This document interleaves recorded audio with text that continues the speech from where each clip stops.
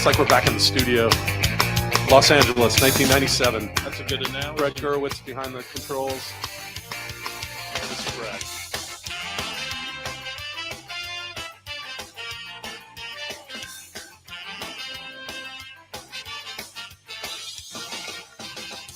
I don't need to tell the truth, but I never lie.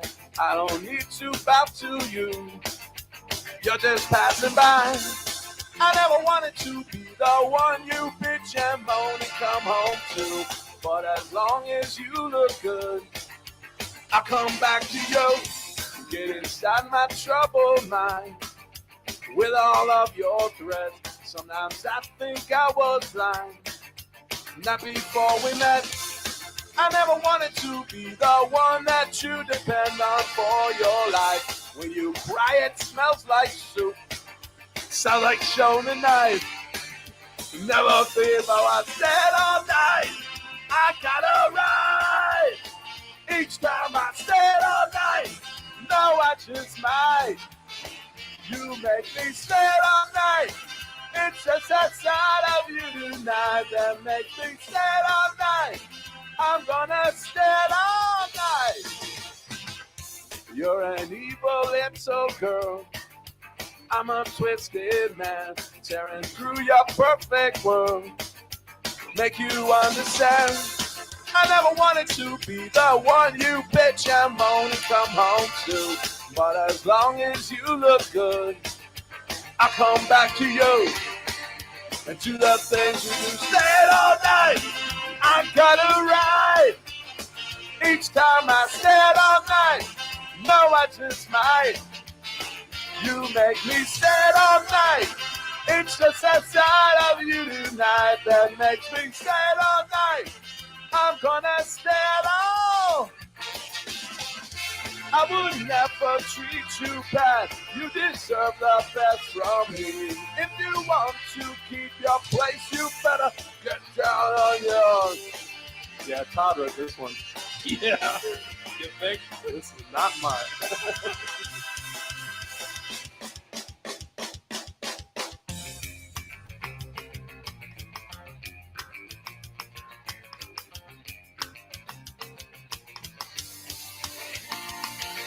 Stand all night, I gotta ride. Each time I stand all night, no, I just might. You make me stand all night. It's just that side of you tonight that makes me stand all night. I'm gonna stand all night. R.I.P. Todd. Robin, your questions, comments, wagers, give us a reason. Sleeper fantasy play, your best alternative line, whatever you have. Text the round robin 757-354-5517. Can you see by the dawn's early light what so proudly we hailed at the twilight's last gleaming, whose cross nights and bright stars through the perilous fight, for the ramparts we watched were so gallantly streaming, and the rockets' red glare, the bombs bursting in air, gave proof through the night that our flag was still there. Oh, take us past our spangled banner yet wave, for the land of the free and the home of the brave. This is the Deep End Broadcasting Network. You are tuned in to the Round Robin with Stephen Murray on Deep End Broadcasting.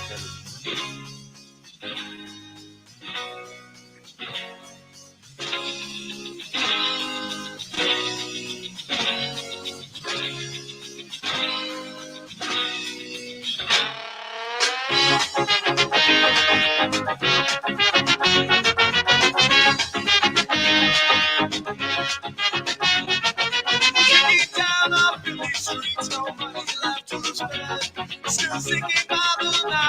The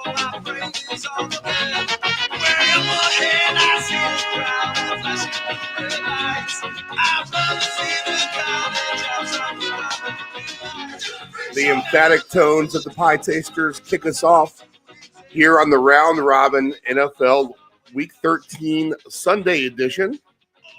Feels like we were just on the air because we were on Thanksgiving with our special, if you're able to tune in to that. But this is the Round Robin. I am Stephen Murray from our Deep End Studios in the lovely Virginia Beach, Virginia, the United States of America. Good morning. It is just after 7 a.m. Eastern Standard Time. And if you're all footballed out, you have one more day to go in what has been a very busy sports week with the college basketball, obviously NHL, NBA, and full slate. But you've had college basketball all day, every day here for the last week. You'll get a little bit more today. You've had all the college football games here the last couple of days. Full slate of the NFL on Thanksgiving, a Black Friday game. And here we go with everyone else left on deck today, this evening, tonight, big game in Buffalo, and then also one more to cap us off in Denver tomorrow night. All right, if you're new to the program, this is how it works. We will spend all morning with you. This is, this is a good lesson for you impatient people. And hanging out with my relatives on Thursday. They're like, sometimes you guys just need to get to the gist of it, man. You need to kind of go through the games really quick. Well, I mean, that's not the point of trying to find the best angle to win. I mean, we look at everything, and we're really trying to find the best bets on the board. So you really need to comb through everything, and I don't think you find success when you try to rush yourself. In a world of very impatient people, this is a show where you need to have patience. You need to turn our volume on, maybe not watch the screen. If you got to do things all morning, that's fine. You can still put the audio on and walk around, do your chores, go to Home Depot. If you're traveling, even better. I mean, we keep you occupied for your whole travels while getting your mental thoughts together for how you want to attack the day wagering-wise. Cooking breakfast. You can still do a million different things while you tune into the show and slowly ingest what we're trying to bring to the table to you. This isn't a show about rushing through things, bullet points. Let's get on the air and off the air talking about 16 NFL games in 30 minutes. That's just not the way that it's done. We've been very successful this season as well, in previous seasons as well. There's now in our third season if you're new to the show. But it's a game of patience here, and we really need to go through everything to see what's the best bet on the board for us and what we want to play. And a lot of times it doesn't soak in until we get through everything. All right. So obviously you have your first thoughts the beginning of the week. You start to maybe, on Friday, you're hanging around in the evening. All right, let me start to look at some more NFL stuff. I've taken in all my media for the week. And you start to put some more thoughts together on Friday. And then by Sunday, you have a whole nother train of ideas that kind of pop in your head. If you do this ritual correctly and want to do it professionally and actually make money. And a lot of times, things that I like on Friday, I will flip by Sunday. So it's a game of patience. It's not something to be rushed through. I'll say that. All that being said, this show is designed to bring you early morning content where there's no other live stuff available. All right. So that's another bonus, is that we're actually live. We're not some recorded program, except for our conversation with Dave Del Grande. But he's in San Francisco, so it's hard to bring him to the table at 4:30 a.m. Pacific time. So we'll get him the day before, but that's still fine. And then the rest of the morning, we are live with you guys. So patience is the key, and you'll learn a lot if you go through the program. If you listen to other gambling and wagering podcasts, shows, whatever it may be, you'll get a lot of the same thing. They will actually crucify our style of gambling. They think that parlays are ridiculous and things like that. Meanwhile, they're doing teasers. They think parlays are ridiculous. They're doing teasers, which I think is absolutely ridiculous. Yeah, I mean, we can take your $10, our $10, my $10, okay, and we can turn that into $2,000, $5,000, $8,000, and by the time we win $2,000, we will not lose 200 times again in a row and lose that $10 back to get back into the red. We will actually win well ahead of time within that time frame to keep things going. And we are up for the season so far. That being said, we need a win. We fell just short on Thanksgiving. Our running backs receiving yards on 3 different occasions let us down a little bit at the end. I mean, Jahmyr Gibbs just needed 6 or 7 more yards. Rico Dowdle with 1 more catch would have been great. But Dallas just committed to the run there at the end of the game. And then also with the Chiefs, I mean, just get Pacheco the ball 1 more time out in the flats. I mean, that would have been a good play for you guys, especially when the Chiefs were stumbling against the Raiders. Mahomes under pressure. Use some screen passes.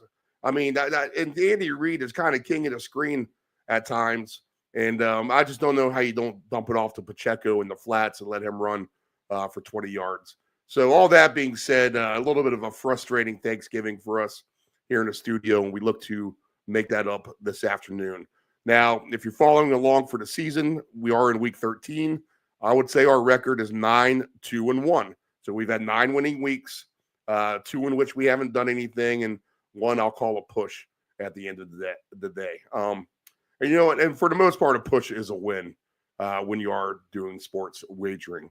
You're just happy to get your money back at the end of the day. All right, so we move forward, and what we'll do this morning is we'll go through, again, like I said, everything. I'll go through the weather and the updated lines right now. Then we'll bring in our man, Dave Del Grande from Castro Valley, California. He covers the Golden State Warriors. He is a senior analyst at Stat Factor, works for Field Level Media. He writes for Deadspin, and he's Mr. Fantasy himself. So any fantasy questions and stuff like that, wagering questions, feel free to comment on our social media, on our YouTube page, which is our YouTube channel is Deep End, like a pool, DEEPEND 757 Broadcasting. Send us your questions there. I'll get Dave Del Grande on. We'll come back from him. I might try to track down Coach Dale, popular figure of the show. Funny, has some good one-liners. So maybe we'll try to get his best bets involved today. We'll get this survivor pick nailed down. If you have to repick from Thanksgiving, we'll take a quick look at that again. We went over that mostly on Thanksgiving, and the best survivor picks were that day. But we'll briefly go over that again this morning, and then we'll get into the full slate with Nephew Dave, the Ant-Man, and we'll see what best plays we can get here on this NFL Week 13. I think there's definitely some opportunity out there. Hopefully we can capitalize on it and have a great Sunday of December football. How about that? I mean, I just mentioned, I feel like it was yesterday, how we're in November football. We're now in December football. And if you haven't been following NFL forever, I mean, the way it goes in this is this. You have the September football. You have October football. September football, everyone kind of feels each other out. October football, maybe the best teams start to step up a little bit. The bad teams kind of start to get exposed. November is when the series teams, hopefully healthy, continue to reign their dominance. And December is where you make a push. If you are a 500 team, you're in it. You have a chance at the playoffs. You make your push now to try to get in. If you're a bad team, you're packing your bags and you're out of here. And then if you are a good team, you hope you're not peaking too soon and too early before the playoffs. So December, very important here as we enter this last part of the season, week 13 already. Okay, so let's look at the lines. Let's see what we have for today. And we do have some line movement here in the last 48 hours or so. So we'll take a look at that. We're indoors at the Mercedes-Benz Stadium. This line has stayed right where it is with the Chargers -1.5 and 47.5. A colder day up there in Foxborough, upper 30s. How will that Anthony Richardson ground game with Jonathan Taylor go on that Foxborough field? The Colts are 2.5-point favorites, 42.5. No line movement there. Drake May and company will try to rebound after a bad loss in Miami last Sunday. The Texans take one across the chin to the Titans at home last week. They'll go on the road to what I've called an automatic fade train here. But this is a big line mover so far for us this morning down in Jacksonville. We'll have sunny skies in the low 60s. The Jaguars taking money as this line is down from 4.5, now down to 3.5. The Texans the favorite, 43.5 the total here. Could we have a shootout up in the Meadowlands? It's a cooler day, but Seattle's fine with that. They can play in that weather. -1.5 for the Seahawks, 42.5 the total there. The Jets really trying to turn their season around here at the end, at least finish strong, play spoiler for some of these teams that are in contention. They'll have plenty of those to play here down the stretch. The Steelers trying to hang on to that AFC North for dear life. This line is now up to -3 for the Bengals. The Bengals taking money, 46.5 is the total here. So Cincinnati, the home favorite by field goal over the Steelers. Cincinnati trying to make one last gasp push towards a playoff spot themselves. The Titans, we mentioned them a minute ago, as they have a nice win, trying to play spoiler themselves at Houston last week. And who knows, get another win today, and maybe you have still some life here for the last spot in the AFC playoff picture.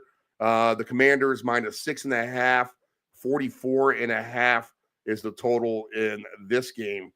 Line movement in this game, no line movement with the Vikings and the Cardinals. Is a Mall of America Stadium up there in Minnesota?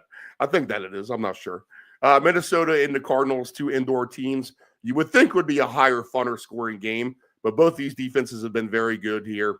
I usually give out one pick as we go through the morning lines here.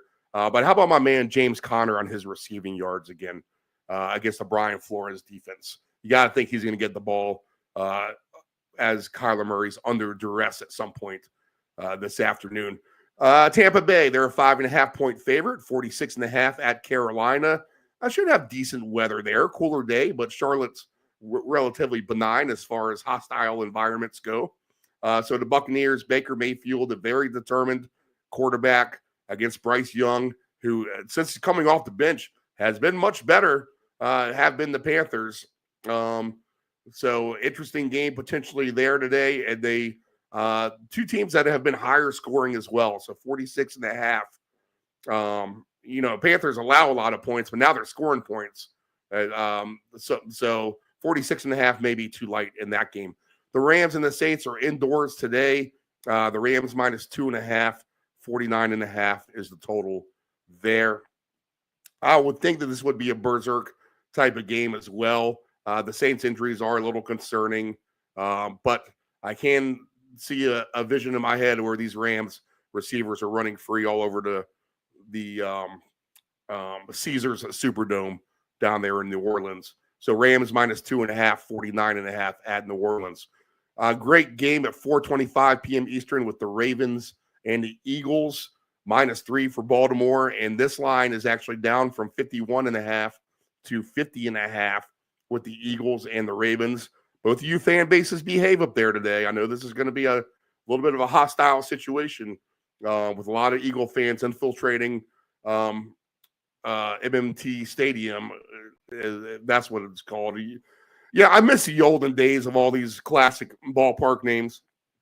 The sponsorship thing is a tough one to keep up with. So the Ravens and the Eagles, fun game there. Highmark Stadium, I do know that, with the Bills and the 49ers. A lot of snow here in the last 24 to 36 hours. Snowballs will be flying towards the 49ers sideline. I'm sure there's no doubt about that. But during the game, the field looks like it should be pretty clear, to be honest. Light flurries possibly expected at game time. Pay a little bit more closer attention to that if you're worried about the weather and the wind. -6.5 now for Buffalo, 44.5 the total for Purdy and company, as we should get Brock Purdy back in action for the 49ers. And tomorrow night, the Broncos host the Browns, -5.5. This total is up a point to 42.5 in Denver.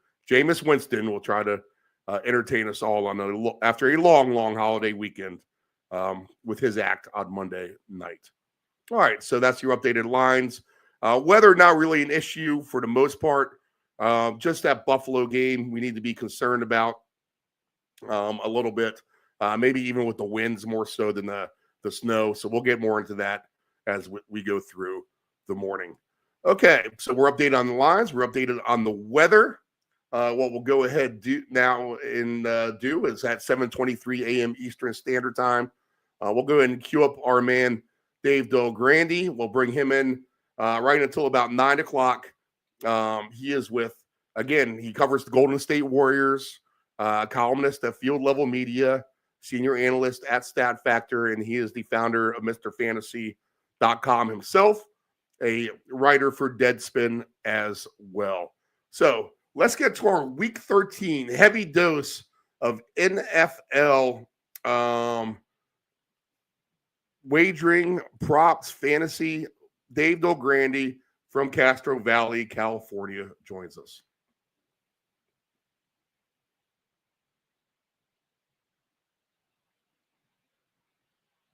I don't know what else there is to say about the Chicago thing. I was saying it with 15 seconds left that this is complete malpractice as it was counting down from 28 down to eventually 0.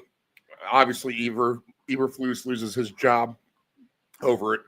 I'll say this, and this has happened before in sports, obviously, too, where teams have just botched it up at the end. I just don't think I've ever seen it that bad with that long. And just to compound that, especially just on Thanksgiving, I mean, that ruined a lot of people's day on a holiday right then and there early on. I mean, that was as bad as it gets, that clock management at the end. Did you happen to see the Chiefs and Raiders game?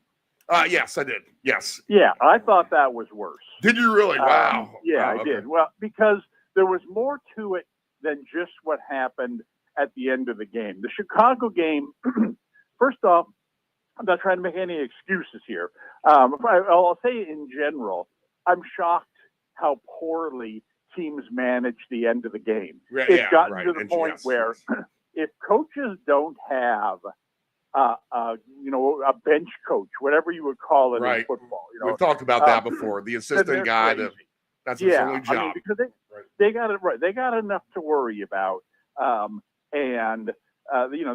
It would be nice to have someone who's just focused on, someone who really understands how to finish a game, not only to go over this in practice, which you've got to do. I don't understand football where it's very hard to practice now because they only allow a certain amount of time where you can hit people and a certain amount of days and they're really protective of players.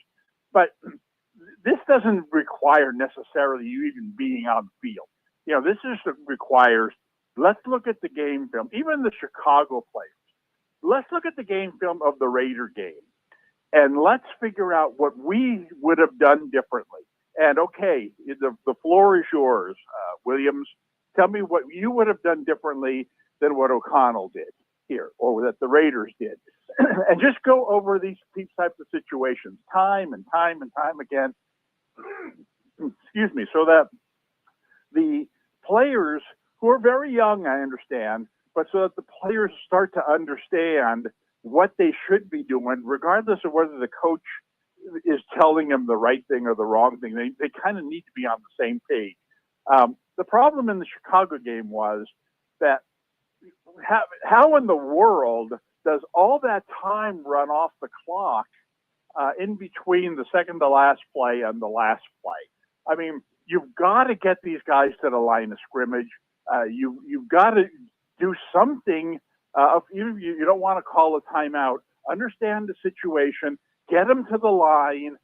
Get a play called. Whatever it is, get something done within 10 to 15 seconds, which you normally would in a up-tempo situation there. You can't let 30 seconds run off the clock and put yourself in this terrible position that you were in at the end. That, to me, is an experience thing. You've got a rookie quarterback. You have to almost expect that he's not going to know what to do in that type of situation. So this all falls, while it was the quarterback's fault, it basically falls back on the coach for not having him prepared properly. Now, in the Raider game, the problem in the Raider game was not only what happened on the last drive, but on the second to last drive, where the Raiders were in the same situation. They needed a field goal to go ahead.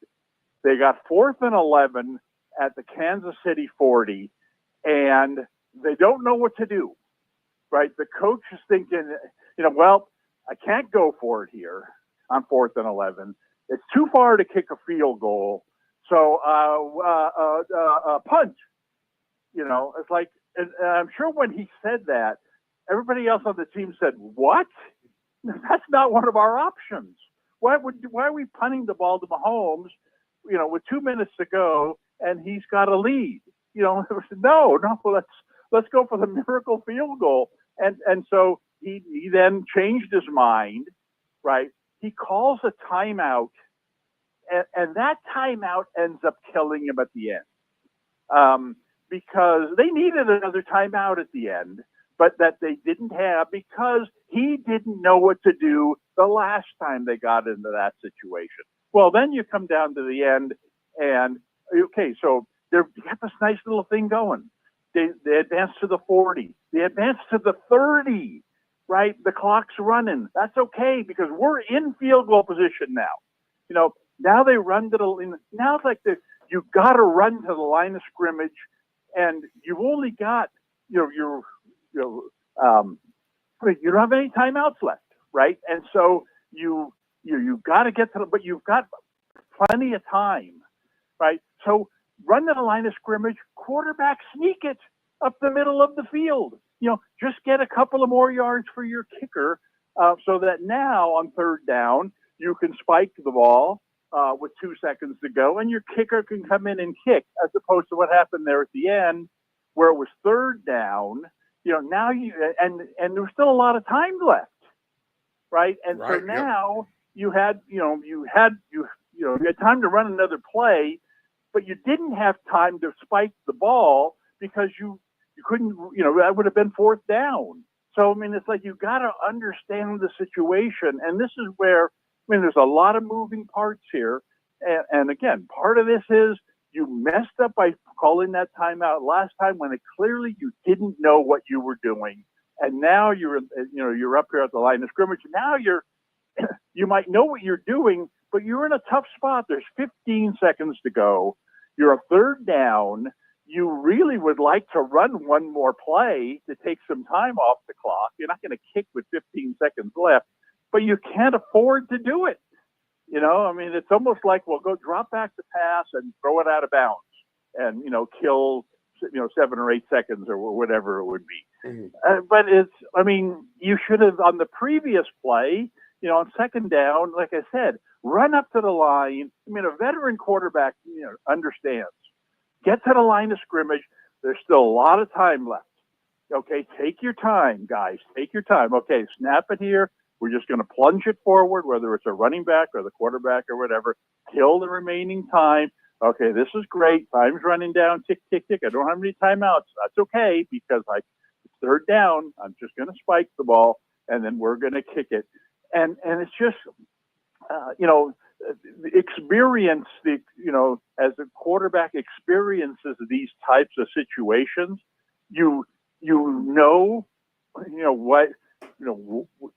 gee, why would we want a quarterback sneak here? Well, because it's 2nd down. If it's 3rd down, we can't do that because then we can't spike the ball because it'll be 4th down. But it's just these things where these quarterbacks who have been quarterbacks all their lives, you know, they should have experienced these kinds of at some things. point, right? But but the way these guys play, it's like, I don't know what to do. Help me. And like I said, I mean, as far as I'm concerned, they should look back at the college and high school quarterbacks for these guys, for Caleb Williams or for O'Connell. They should be fired as well Right. for being ill-prepared. I mean, Christ out loud. But anyway, I'm sorry to ramble on, but it's just the and then I haven't seen news from today, but something at the end of the Raider game, something had to be illegal. Something they had to mess up on that call, even though they took Right. a long time. Yeah.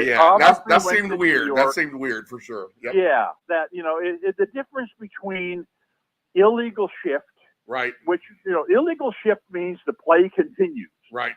right? But illegal procedure Yeah, means it's a the dead play ball. stops, Dead ball. Yep. right? Yep. Yeah, and so you've got a wide, you know, you don't see the guy over on the left side, the left wide receiver, but you see the tight end, right, standing up and telling the guy, move back. You can't be on the line of scrimmage, right? Right. Well, you know, while that's going on, the guy is moving off the line to a spot off the line of scrimmage. Well, isn't that illegal procedure Right. if the ball is snapped at that point? Now, it's not if the guy has moved back already, but we can't really see where that guy is. So it's possible that there was an illegal procedure that we can't see. And secondly, even if it isn't, you've got this tight end standing up and motioning, you know, move back, move back, move back while the ball is being snapped. That can't be legal.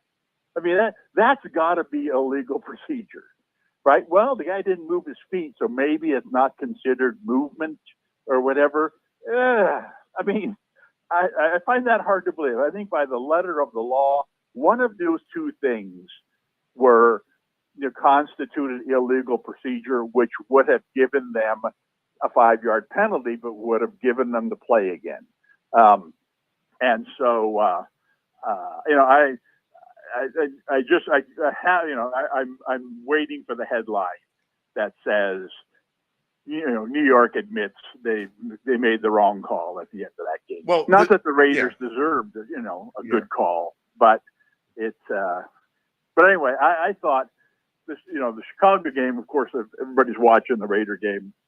Not as many people are watching, but I thought the end of the Raider game was actually worse. That was embarrassing. That was, you know, I mean, the ball being snapped.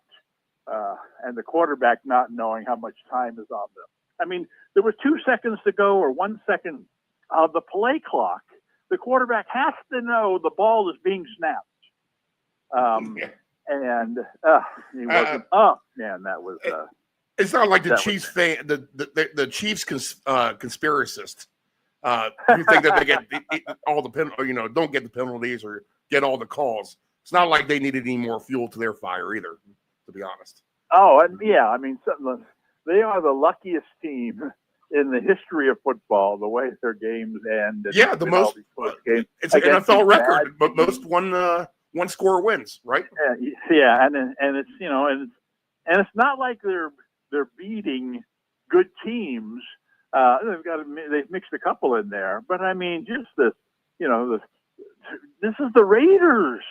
Last week was the Panthers. I mean, you don't get much worse than those two teams, and yet they luck into, you know, 2 more wins. It's you know, I mean, I remember last year when the playoffs started, and I was as guilty as anybody of thinking, oh man, Kansas City just doesn't have it this year.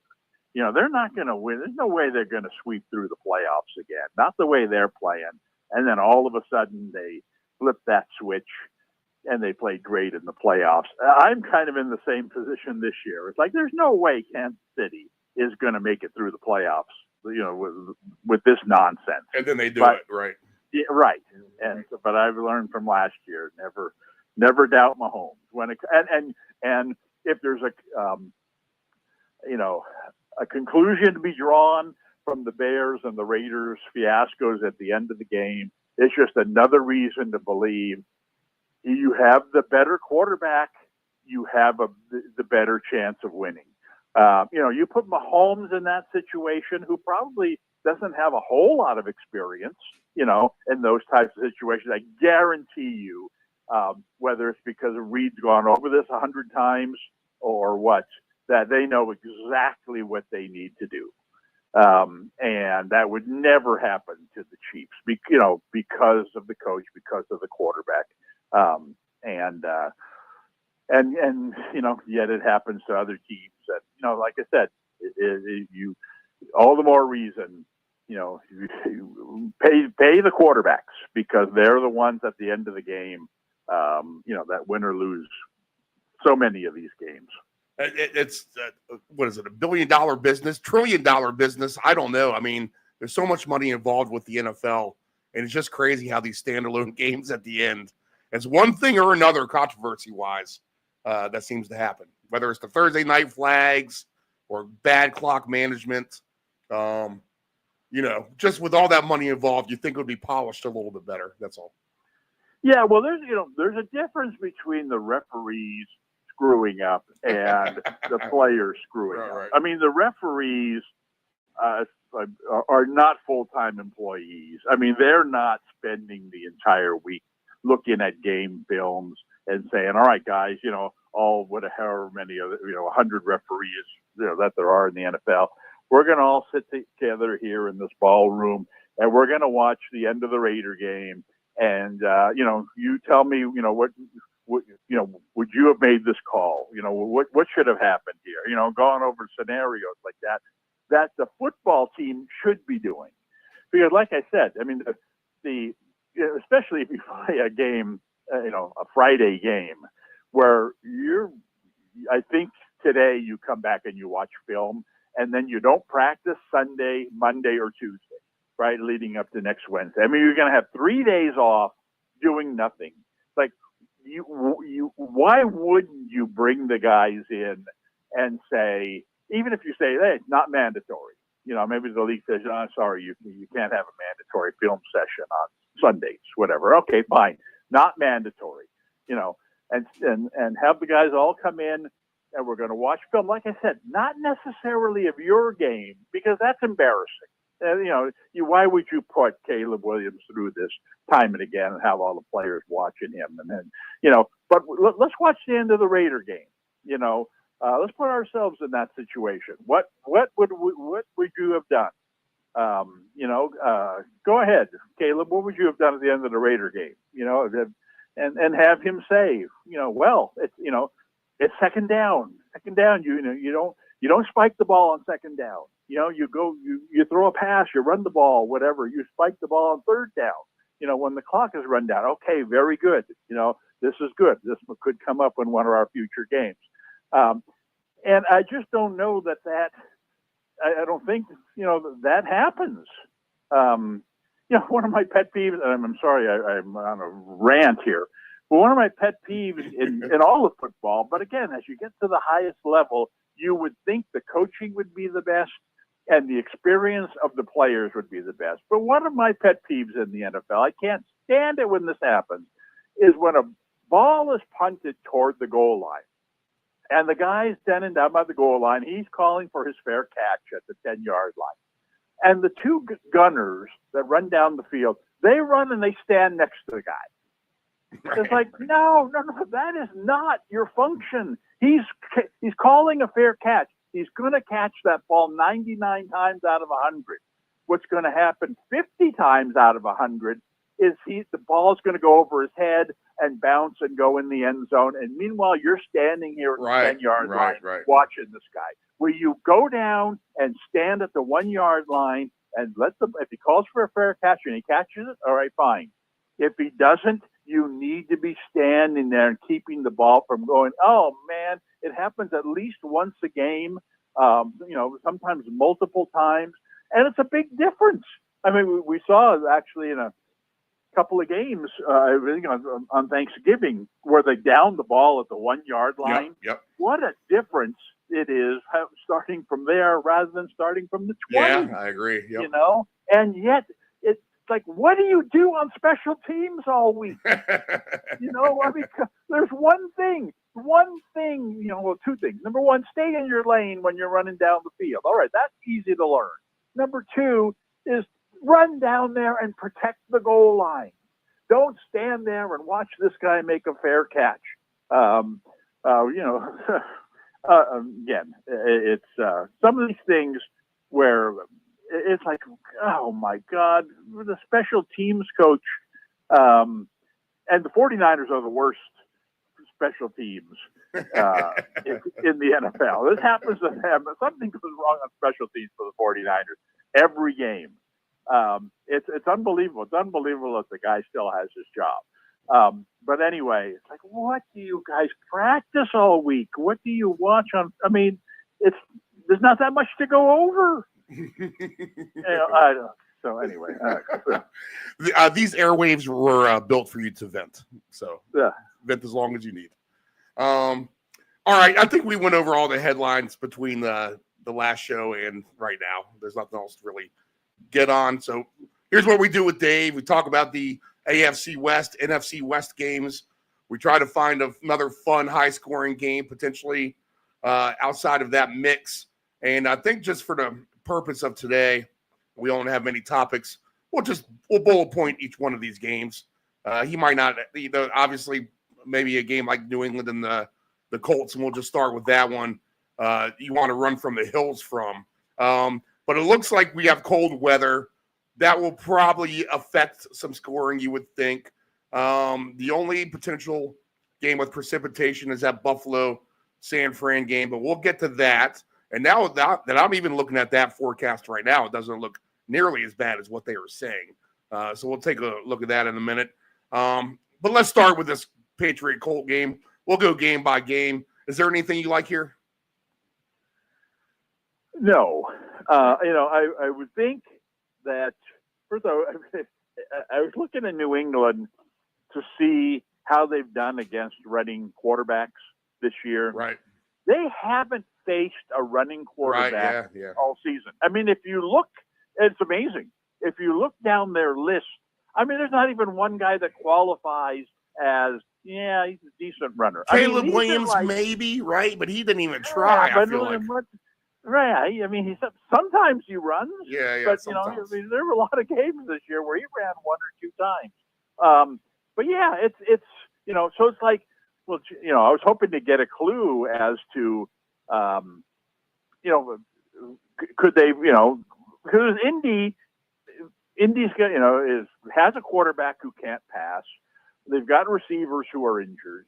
And so they're going to try to run the ball. The question I thought was, well, will it be all Taylor, or will they, you know, how much will Richardson mix in, and does New England have a history of stopping quarterbacks, which obviously would be good for Taylor, but there's no data there. So, you know, I got to believe that Richardson is going to be very involved in the running game this game. And then on New England's side, Indy is not is one of the league's worst against the run. So I expect a lot of Stevenson in this game. And so I don't see where the points come from in this game. I think it's going to be a very low scoring game with a lot of running. Yeah, I could see that. Maybe even each quarterback for a running touchdown if you want to really be bored and have to have action on every game. Not too many thoughts for me on this one as well. I've been trying to find excuses to ride New England, and after they got thumped last week, I'm not really interested. And I'm not interested in Richardson outside in 38-degree weather trying to run around making things happen on that Foxborough turf either. Well, I think if first off, I don't think the weather is going to be a huge factor this weekend, because while it's going to be cold, these are day games. I mean, there's a big difference between a day game and a night game. Right. That game at Buffalo, the weather in Buffalo on Sunday might be the same as the weather in Foxborough on Sunday.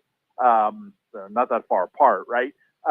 But, 6 hours later, no sun out, it's going to be 15 to 20 degrees colder and getting colder by the play as this game kicks off at 8:30 at night. And the second half of the game is played, between 10:30 and midnight. It's going to be cold, and that's going to be a factor, especially when one of the teams is not a cold weather team. So I don't really think it's going to be a big factor in the day games. That said, you do have an indoor team here against an outdoor team, and if I looked at anything in this game, I would look at Stevenson. I think Stevenson is going to be very, very busy in this game. Right. I think I can see that for sure. Yeah, he's got to carry the ball upward of 20 times in this game. I don't see any other way that New England. I mean, that's got to be their mindset going in because I said A twice now. That's double A. Because New England, Indy is not a good run defense, and secondly, you've got the mindset. Okay, we're a cold weather team. Right. They're a warm weather team. Right. Let's just pound them. And so my play in this game is Stevenson over his rushing attempts. 14.5 is his rushing attempts. 51.5 baseline for yards. I think both of those are really good plays. Okay. Anything on the primary ticket, or put this on our B side? Let's put it on a list. All right. Putting Stevenson 51 yards over 51.5, and we'll decide between that and 14.5. Yeah, I like both of those. I really do. Yeah, I think both of those. Yeah, fair. I mean, they fair. go together. Right. Obviously, if he carries the ball 15 times, he's probably going to get to his 50 yards.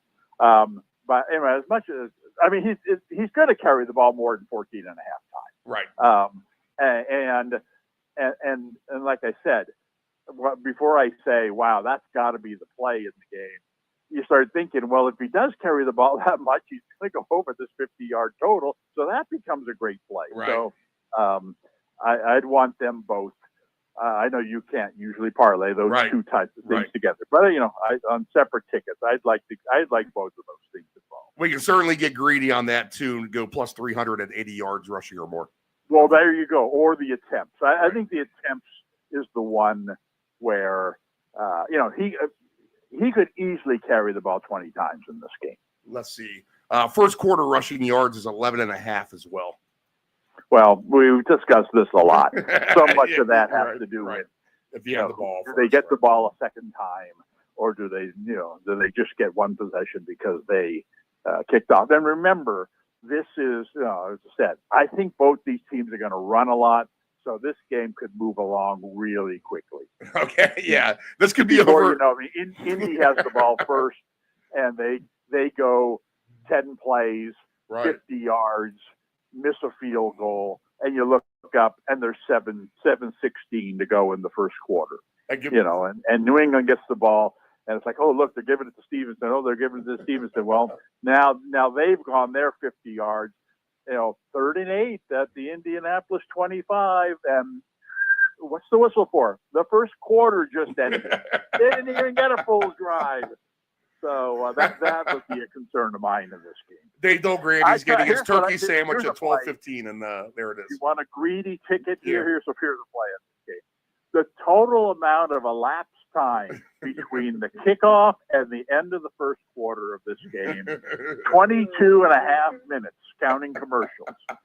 Take the under. Excuse me, the kind of game where every game's coming out at halftime, and here they are in the fourth quarter, basically.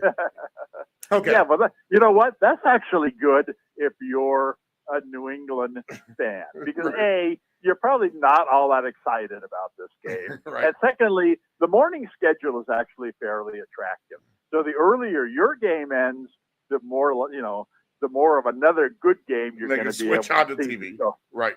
Yeah. Right. So you're when they switch over at the end of this game at 12:40, they switch over to another game and they say, okay, we're starting the fourth quarter here in Cincinnati. Whoa, what a game between Pittsburgh and Cincinnati. Okay, so anyway, enough on that game. All right. Trevor Lawrence or not, I think I like Houston here. They'll have decent temperatures on the low 60s. I think this could be a good Nico day. The Jacksonville secondary has a little bit left to be desired here at the end of the day. I've said it last week. It's basically an auto fade on the Jaguars from here on out. Now, Houston, they lost to Tennessee last week. And I went, you know what? I kind of saw that coming. That was the sneaky over game that I was kind of kicking myself on.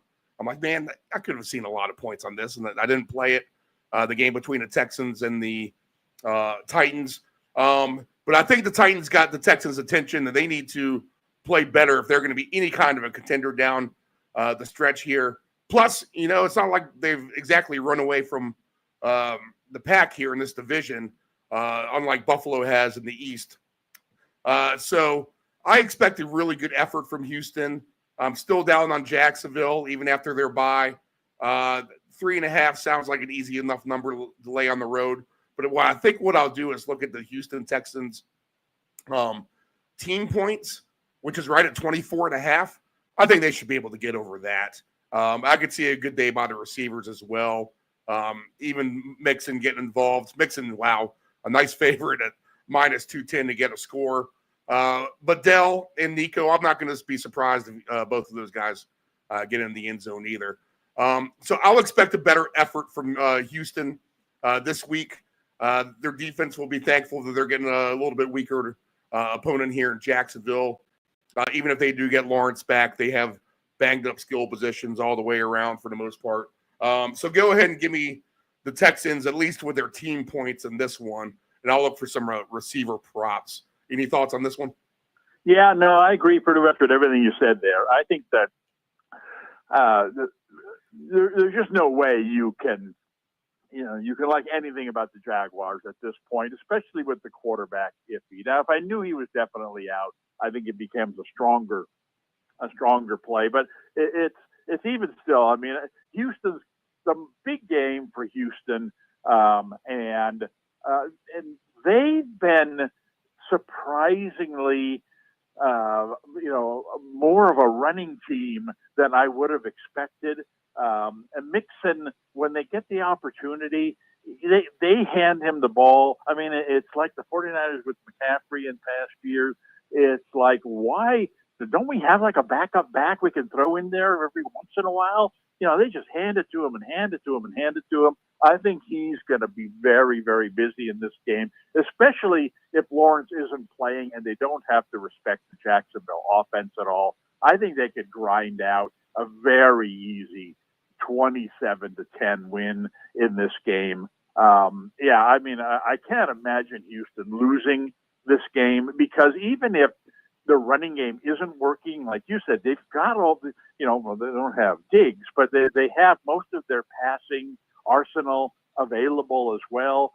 So you run Mixon a couple of times, it's 3rd and 8, you still throw that 9-yard pass to Collins, and then you repeat your cycle again. So I think Mixon, kind of like I said with Stevenson, I think Mixon's going to have a very, very busy day.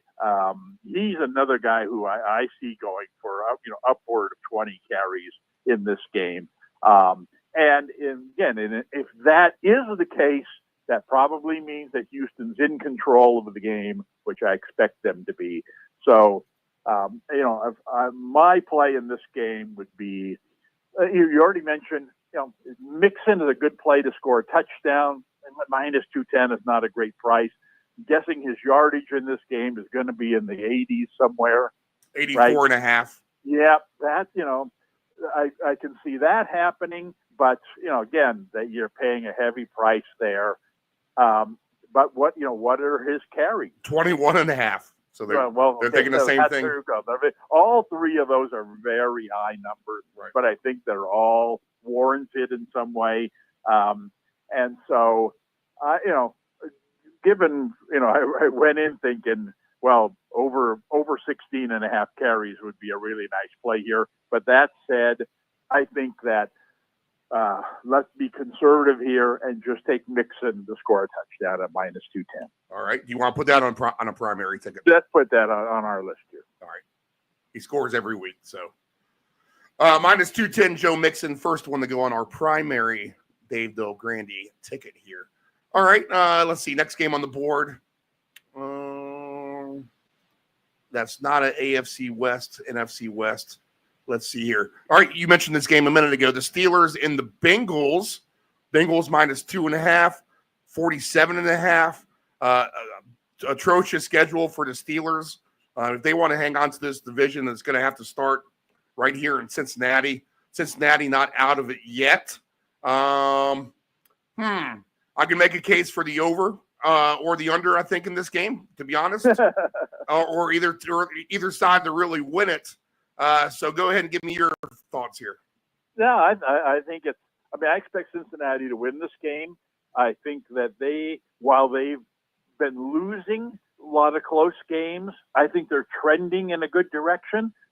Pittsburgh has, as we've talked so much about Pittsburgh this year, as the schedule's gotten tougher, well, it's gotten tougher for them to win.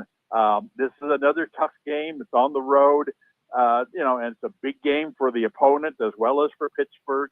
I just think Cincinnati's the better team here. I think Cincinnati comes in with a little more momentum, and this is the kind of game where this is overstated a lot, but this kind of game kind of makes the season for a bad team. I wouldn't call Cincinnati a bad team. They just have a bad record.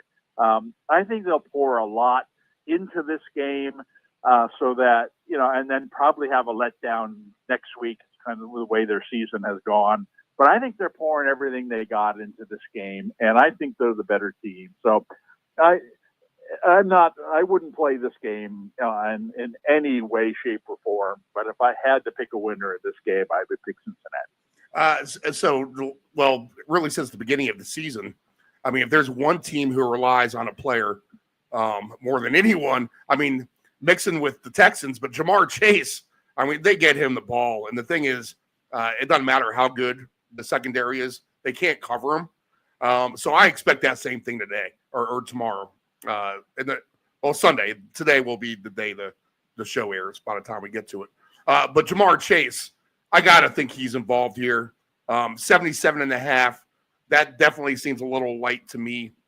It sounds like a big number on paper, but this is a number he flies by on the regular. I wouldn't be shocked if he gets 2 touchdowns either. So he's going to go on my list, on my greedy 2-touchdown list, Jamar Chase. So that's someone I would look at anyway. I'll pass on this game. I mean, I think that I don't see this being,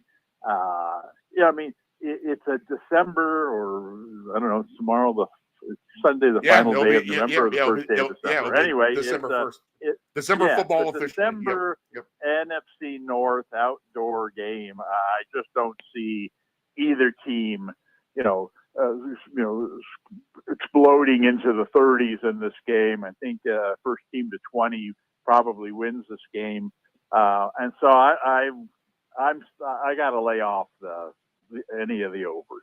All right, I think we could see some points in this game with Tennessee and Washington. 6.5 for the Commanders, 44.5. They have a bad taste in their mouth, but they don't really know what it's like to kind of get up off the deck. I mean, this is still a new team overall with their personnel, their quarterback, trying to get toward the end of the season on a winning note here. And Tennessee seems like the type of team like they were last week at Houston, where they can just kind of be a thorn in your side. So I'm not going to expect this to come easy for the Commanders. I will say that everything I've been getting into this week and then investigating and reading and listening to, everyone loves Tennessee in this game. So you know what happens when everyone loves one side. The Commanders would be the right play there. But I'll expect some points here anyway, knowing that Tennessee has a little something going. Levis doing a little bit better. Washington needs to have a better effort themselves. 44.5 isn't exactly the highest number in the world. Conditions will be fine for both of these teams. They're regional to that area for the most part anyway. Tennessee, Nashville is a decent amount far away from Washington. But as far as longitude, latitude, and temperatures go, It's about the same thing. So Tennessee and the Commanders, I'll look for both of these teams to put up a few points. I'm not saying they're going to get into the 30s each, but I wouldn't be surprised if this is something like 27-24 at the end of the day. Yeah, I agree with that. I think these are very similar teams. I think that Washington should,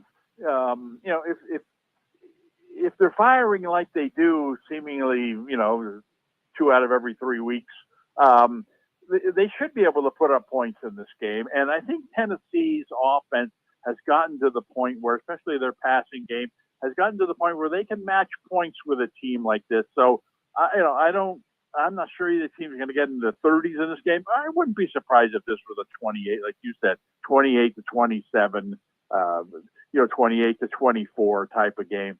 I'm intrigued in this game by Washington's running back situation. Right. Okay, you got Eckler, who's out with a concussion. Right. And you got Brian Robinson, who suffered a pretty serious injury last week. I read a story about him after his practice on Wednesday this week, where he was, quote unquote, limited.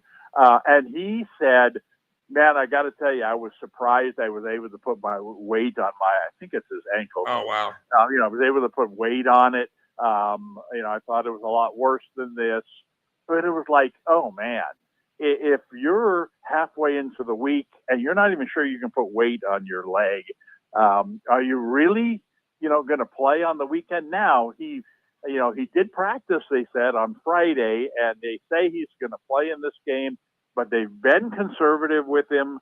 So I certainly don't expect him to play full time in this game. He may not play very much at all. I think the door is wide open for McNichols to have a nice game here, or sneak in and get a touchdown. He's been that kind of guy. He's been scoring touchdowns in limited opportunities. I think he's going to get, even if Robinson plays, I got to believe, the way they use Eckler, I got to believe it's going to be a 50-50 thing. I think he's got a very nice ceiling in this game, and he's got a pretty high, basement in this game as well. I think, McNichols is going to be a surprise performer in this game, and I would definitely want him somewhere, on a greedy ticket or whatever. Hopefully he's got a number posted for a touchdown. Plus 260. Yep. Yeah, and that's I'll take basically 3-1 on a McNichols touchdown, because he could be a guy who scores twice in this game. Yeah, nephew Dave likes him a lot. He's a Commander fan, true to the heart. So he's on McNichols. Also, you're right. I mean, they got to use that running game as part of it. And he fills in nicely as a third guy. So I think that's a nice play. McNichols for one. In fact, if you wanted to get greedy with him, he's 22-1 for 2 touchdowns, just to throw that out there. And I'll say this on Tennessee's end. I mean, how do you not keep riding Westbrook-Akine? He's plus 250 for a touchdown, but even just his receiving yards are still low, 35.5 for him in that regard. He's getting plenty of targets. He seems to be the number one overall. Ridley is the supposed number one, but at the end of the day, it's Westbrook-Akine who's actually getting the glory here. So I think you got to ride that train until you fall off the track. You've been on him for a while, and congratulations on that. I don't see why. I agree with you. I don't see why you would jump off of that bandwagon at this point. It seems like Ridley spiked up a little after they traded Hopkins, and now he's kind of regressed a little to the 5 or 6 targets a game kind of guy. He's still productive, getting limited targets, but that's because your boy is getting more and more action, and I think they're a little slow moving the number on him. So I think you'd be wise to find him a spot somewhere. Another guy who seems to be trending the right way too is Okonkwo, and he's just at 19.5. That's 2 catches for him. He can get there, and he's been getting that here in recent weeks as well. And even Pollard in his receiving yards of 17.5 seems a little low to me. I'll just say. All right. So we could see some points in this one. I think that's our last game without our usual suspects here. Let me go through the list one more time. We got. Well, we'll start with this one. We got Arizona and Minnesota. We'll start with Arizona and Minnesota. Interesting game here. This is actually an interesting game. These teams are a lot alike almost to me. Obviously, Minnesota with Flores is touted as the better defense, but the Cardinals have been if there's a defense who is overachieved, wins the award for the, oh man, I didn't see how decent that defense possibly could be. You got to put the Cardinals at least in the running for that list, far exceeding their expectations. These teams almost mirror each other a little bit. Jefferson's obviously the best player on the field. Can they just get him the ball and get him in the end zone? I'm wondering how long the Sam Darnold thing can last as well, because you got to believe if he's going to hit the crapper, I mean, they're going to give every opportunity for Daniel Jones to make them to be their playoff quarterback potentially if Darnold doesn't live up to what he's been doing earlier in the season. Interesting game here. I probably could see this as a lower scoring game because that's what the Cardinals seem to play. They don't get into these fancy smancy shootouts, but you do have two dome teams here. Maybe we could get those points after all. So what are your first thoughts on this one? No, you took the words right out of my mouth. I think these two teams are very, very similar, and they're both, in my mind, very underrated defensively. I think they're both playing as well defensively as basically anybody in the league. I think that we talked about this last week with Arizona going to Seattle and expecting a low-scoring game there, which we got. That was beautiful, yes. And it was just another line of really good defensive performances by Arizona. I expect them to go into this game and have that kind of success. I mean, the scary thing about this game, and you mentioned it, is that you've got Jefferson on one side, you got Harrison on the other side, and you've got an indoor, track stadium, and so it's like, man, it's, I wish the defenses weren't as good because this would be a kind of game where, man, you'd want each of these guys over 100 yards and 2 touchdowns. Right. But unfortunately, that's not the way the season's playing out for these teams. And so I gotta expect that it's going to be a far less scoring in this game than most people would imagine would be the case in a game like this.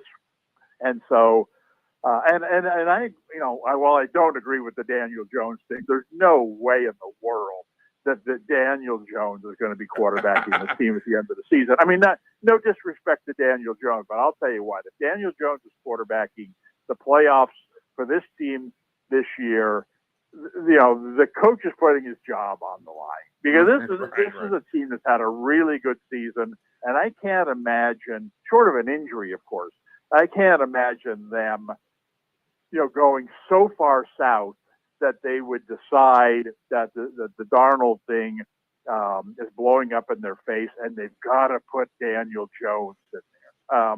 And so that, man, I'll take the under on the Daniel Jones plays this season. But that said, I do think that Darnold has the potential to blow up. In a game like this against a tough defense, I think he's going to be very challenged. So it'll be interesting to see the headlines after this game if the Cardinals go in there and win 17-16.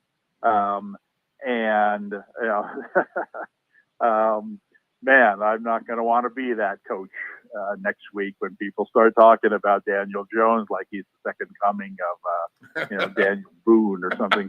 But I'll pass on this. This game, in some ways reminds me of Cincinnati and Pittsburgh. Really good game. Right. This is the indoor version. Really good game.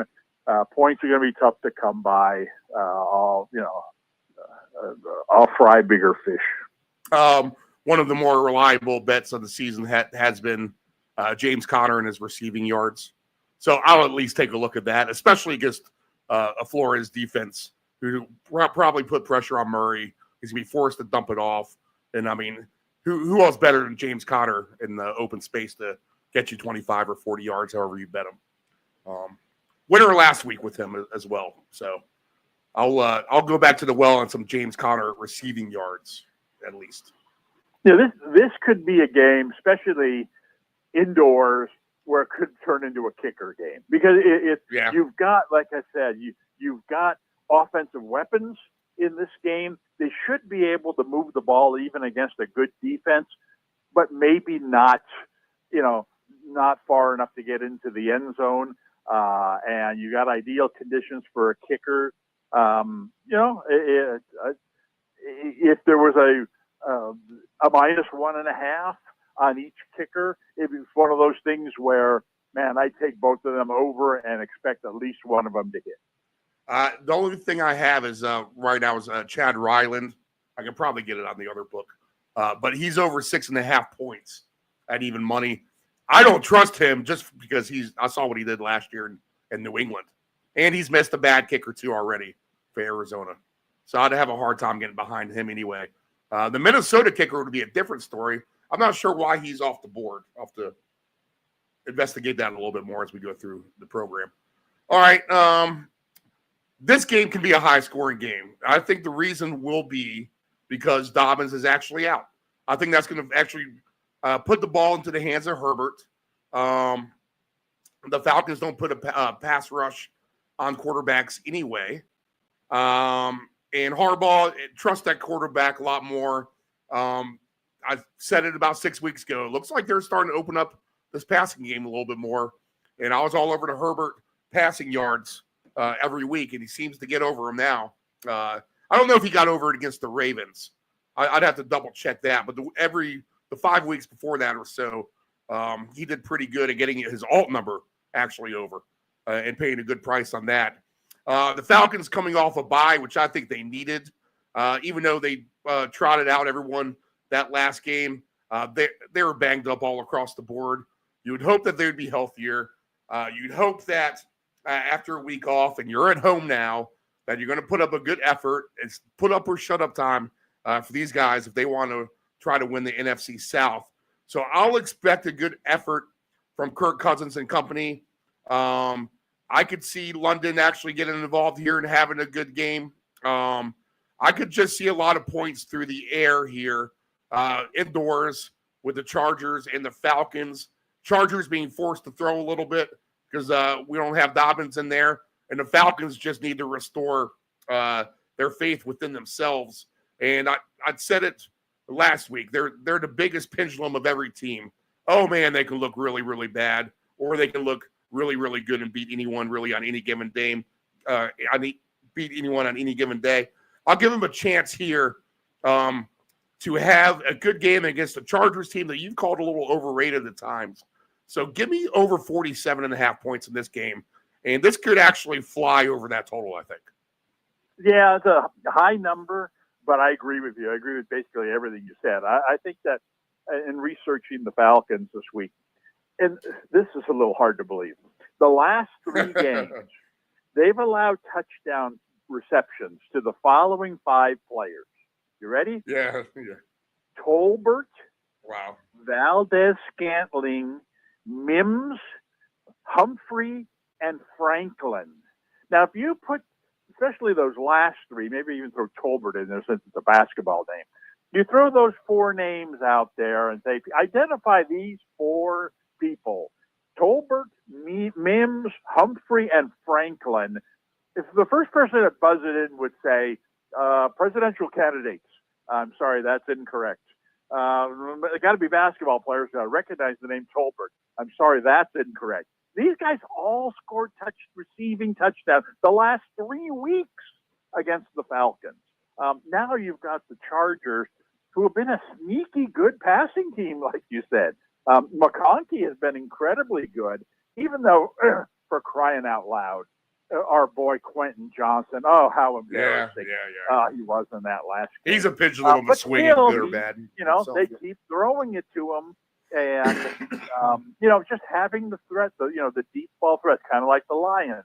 You just keep running your deep ball threat down the field. It's going to take people with them and open up the stuff underneath for McConkey and even Palmer to a lesser degree, and their tight ends. I think Herbert, without hearing his numbers, he's got to be as good of over the yardage plays of any quarterback this week. I think he's 249.5 is his baseline. That's fine with me. That's high for a Chargers game, but kind of like the total.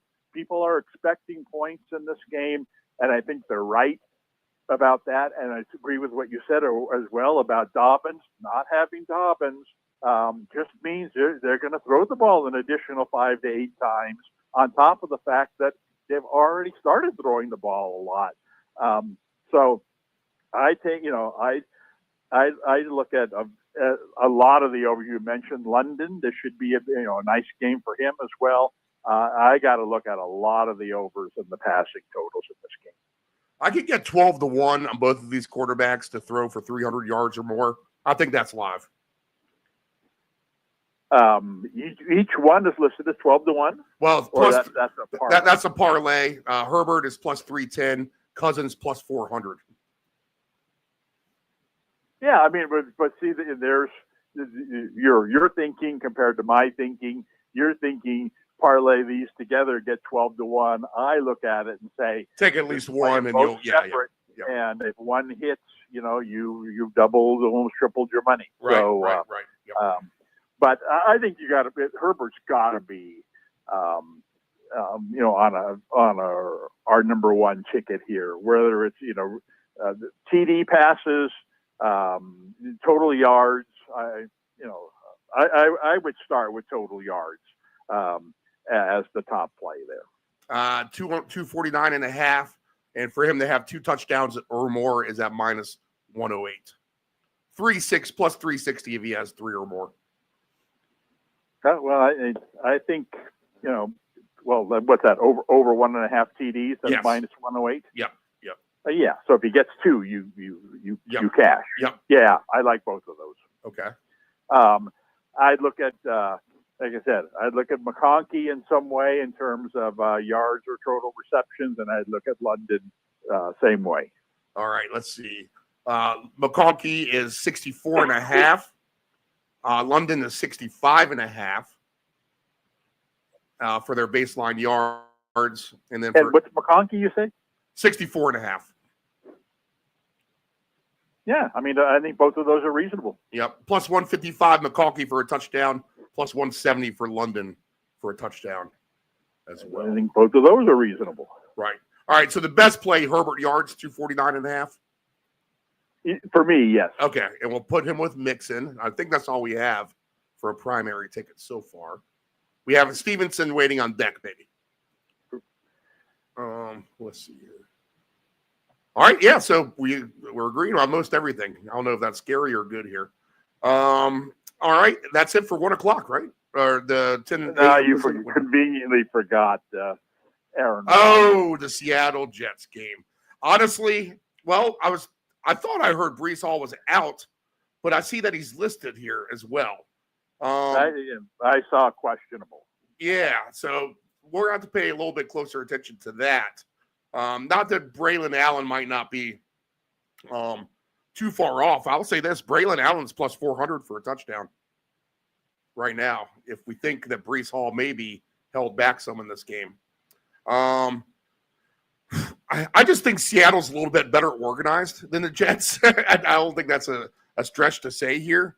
The Jets defense, like you said, it's been bad, and this is a good offense here by Seattle. It's not like they don't play in the cold themselves at home. That was a cold game last week at home against Arizona. And it's not like the Jets are going to have a super crazy home field advantage here. I don't expect that stadium to be super loud. In fact, I expect there to be a decent amount of empty seats. Obviously, this is the beginning of Aaron Rodgers' last stand here. this game could go either way. If the Jets can just get off and put something good together, then we could see a lot of points in this game, I think. But I think the better play for me is just taking Seattle and maybe just their team points. I think Seattle, just that they're just more organized than the Jets overall, obviously, at this point in the season. I think that's going to carry a lot of weight for me, even on the road here. So I'll take Seattle to win this game. I'll probably take their team points, though, which is at 20.5. I think they get to 21 against the Jets. So 20.5 over Seahawk points would be the play for me here. I would like this to be a high-scoring game, but the Jets are going to have to try to carry their weight in that regard. I'm not so sure that they can. I'm not going to be surprised if they don't, though. So your thoughts here? No, again, it's scary, but I agree with what you say there. I think both teams got a chance to go over there. I was surprised that Seattle's number was so low, 20.5. That means the Jets has to be somewhere in that neighborhood too, right? They're 20.5. Yep. Yes, I think both teams should be able to pass the ball very effectively in this game. Not having Hall kind of similar. Again, I don't know that he's not playing, but it's kind of like not having Dobbins. I mean, it just means you're going to have to pass more.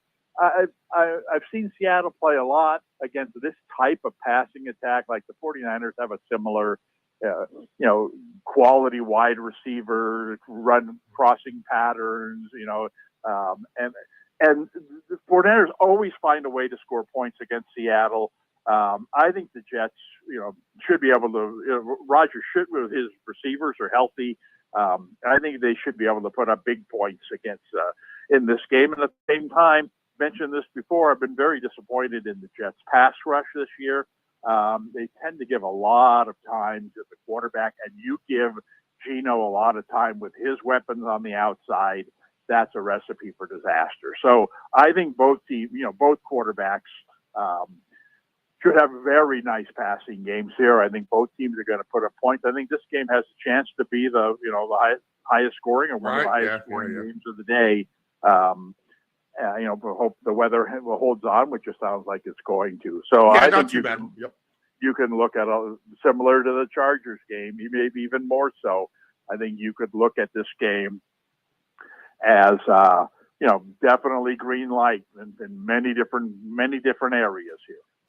You can mix and match all these quarterbacks in both those games. Herbert, Cousins, Rodgers, Smith, with yards or even touchdowns, wherever you want to do it. Probably yards is the way to go. And come up with a various amount of parlays just amongst those.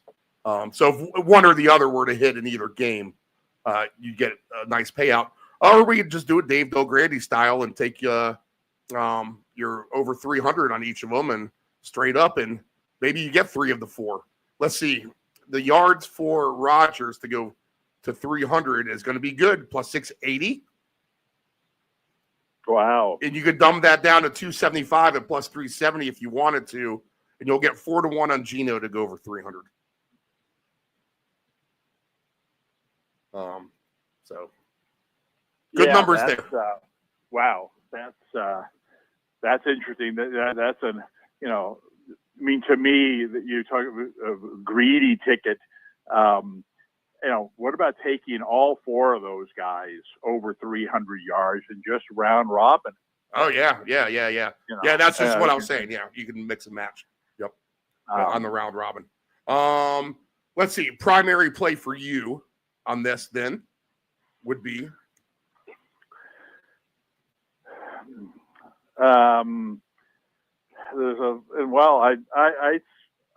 I think both teams over their point total. And the other thing we could do is we could just do an alt line with the over and make it over 40.5.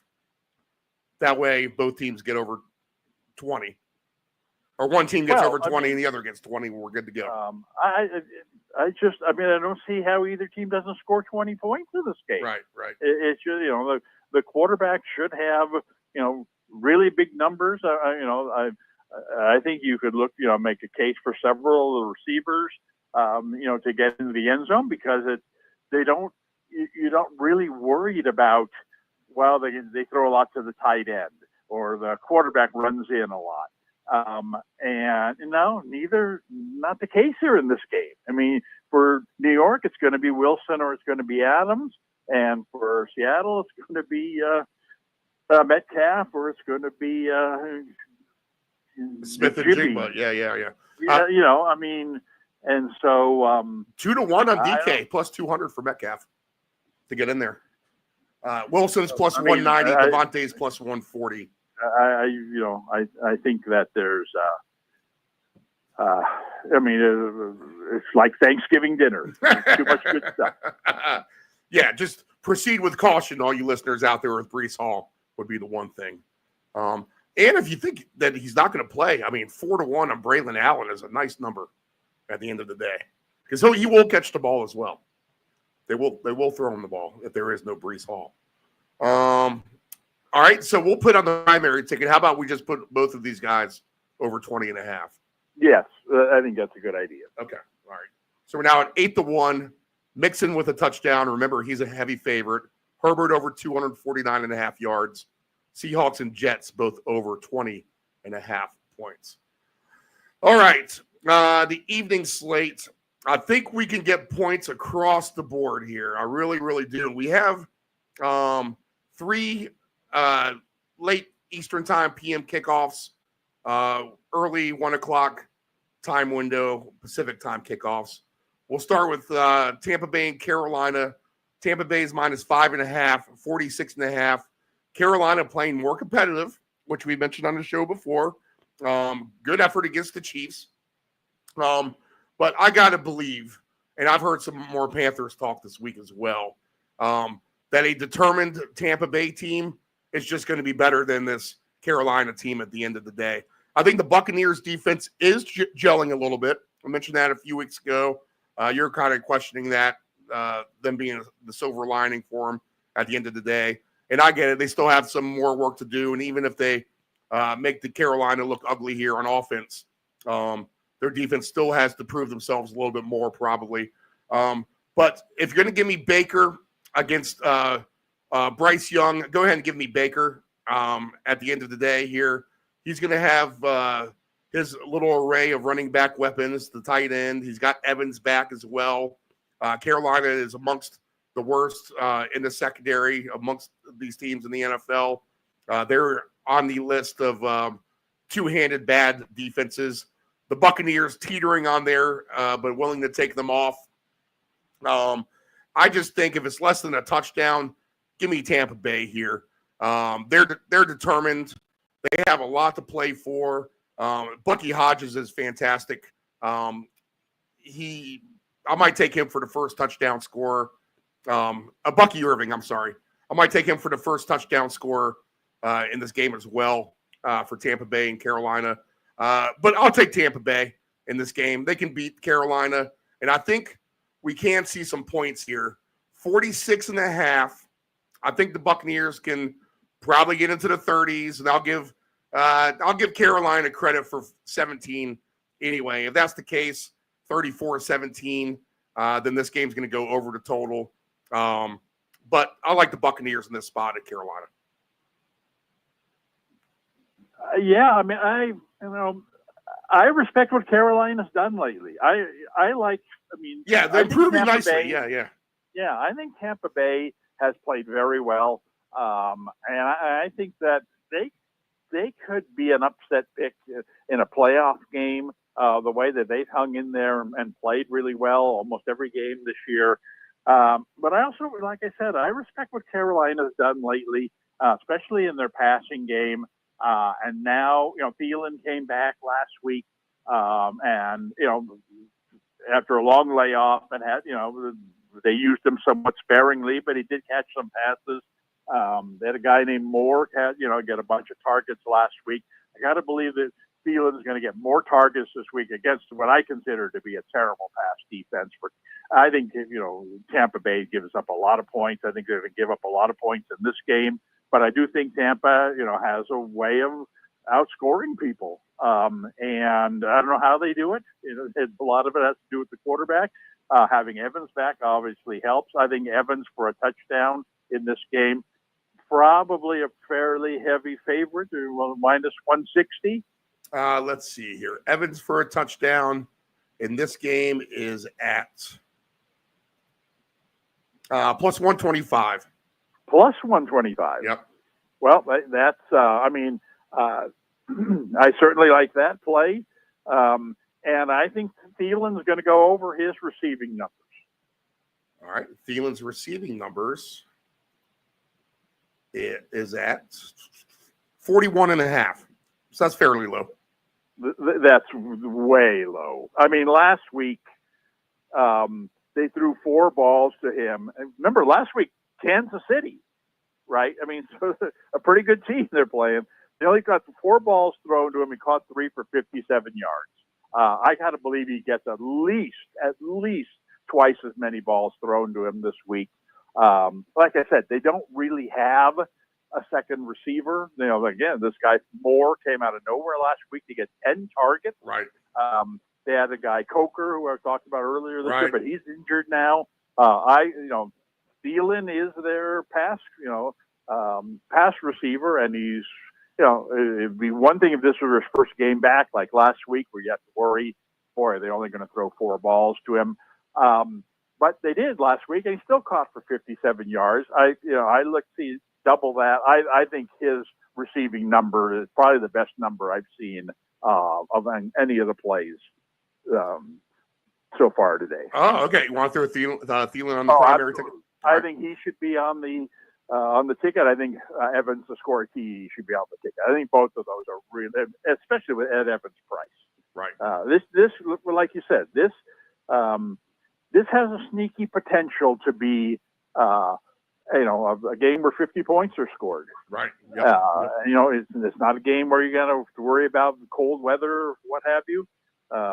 So I'm in on this game. Yeah, no, Charlotte is an easy place to play, not a hostile environment. Road teams can have success there as well. All right, so our main ticket right now, Seattle over 20.5 points, Jets over 20.5 points, Thielen over 41.5 receiving yards, Mike Evans for a touchdown, Justin Herbert over 249.5 yards passing, and Joe Mixon for a touchdown. Right now is right at 34-1 odds. All right. We're building it. Still got a little bit more to go.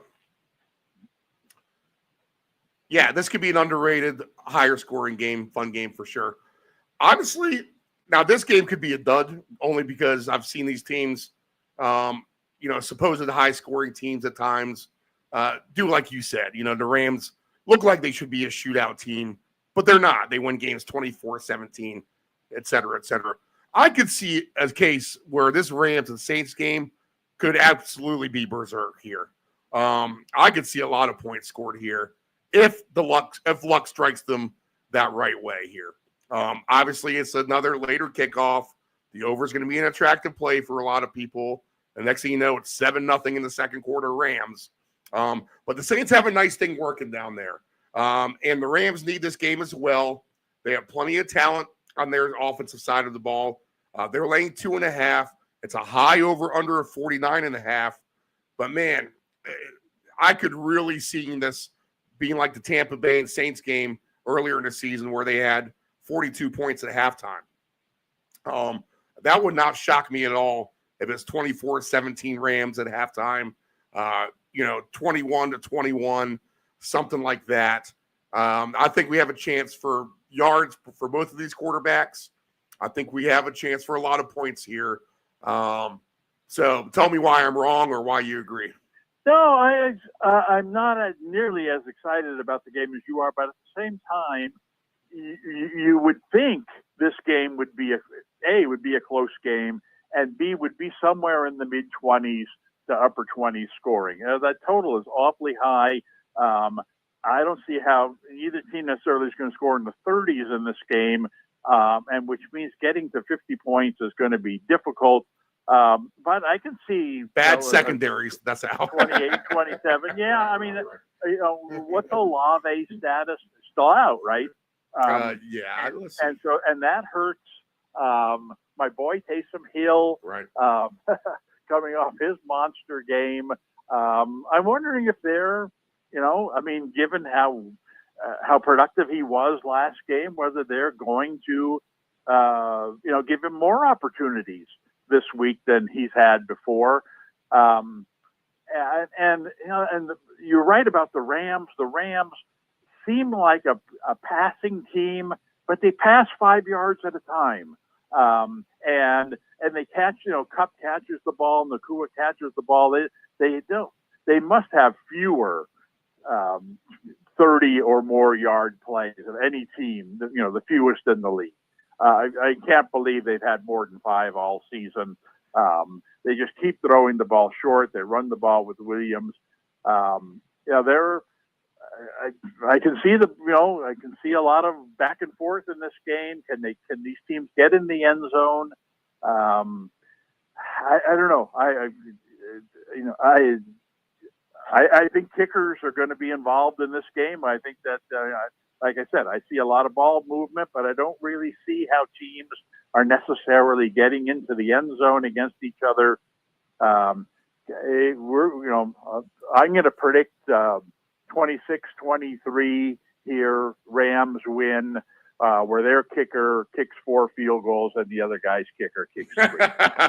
That's right on the number, 2.5, 49.5. I can see it.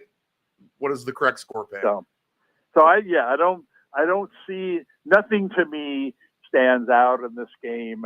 If they want, which they won't, but if they put a nice number on Hill touchdown, then I could see putting it on a greedy ticket. But like I said, if that would have to be plus 200 or more.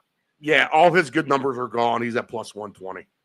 Yeah, that's exactly. So yeah. I'll the jig is up on him. I would like it if Olave was in there too, like you said. I agree. Olave's in there; it's a little bit better story. All right. Anything else on that? No, I'm going to pass on that. All right. 10-4. All right. And predict 26-23.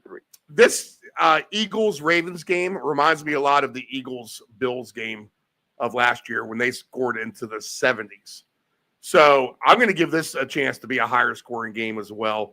The Ravens are a natural over team. The Eagles can put up their fair share of points as well. The Ravens are a favorite, -3. The total's 50.5. I think I can trust both of these teams to make this over. And I get it. The Eagles secondary has been nice. They shut some players down. But the Ravens come at you in all kinds of different ways. And they're going to probably start it with the running game. And once they get some success there, that'll open up the passing game as well. They have multiple tight ends. They have any number of different receivers they can throw out at you as well. They can throw it to their third guy, Bateman, or whatever, although he's probably their second guy. But I think we can get some points in this game. I don't see how we don't.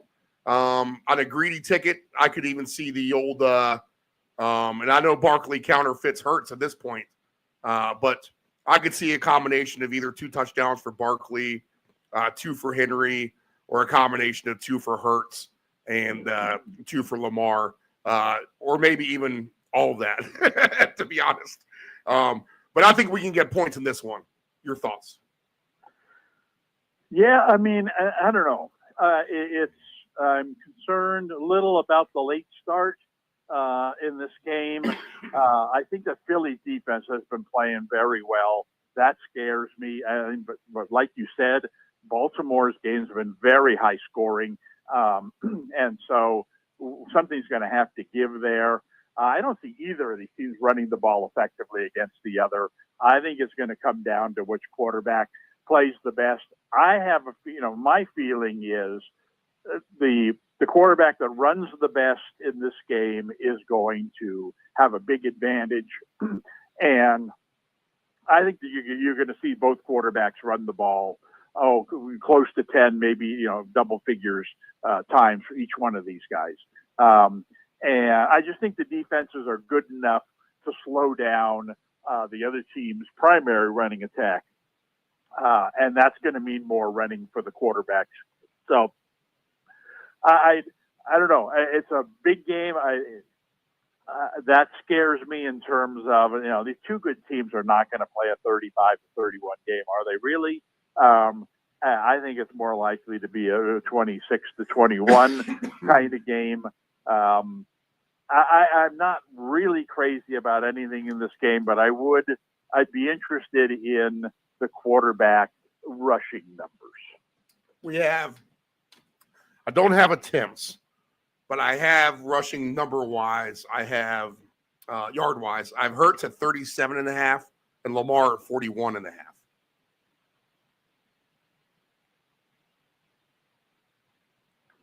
I mean, those are both in the area of what I would expect. I don't know. Like I said, this is a game for, to me, I can enjoy without, having any fantasy action or anything going on in the game. Right. If I played anything in this game, I would take both those rushing totals over for the quarterbacks. You'd probably take over the amount of fights in the stands, too, in this regional matchup with these two fan bases, I would think. Yeah, good game. I'm very interested to see this. Obviously, this might not be the Super Bowl, but it's worthy of being a Super Bowl type of matchup, type of game anyway. So we will get a treat in that regard. And we get a treat in that regard for the night game. Your 49ers at Buffalo. Everyone's on the Bills here. Can we make a case for the 49ers, especially if the weather is not going to be nearly as bad as what they're saying? I heard up to 2 feet of snow at one point, but now I see just a 20% chance of precipitation during the game. So I'm going to have to look at that a little bit more. Any faith in your 49ers here? Well, they didn't show up at all last week in similar weather at Green Bay. And that was a late afternoon game. This is a night game. I mean, this is, I don't care if it's snow or not. It's going to be awfully cold for the California team who played so poorly. That was embarrassing last week. Now, granted, the quarterback wasn't in there, but it was more than that. Green Bay just ran the ball like crazy against them, and Green Bay is not a good running team. And so that to me is the scary part. I do think the 49ers are capable of winning this game, but you don't have Trent Williams is out again, Bosa is out again. Debo hasn't played well for a long time, and I don't expect his best game in freezing weather as well. I don't, there's just too many. You can't be down these kinds of players and go in and think you're going to beat Buffalo on the road in the cold. And plus the fact that, as I've been saying for weeks, this game is a loss, is marked down as a loss on the 49ers schedule, and without blinking. I mean, it's like, you know what?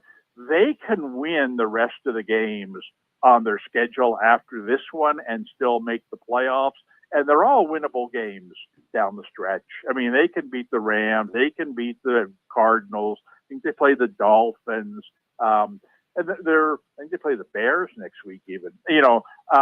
They're all, I mean, they can look at their schedule and say, you know what, we can afford a loss here and still make the playoffs, get everybody healthy. So I don't think they're putting a huge priority on this game. I don't think they put a huge priority on last week's game either, and look where it got them. And so I just don't, I'm concerned that the 49ers aren't going to show up really, really ready to play. I mean, if they were playing New England in the same weather on a Sunday night, really cold, star players out, all right, they could go in there at 50% interest and still eke out a win. But this is Buffalo. Buffalo playing great. I just don't, it's kind of like Green Bay. You don't go in, without really fully intending to go in there and treat it like a big game, like the Philly-Baltimore game. Both of those teams are going to be clawing and scratching the whole game to win that game. I don't think the 49ers, they're not going to claw anybody this week for fear that they're going to break a nail, and because they've got bigger games coming up. So that's my concern in this game. I can see, Buffalo, grinding out a win, kind of like Green Bay did last week. Let's see. So, who would you have faith most on Buffalo? Cook's minus 110 for a touchdown. Cooper at plus 185 is not the worst. It looks like we have Keon Coleman back in the mix as well. So that helps out all the receivers. I saw him listed as questionable. I saw Kincaid, listed as out still. Cooper, he hasn't done anything for them yet. Expect him to do, to pick it up over the course of the season. If anything, the 49ers are healthiest in the secondary. And so, and Buffalo's not the greatest passing team in the world. I mean, their game plan has to be similar to what Green Bay did last week. Let's just run the ball on these guys and make them stop us. Cook has been surprisingly good this year running the ball. I think that's the game plan. And if they get a little lead like Green Bay did last week, then they may never throw the ball. And so now the difference this week is going to be the 49ers will have Purdy playing. They've got their offensive weapons, obviously not Ayuk. But, they've got Kittle back. They've got McCaffrey, hopefully, trending in a good direction. Who knows? And so they should be able to put up some points in this game as opposed to last week when they were just so terrible. So I don't think, Buffalo can really go into a real conservative mode. But it's all going to depend on how the game starts. Buffalo does what Green Bay did, which is run the ball down the field the first time they have it. Then we're just going to keep doing this until they stop us. And I'm not sure that, that the 49ers are going to have the mentality, to hang in there and play a team that, we've talked about this in the earlier games. You got the cold weather team, you got the warm weather team, you got a night game. Yeah. Let's make them tackle James Cook. As bad as it gets. Let's make him tackle James Cook. Yeah, good. You're right. That's right. So if I looked at anybody in this game, I would look at Cook in some way, shape, or form. Even Josh Allen, I could even see a design run or two for him instead of improving, just because he's such a bruiser running the ball. Let's see. Okay. Allen's rushing yards, 36.5. I don't think I would want that, but I would consider him at least for a touchdown. Plus 110 for him. James Cook minus 115 sounds cheap for a touchdown, to be honest. And what's his rushing yards? 65.5. Which that sounds respectable. Respectably low as well. That sounds high, but if you look at Jacobs last week and how effective he was running the ball, in a very similar situation. I got to believe that that's their game plan coming out. I mean, and if he carries the ball 4 or 5 times on the first possession and gets 20, to 25 yards, you're a third of the way to your total, and they've had the ball one time. So you're looking really good. I think that I don't know that I want him on my primary ticket, but if I play anything in this game, I'd play him over the yardage total. All right. Anything with Cleveland and Denver Monday night? Yeah. The funny thing about this game, no. To answer your question, no. Unless you wanted to, on a greedy ticket, I have a greedy play for you if you want. Yeah. What's the greedy play? But last week we talked about how bad the Raiders are defending the tight end. Of course, we saw this again in the Kansas City game yesterday. And yet Denver, I think, threw one pass to a tight end last week. And lo and behold, what do we got here this week? You got Cleveland, which is far and away the worst team in the league defending the tight ends. And so here we go again. You've got this team that can't stop tight ends against a team that just absolutely refuses to throw the ball to tight ends. It's insane. Something, it's almost like against Cleveland, you have to play the other team's tight end. But now Denver's got this guy, Nate Adkins. Right. Yep. And he's, I think in the last 5 games, he's got 2 catches, total, and both went for touchdowns. He is a tight end, right? 18-1 for Nate Atkins. Yep. I mean, They have him, they have Kroll, and they have Troutman. Yeah. So I'm just saying that.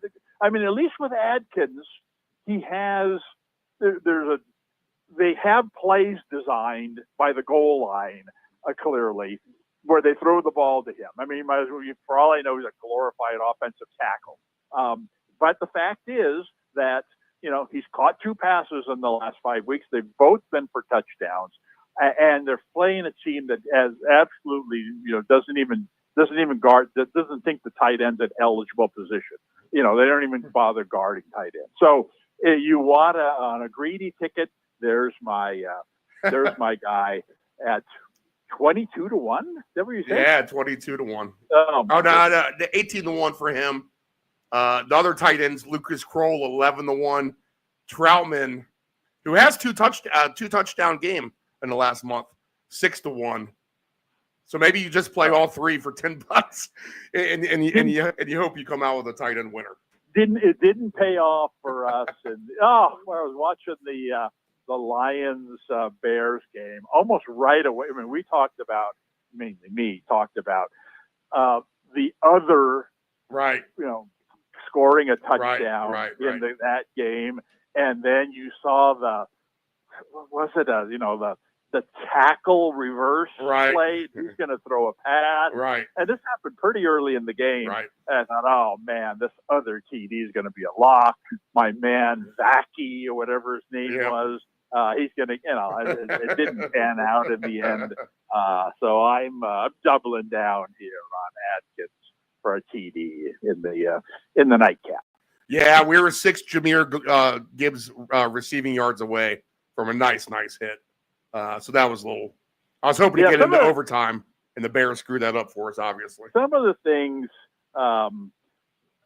It's rare that we get to talk about events that happen in the same week, when we're talking.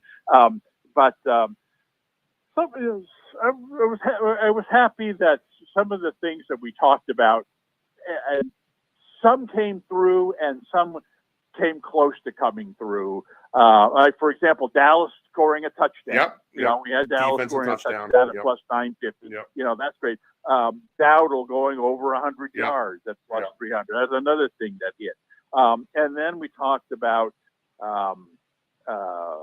Gray, having a 31-1 on 2 TDs for Kansas City. Well, he didn't get any TDs, but plenty of yards, nice patches in that game. And the same with the Green Bay tight end Kraft. We talked about him. He had a ton of yards as well. And he had a ton of yards catching, but no TD. So I thought, you know what?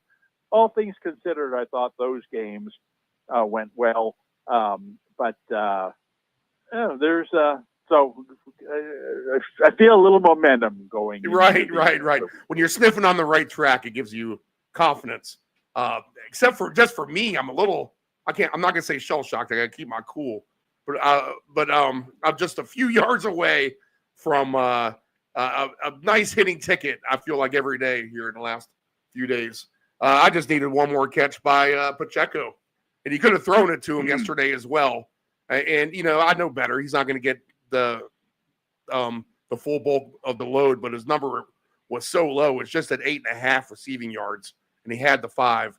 I just needed that one more catch. And I was like, and that was from halftime on, too. I'm like, he's got to throw it to him once, right? In the second half? Nope, not at all. All right. So reviewing, I've made a change on my primary ticket, by the way. Okay. What do you want to change? Well, here's what, we're going to have Evans for a TD. Yes. Right. Mixon for a TD. Yep. Seattle and the Jets both over their totals. Yep. And Thielen over his yards. Yep.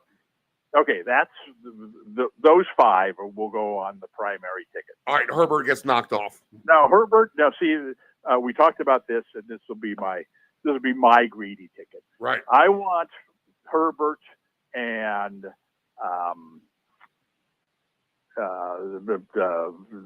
Cousins, Right. and Rodgers and then Geno Rodgers Smith. and Geno all on a ticket. And Geno, all minus 1.5 TDs. Over 1.5 TDs. We're going to put them on a four-man round robin. All right. So let's see here. Let me take a quick snap of this, and then we're going to plug all those numbers in here. But I don't want to lose this primary one and forget. Text you later on. What's that last play you were talking about? All right. So Evans TD, Evans. Mixon TD, And Seattle yes. over, All right. Jets over, Yeah. Thielen over the yards. All that is plus 1750.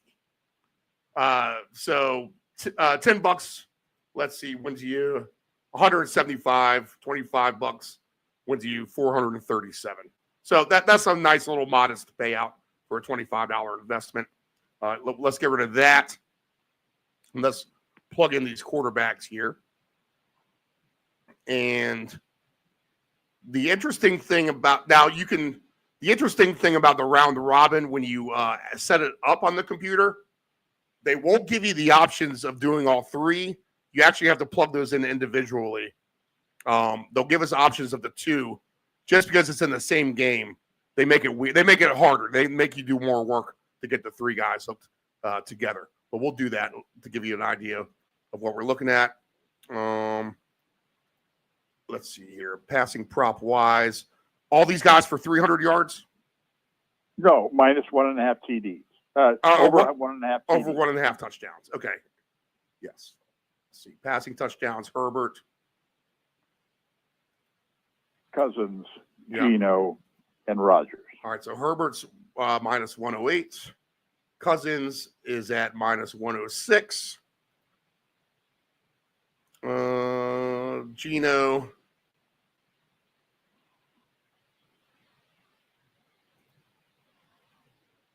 is plus 134.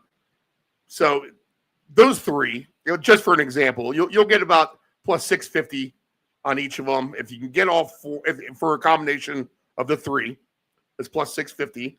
If you get all 4 of them,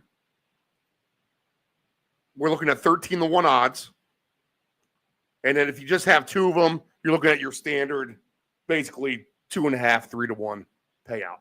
So you'll get a nice payday here at the end of the day if you do all of these. And what was Rodgers?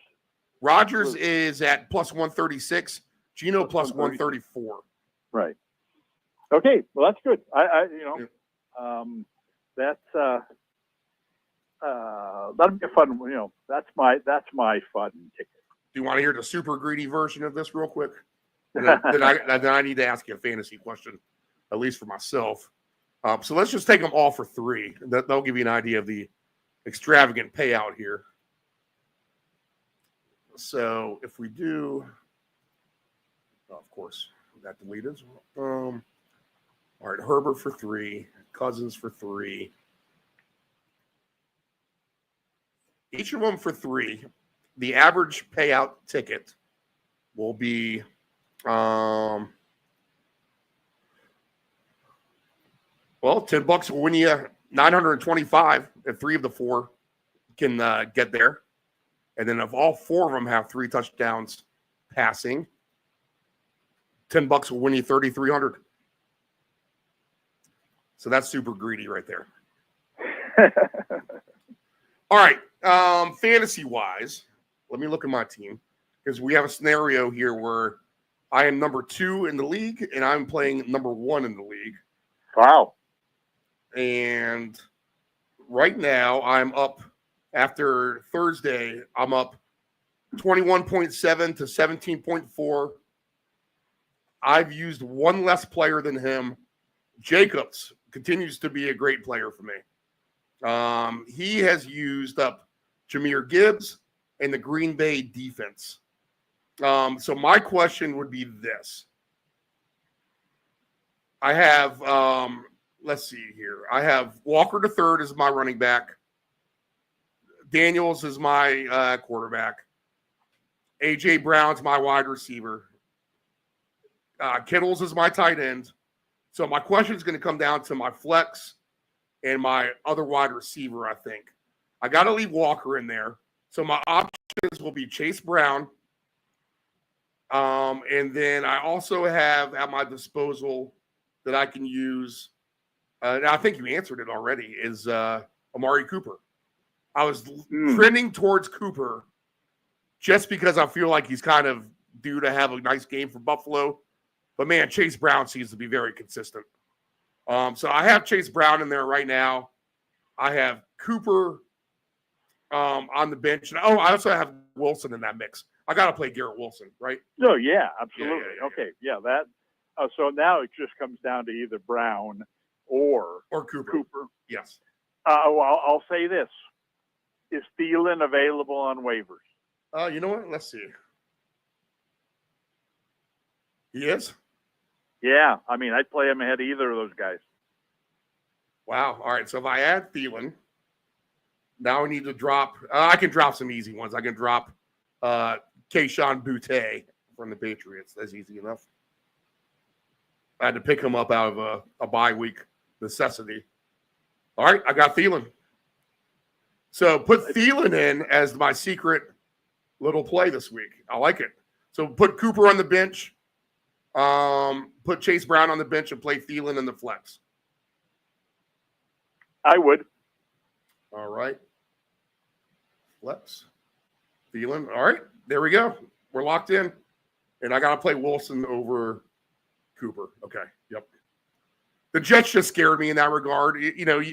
Common sense-wise, you think to yourself, wouldn't I rather have a Bill receiver than the Jets receiver right now?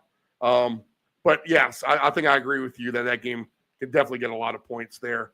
Let's see who's available quarterback-wise in case anyone's in a pinch out there, and then we'll let you go. If we need a quarterback this week, our choices are Carr, Drake May, Levis, Bryce Young's there. And that's about it worth noting. So if you had to try to use one of those. Well, I mean, Young would be, the gutsy play. Yeah, right. I mean, Levis, okay. I mean, we've talked about this before. It depends on what your goal is. If your goal is to just fill in a void with an average number, I think you can count on Levis to give you 10 to 14 points. I don't see him as having a big day at all, but I don't see him having a terrible day either.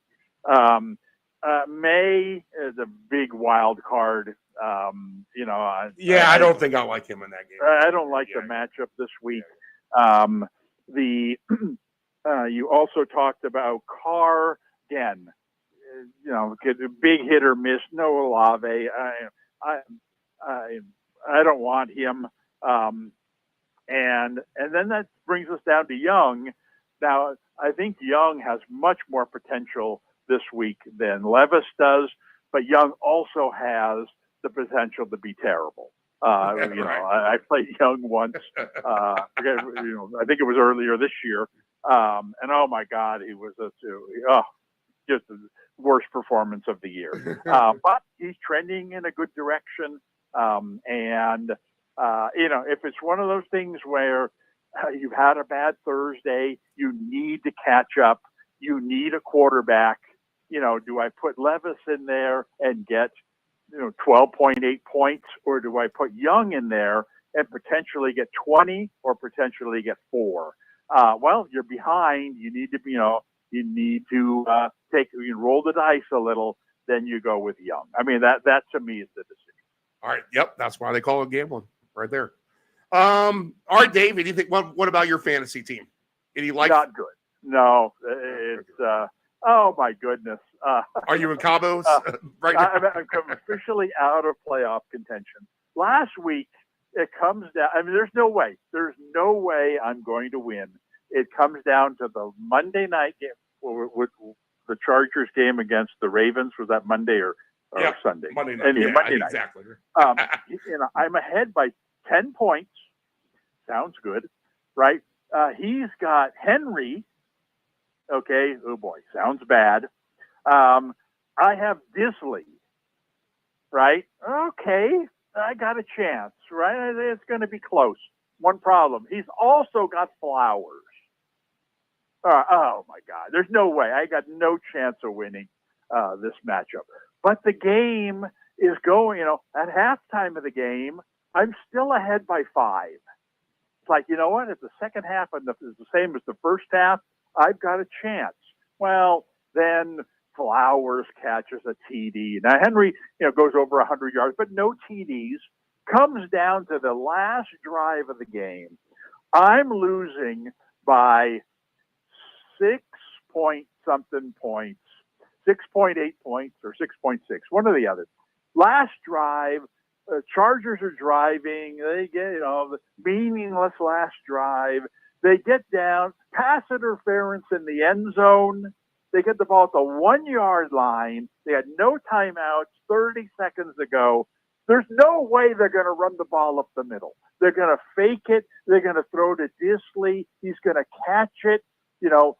He gets his 6-point touchdown, 1 point for catch, 1 point for yard, 7.1 points. I'm going to win by 0.3. It's going to be a miracle. I'm still alive. They ran it up the middle. They didn't even have Dobbins in there. They handed it to Edwards. No, you cannot run it up the middle. You've got not that they were down by 2 touchdowns. It didn't really matter. But you can't run it up the middle there. They stop you. The clock's running. Fake it to the guy. Throw it to Disley. Come on. All that work. Every play of the game, I'm sweating this thing out. My playoff future's on the line. And I've worked so hard to get to the point where it comes down to this. Well, I would have died before the game. Okay, it comes down to the last play of the game. They're at the 1-yard line. Will you take it? Of course I'll take it. I'm going against Henry and Flowers.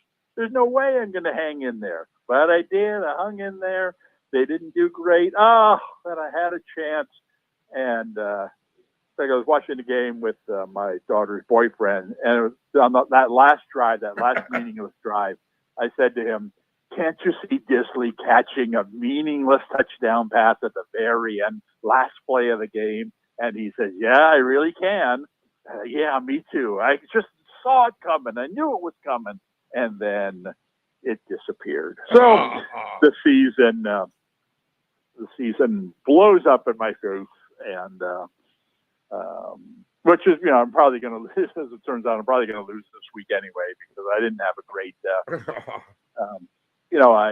Anyway, I kind of fooled around with the lineup this week because I was out of it. I took my Dolphins and sat them both out, expecting that they wouldn't perform well in the cold weather in Green Bay, and they're the only ones who did. Yeah. And then Tyreek Hill catches that deflected touchdown pass. Where's that earlier in the year when I needed it?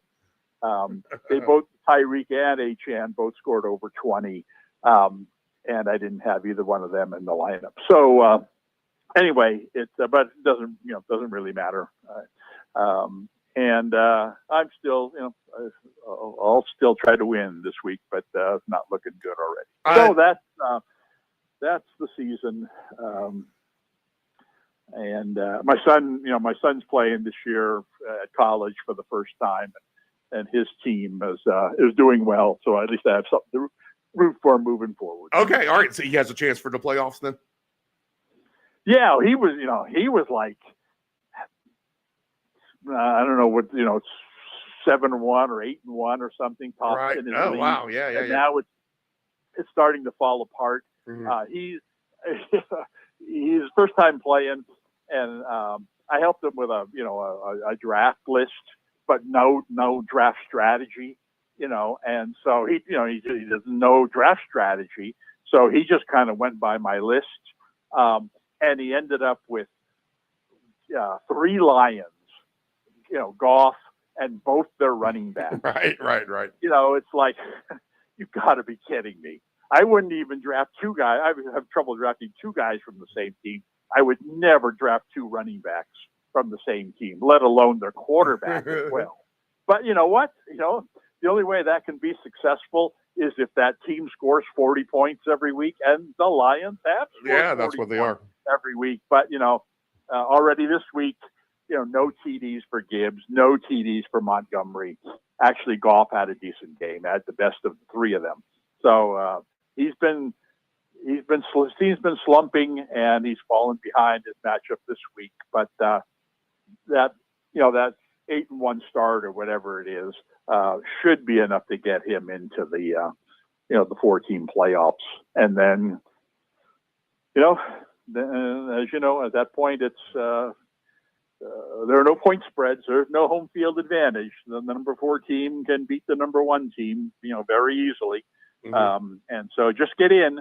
I've convinced them, and then we'll see what happens. Hope that your Lions are still trying hard. Come week 18 when you need them to. Imagine going into week 18 and the Lions decide they're not playing any of their starters. And he got 3 key guys out. You go to the waiver wire in week 18 on the championship game.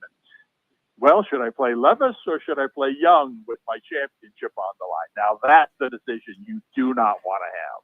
Right. So anyway. Right. You know what? We never talk about the Thursday game ahead of time, but and I know things have to sink in during the week. I'll look at things initially, and then my thoughts will come together later on, closer to the game. I'm not sure how you operate in that regard, but just your first thoughts on this Green Bay Lions game. 51.5 the total there, 5.5 for Detroit. I mean, I wouldn't be shocked if Green Bay wins this game. I'm not saying they are, but it's not going to shock me. The Lions have not looked good. Yeah. The last 2 or 3 weeks. This performance against the Bears, I mean, it started out well, but then they couldn't finish the drives. I don't know what teams are doing, but the St. Brown just doesn't seem. It's like they're focusing on taking him out, and they don't really. I mean, Jameson Williams has played decently this season. He's obviously a threat on pretty much every play, but this past game, again, he caught, I think they threw to him more than ever this past game, which was an indication that they're really, covering St. Brown. But he caught like 5 passes for 60 yards, no touchdowns. And Laporta scored 2 touchdowns this week, but they're not really using him as much as they did in the past. And so I don't know. And they're defensively, they're hurting. They suffered several injuries in this game against the Bears.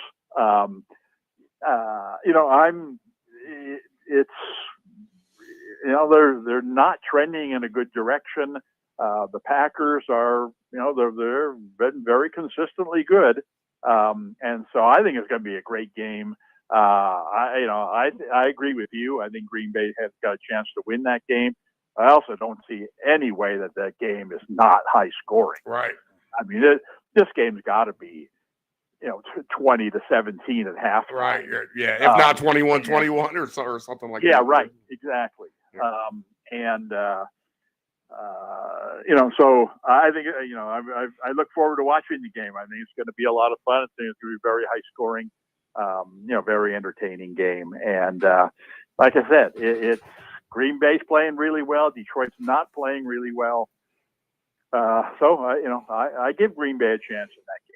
All right, Dave, we'll talk next week. Enjoy the games. Right. Yep. Good Have luck. a good one. Yep. Thank you. You too. Bye. We're so fortunate to get Dave Del Grande and all his wisdom and insight to really commit to us for what is like 2 hours every week. Excuse me. So we appreciate you, Dave Del Grande. Great insight there. If you need any more of that, you can always rewind throughout the program or after we're finished off the air. just go to the YouTube channel, Deep End 757 Broadcasting. All right, let's bring in our man who's a very popular character on our program. He is Coach Dale Runner. He's head coach of the Newport News Mariners, but he is, besides that, rugby team. Besides that, a very knowledgeable NFL football fan. Coach Dale, did you have a good Thanksgiving?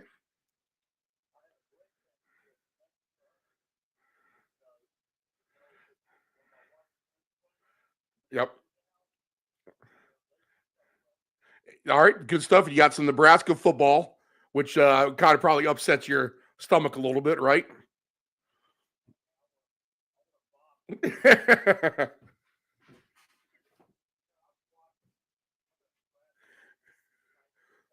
Right.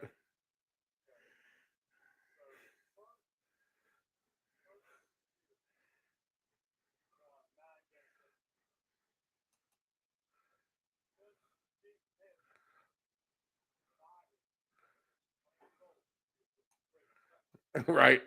Right.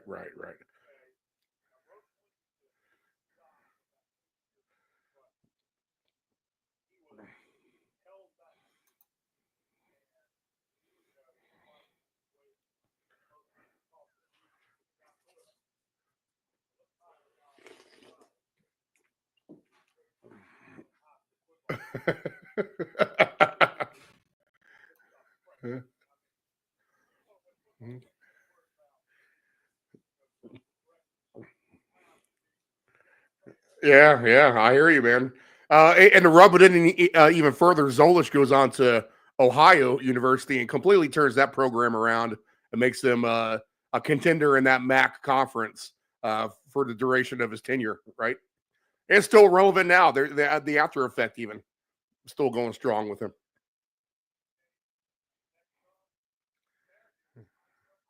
Right.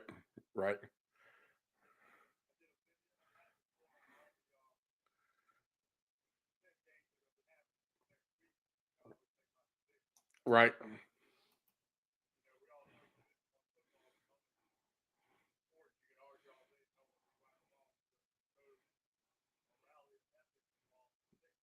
Mm-hmm.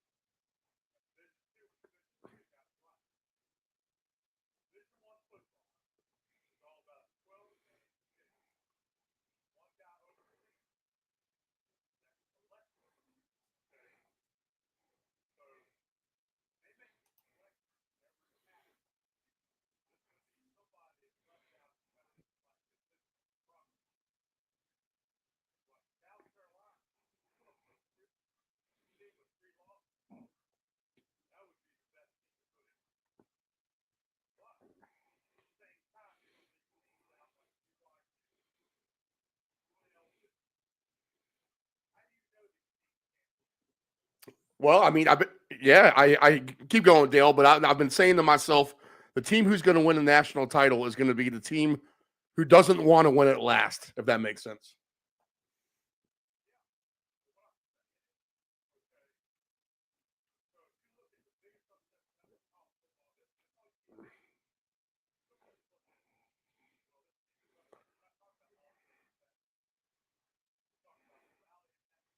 Right.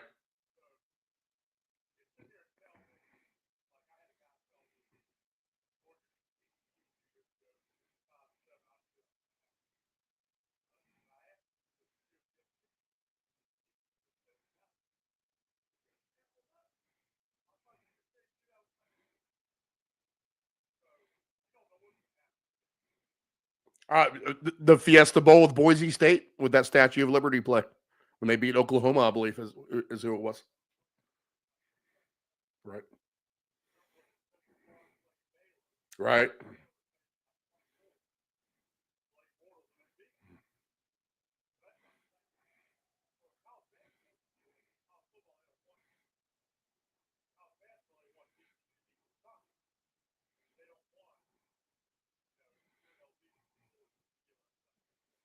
Yeah, it'll be interesting to see how all that transpires down at the end.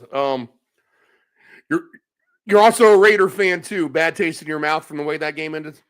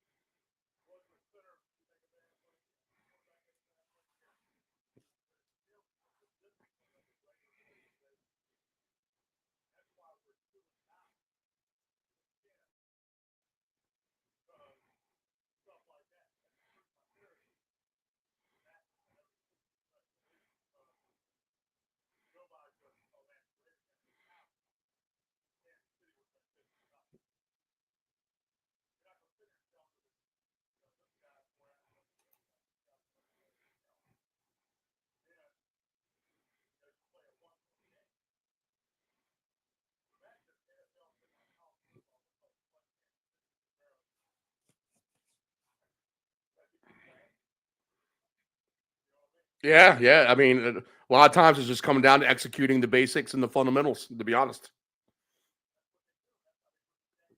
Yep.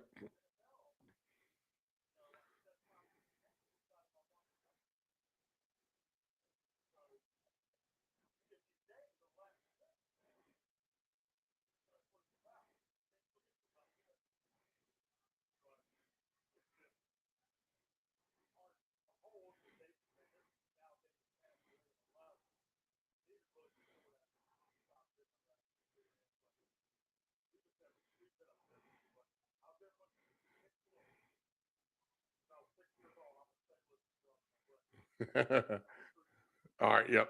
Yes, you are. All right. What we do with Coach Dale, we'll bring him on here occasionally.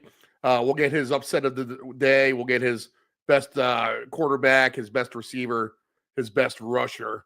So let's just start with that, Dale. Go ahead and give me your best quarterback for today.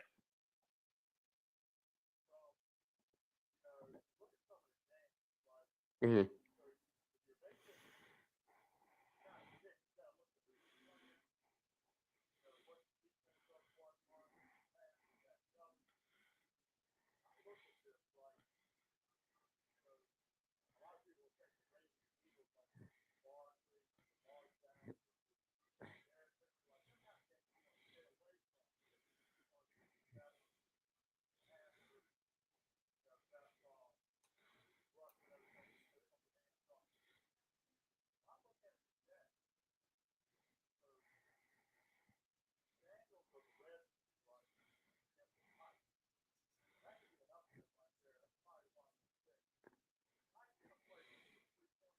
Right.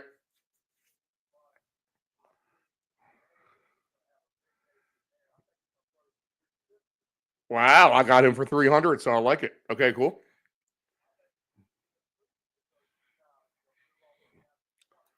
Right.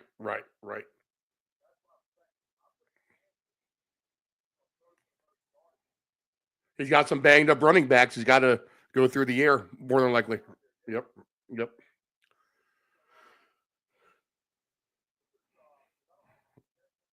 hmm They play Arizona.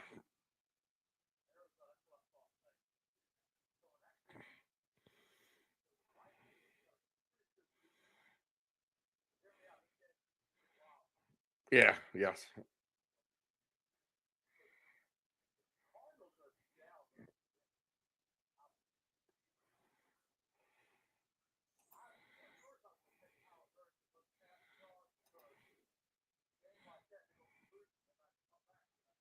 Right.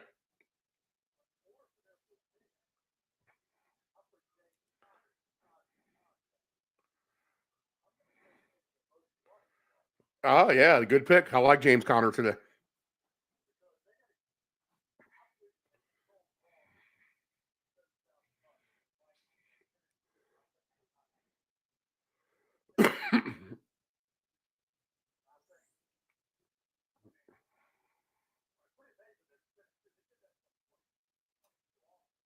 Yep.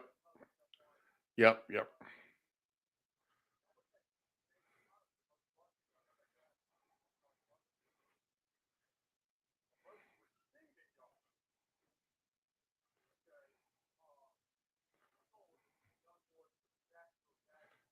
Ah, there's a sneaky little play too. Brian Thompson Jr.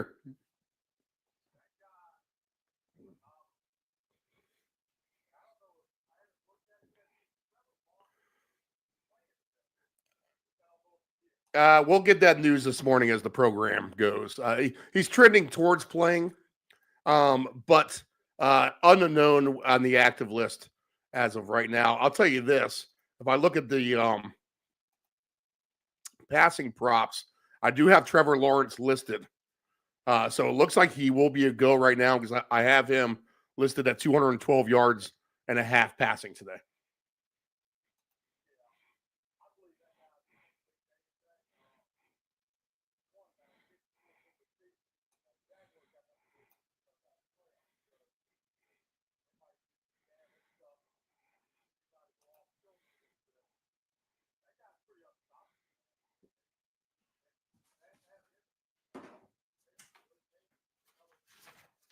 Yeah, unbelievable, right? Yeah, unbelievable.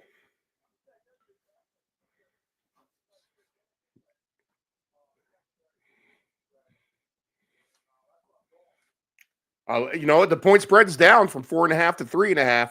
So everything that you're just saying about the athletes being on the field, Jacksonville looks like a walkover.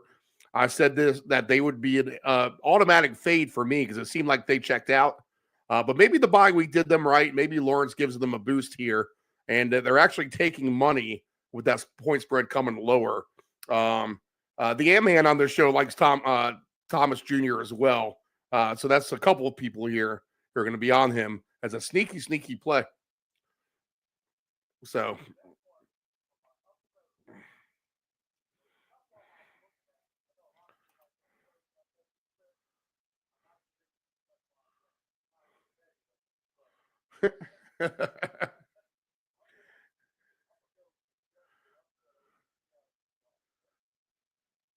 oh, nice pick. Okay.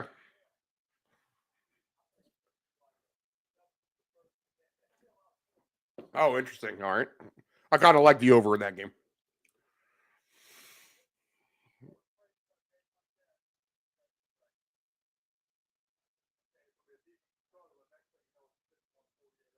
Right.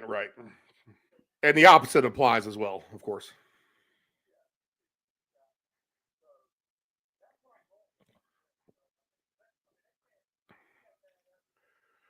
right. And they're coming off the bye too, so maybe they got their act together a little bit here. Coming off the bye. All right.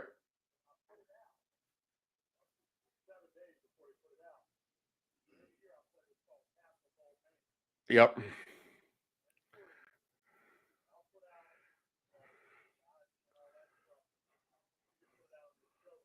Yeah, sure. Get everyone involved out there.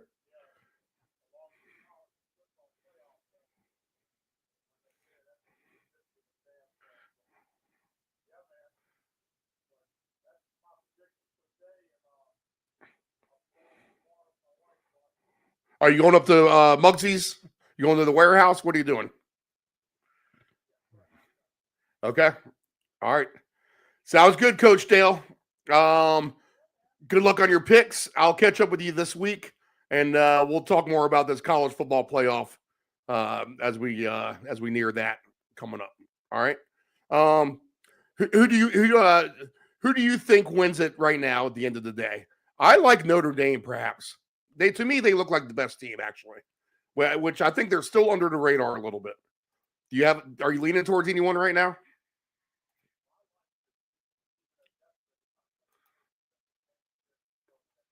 Right.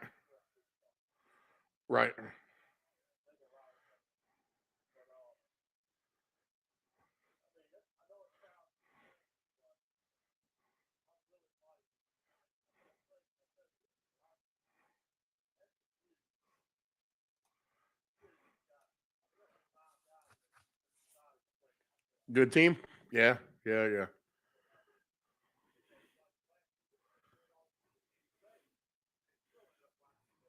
27-1 odds right now for SMU to win it.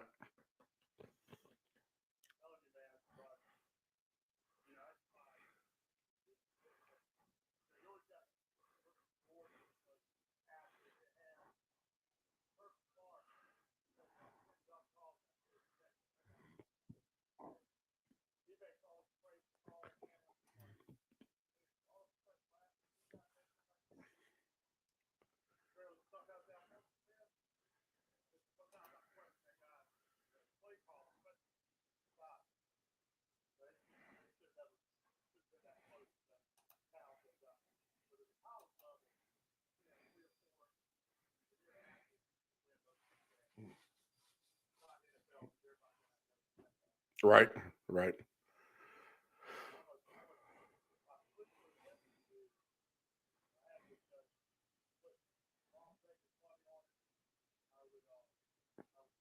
You still take Georgia. They scared me the other night in that Georgia Tech game. They didn't look good at all, to be honest. So we shall see. I think it's a little bit more wide open than you think. I think, you know what? I'd like to see Indiana get another shot. I mean, they played Ohio State tough for a half there, and then they fell apart on them. So I would like to see them get another shot with Signetti here.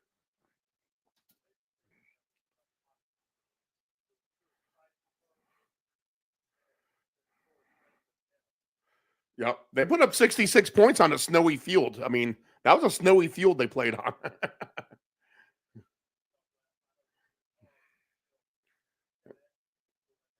Yeah, yes, sir.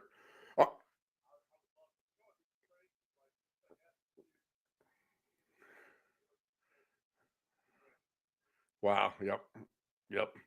That would be something for the little guy. They'd have to not be so open to trying to give the SEC 5 berths every year. That's for sure, if that's the case. All right, Coach Dale, enjoy your Sunday, man. All right, yes, sir. All right, Coach Dale Runner joining the program with his upset of the week of the Jets over the Seahawks. He likes Brian Thomas Jr. as the leading receiver, James Conner as his best running back, and the Commanders quarterback for the best passer of the day. All right, let's take a break. We'll come back here. We'll reset everything with the lines. We'll see what we're looking at. Nephew Dave's here. We'll have him in studio. We'll track down the Ant-Man, and we'll try to get us a bunch of winners for this Sunday. Back after this.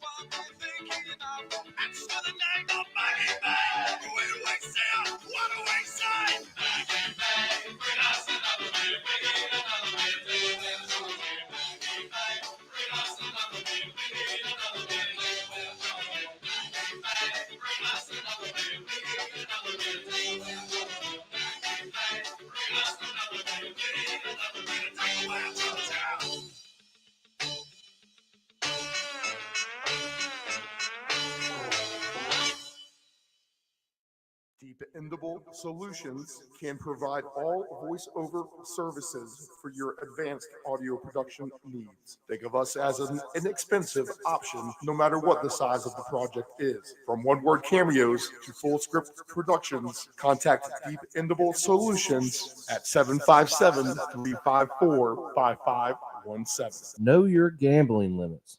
Don't ever bet what you can't cover. Wagering on sports is only fun when you do it the right way. Not every bet will win. When you get on a bad run, know it and avoid trouble. Know your gambling limits.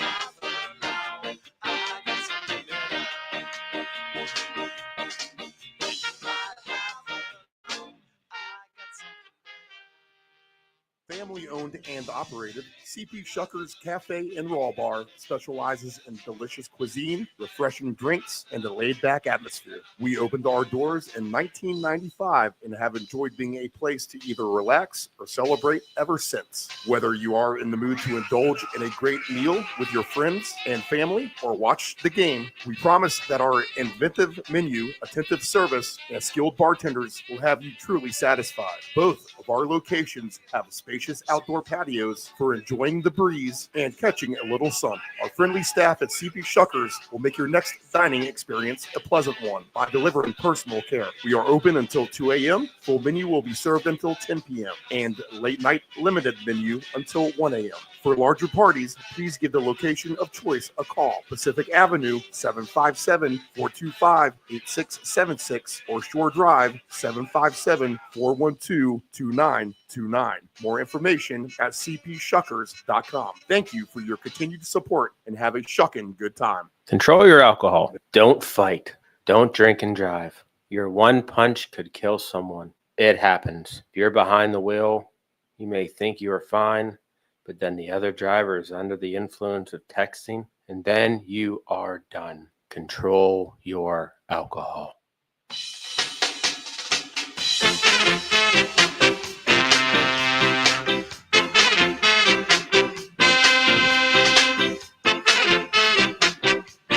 All right, my bad, guys. A little bit of audio troubles with Coach Dale there a minute ago, so it's been a while since we've had a little bit of an issue.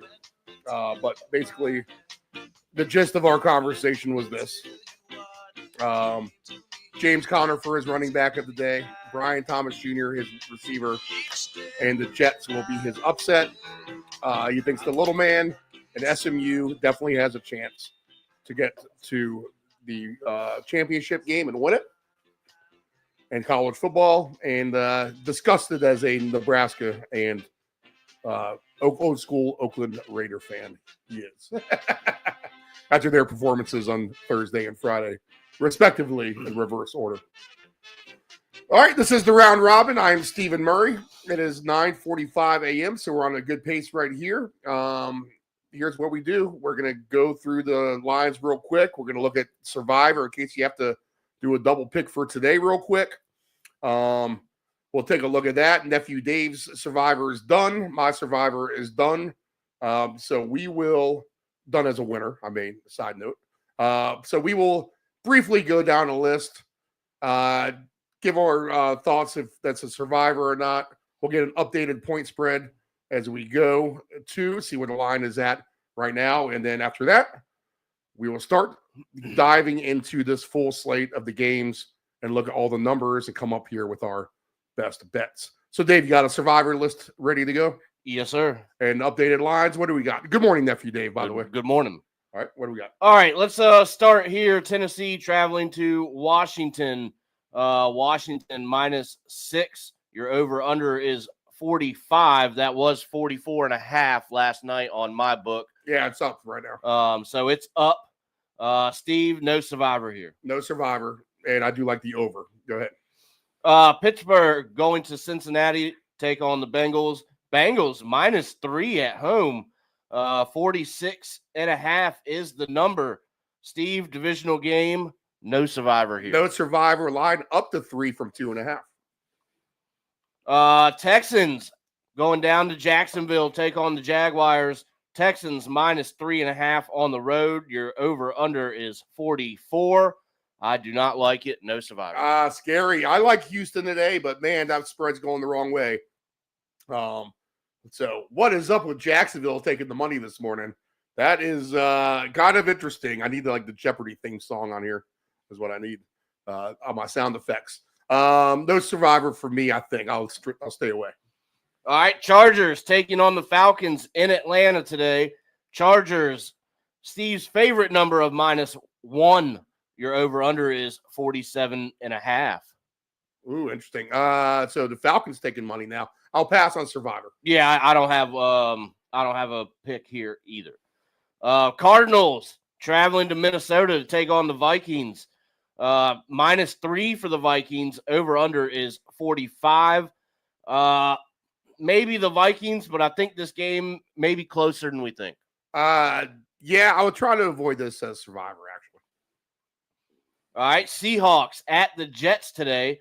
The Jets -1 at home. Your over-under is 41.5. If you have the Seahawks, I think you could take them today. I will pass on this. You think you take the Seahawks? I like Seattle, but I'll pass. I think so. I just think at the end of the day, they're just a little bit more for a struggling Jets team. All right. The Colts taking on the Patriots. This one in New England, -2.5 for the Colts. Your over-under is 42. I don't know. I think you could take the Colts if you have them. I will pass on that with the dome team outside. Game closer, again, than we probably think. Right. Buccaneers traveling to Carolina to take on the Panthers, -6.5 for the Bucs on the road. Your number is 46.5. Steve, I don't know, divisional game, but I think you could go Tampa Bay. I think if you have Tampa Bay left still, which I don't think is many people, I've used them already. In fact, they were my winner last week on the show. So I will use them if you have them.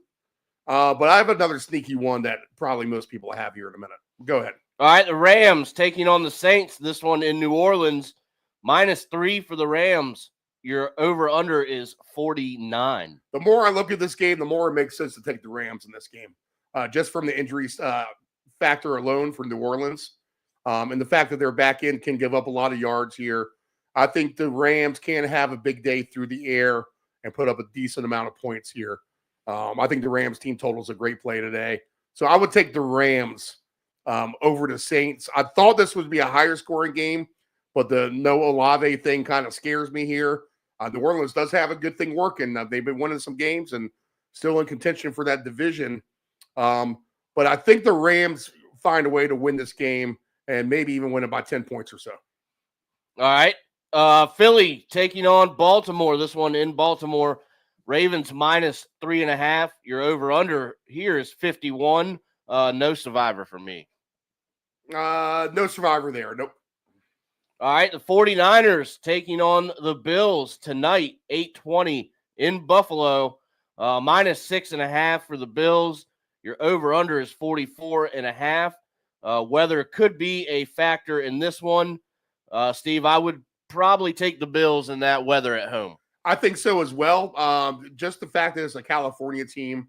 Now, I think the snow is going to hold off, but I could see some cold, windy nights here. And that's not going to – these California boys are not going to like that. No. All right, the Monday night game. Cleveland taking on Denver. This one in Denver, -6 for the Broncos. You're over under 42.5. No survivor there. No survivor for me either. All right. So overall, your pick would be, Dave? I think it would be Tampa. Okay, Tampa if you have it. And then Rams, I think, which most people probably still have, I would say. I think the Rams might be a decent one under the radar today as well. You might not get a lot of common picks there. In fact, I think a lot of the people are trying to take Minnesota over Arizona, I would think. Or even Seattle, like you kind of suggested, Dave.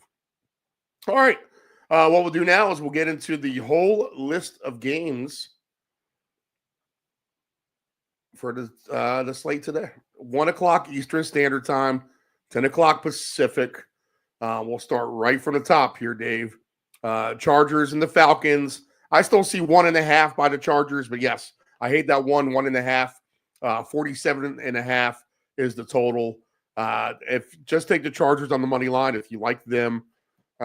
But I smell, I mean, I don't know if this is smelling a rat or not, but I think the home team's going to do well today. I think Atlanta, I've said it before on the show, they are on that wide swinging pendulum of this one side is horrendous.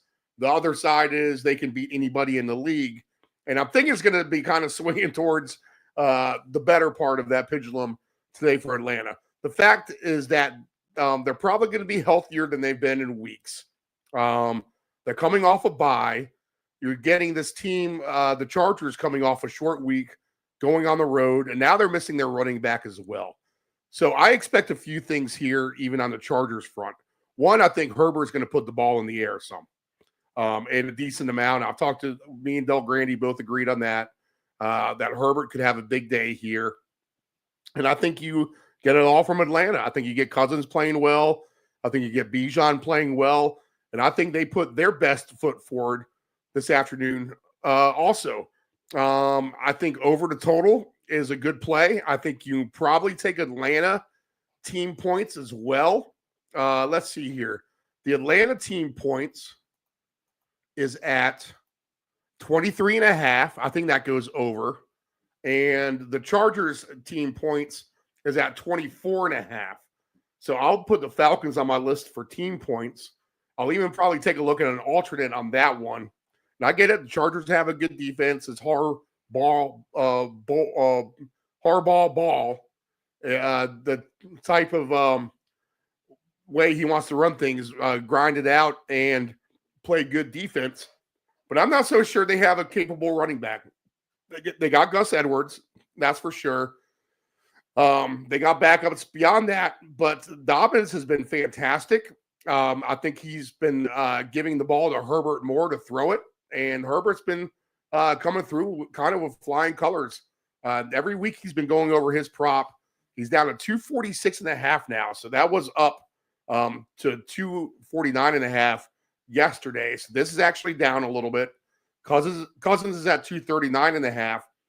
I think you can both play these guys for over 300 yards. I wouldn't be shocked if that happens. Herbert's plus 350. Cousins is at 3-1. So both of those guys together for 300 yards is paying 13.5 to 1. And then I would look at their touchdowns, but Bijan could get the rushing touchdowns here at the end of the day. Cousins is plus 370 for 3. I think I would take him for 2 at minus 104. If you want to have a list of quarterbacks to throw for 1.5 touchdowns, I think you put Cousins on here. I think you put Herbert on here as well.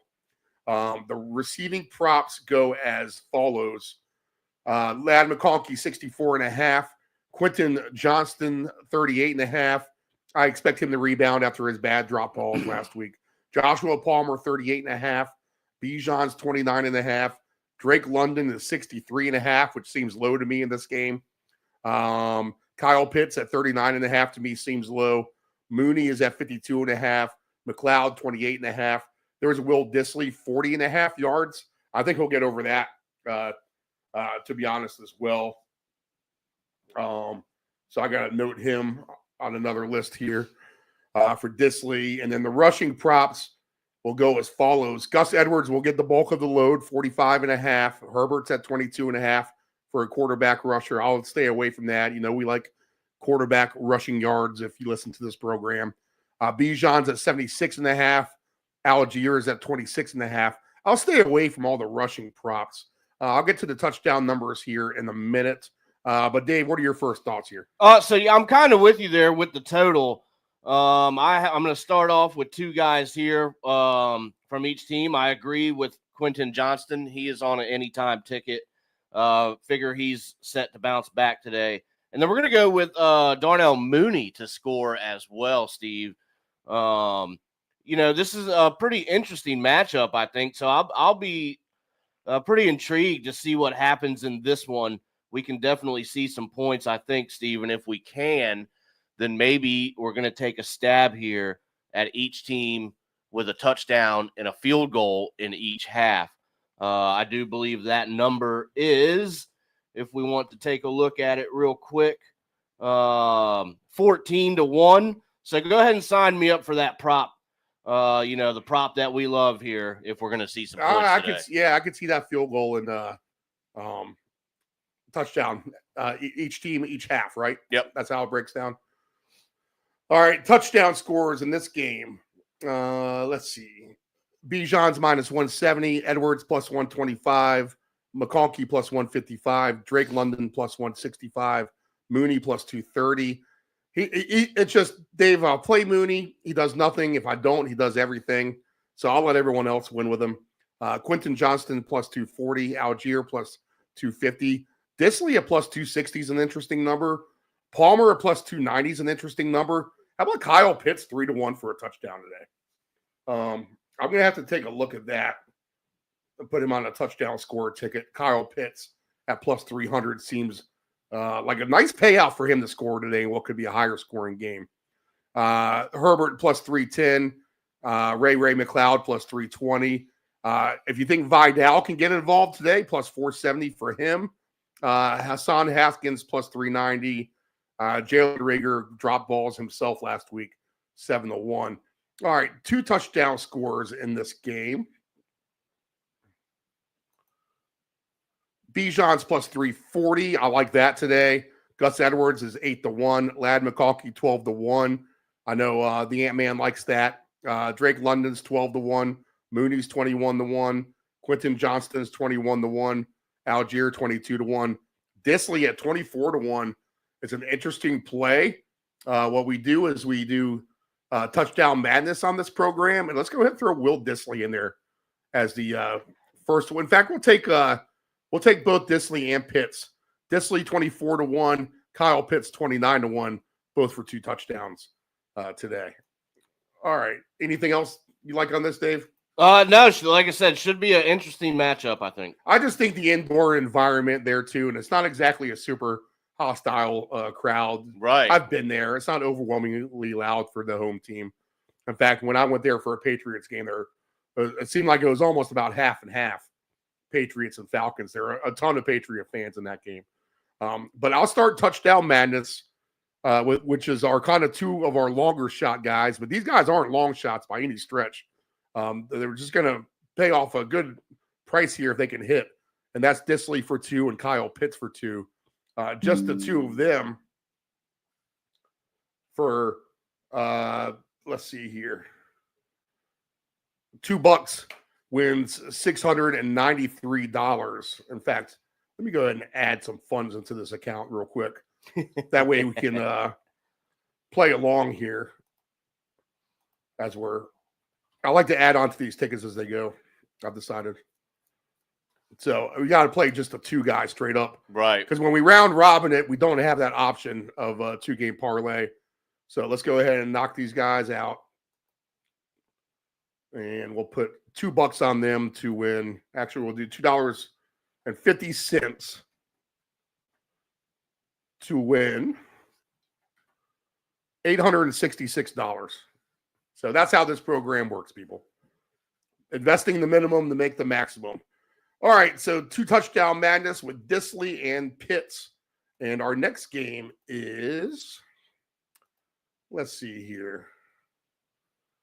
Let me get back to the NFL lines and off my bank account information. My game, Dave. Colts minus 2.5, 42.5. Now, I always let you have your State of the Union of the Commander fans. And in that, somehow I've managed to neglect the State of the Union of the Patriot fans. Yes, you right? have. I really haven't done that much. So let me get one today, or give one right now. So I think everyone's over the season, but they're excited about Drake May. So just getting to see him play is kind of just exciting in itself. It is the future. I think what the Patriot fans are sick of is the coaching staff. I don't think the fan base has a lot of confidence in this coaching staff, to be honest. So it'll be interesting to see how that trickles along. I'm a fan. He's local, so I don't want to throw Mayo under the bus yet. I have a Mayo jersey. I'm not willing to do that.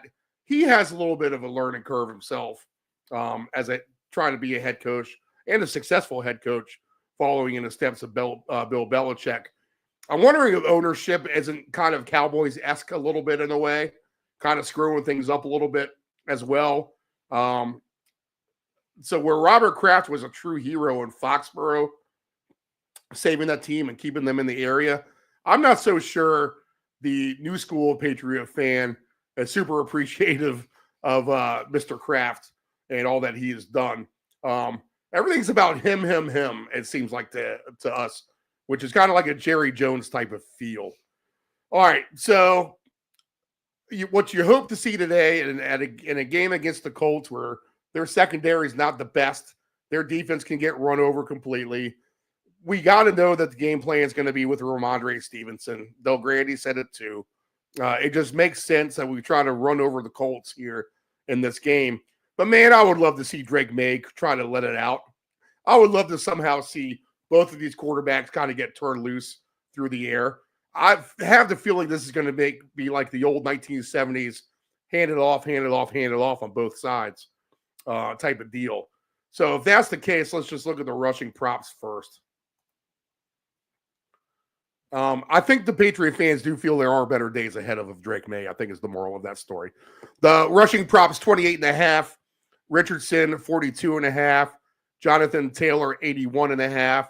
Ramondre Stevenson, 52.5. That seems awfully low for Ramondre Stevenson today. You can get him at an alternate number. If he's to have a 100-yard day here today, is that plus 590.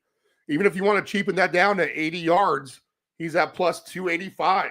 So, I mean, he's worth taking a few shots at him in a few different ways. I think touchdowns as well, but a good alternate number for Ramondre Stevenson overall. Jonathan Taylor to get a big payout at 100 yards is at plus 172. He could certainly have it, but I just feel like he gets counterfeited by Richardson a little bit.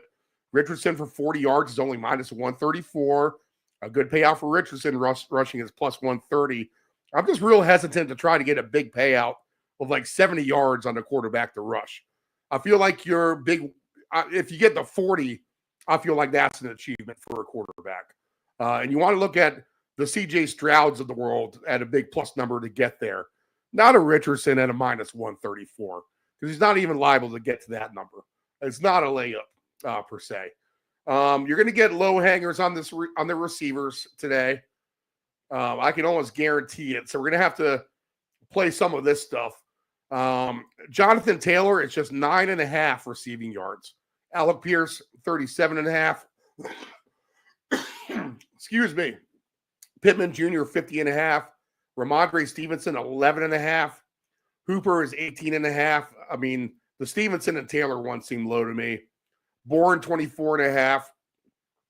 There was Dave's Keyshawn Butte, 31.5. DeMario Douglas, 39.5.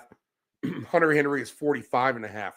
So anyway you dice it, you got good receiving numbers. Drake made 224.5. Richardson is at 187.5 for their baseline. I would say if there's going to be a guy who's going to throw the ball more, it's got to be May.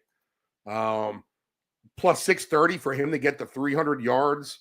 I think I'd rather have him touchdown passes at plus 630 for touchdown passes for Drake May. Over 1.5 for him is at plus 150. So that's an interesting number. That might spruce up a over 1.5 quarterback ticket. So I'll jot him down on that. And the Richardson, 2 touchdowns plus 172, which is still good. 3 or more is at plus 750. You can get a big payout for these guys if you somehow get these guys to throw the ball and get into the end zone. It smells like an under type of game to me, though. I don't know if any of these numbers are quite so live. I think I will look at the Taylor receiving yards. I can't believe he doesn't just catch the ball more, to be honest. 25 yards for Jonathan Taylor receiving today is at plus 370. So I will have to put that down. Running back receive. Stevenson and Taylor are both capable of getting the ball. Taylor just hasn't done it. But, man, I feel like he's due, especially against an aggressive defense like New England. Ramondre to get to 25 receiving is at plus 290. So a good payout for both of those guys to get to 25 yards receiving today. All right, Dave, what's your first thoughts here? My first thought, Steve, is, I couldn't agree more. I think you guys do have, a good quarterback for the future. Liked him in college as well. But there's just this, if you look at the standings, Steve, the Colts are on the outside looking in the number 8 spot behind the Broncos. And I feel like, this team feels like they're kind of still alive for that. If Houston can hit a couple more bumps in the road and the Colts can, win the games that they need to win, that they're not too far out of it. So I think we're going to see an effort from them today. And they do have some banged up wide receivers. So we might, be able to get some other numbers elsewhere on those guys. But I'm going to go with a Anthony Richardson touchdown today anytime. I think if you find them within the 15-yard line or so, there he goes trying to make it happen. But I love the Stevenson numbers. I mean, he's most of the time pretty solid. So I think you can always look at his stuff, Steve. So we'll see what happens in this one. But I like Richardson to use his legs and making it happen. And, I just think that the Colts have at least a little bit to play for anyway. The team points today, New England's is at 20.5, and the Colts is at 22.5. I would take a look at the Pats team points, maybe potentially over 20.5. I love that. I like to play that. Maybe even alternate it down to 16.5, which I've done that before. And that's a good little trick if you have a booster, guys. Especially if you have the kind of booster that gives you an extra 10% with every extra leg.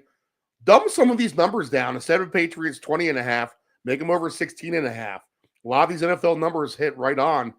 So you can probably come up with 8 legs or so, move some numbers around to make your life a little easier and achievable. And I guarantee you'll hit most of them anyway. Let's see here. Touchdown scores in this game. Jonathan Taylor minus 110, Stevenson plus 105, Richardson plus 160, Pittman plus 210, Pierce plus 260, Drake May 3-1. Hunter Henry is at 3-1 plus 310. I kind of like that today. So that's a good number. A nice Henry Kyle Pitts combination for one will pay off nicely. I'll say that right now.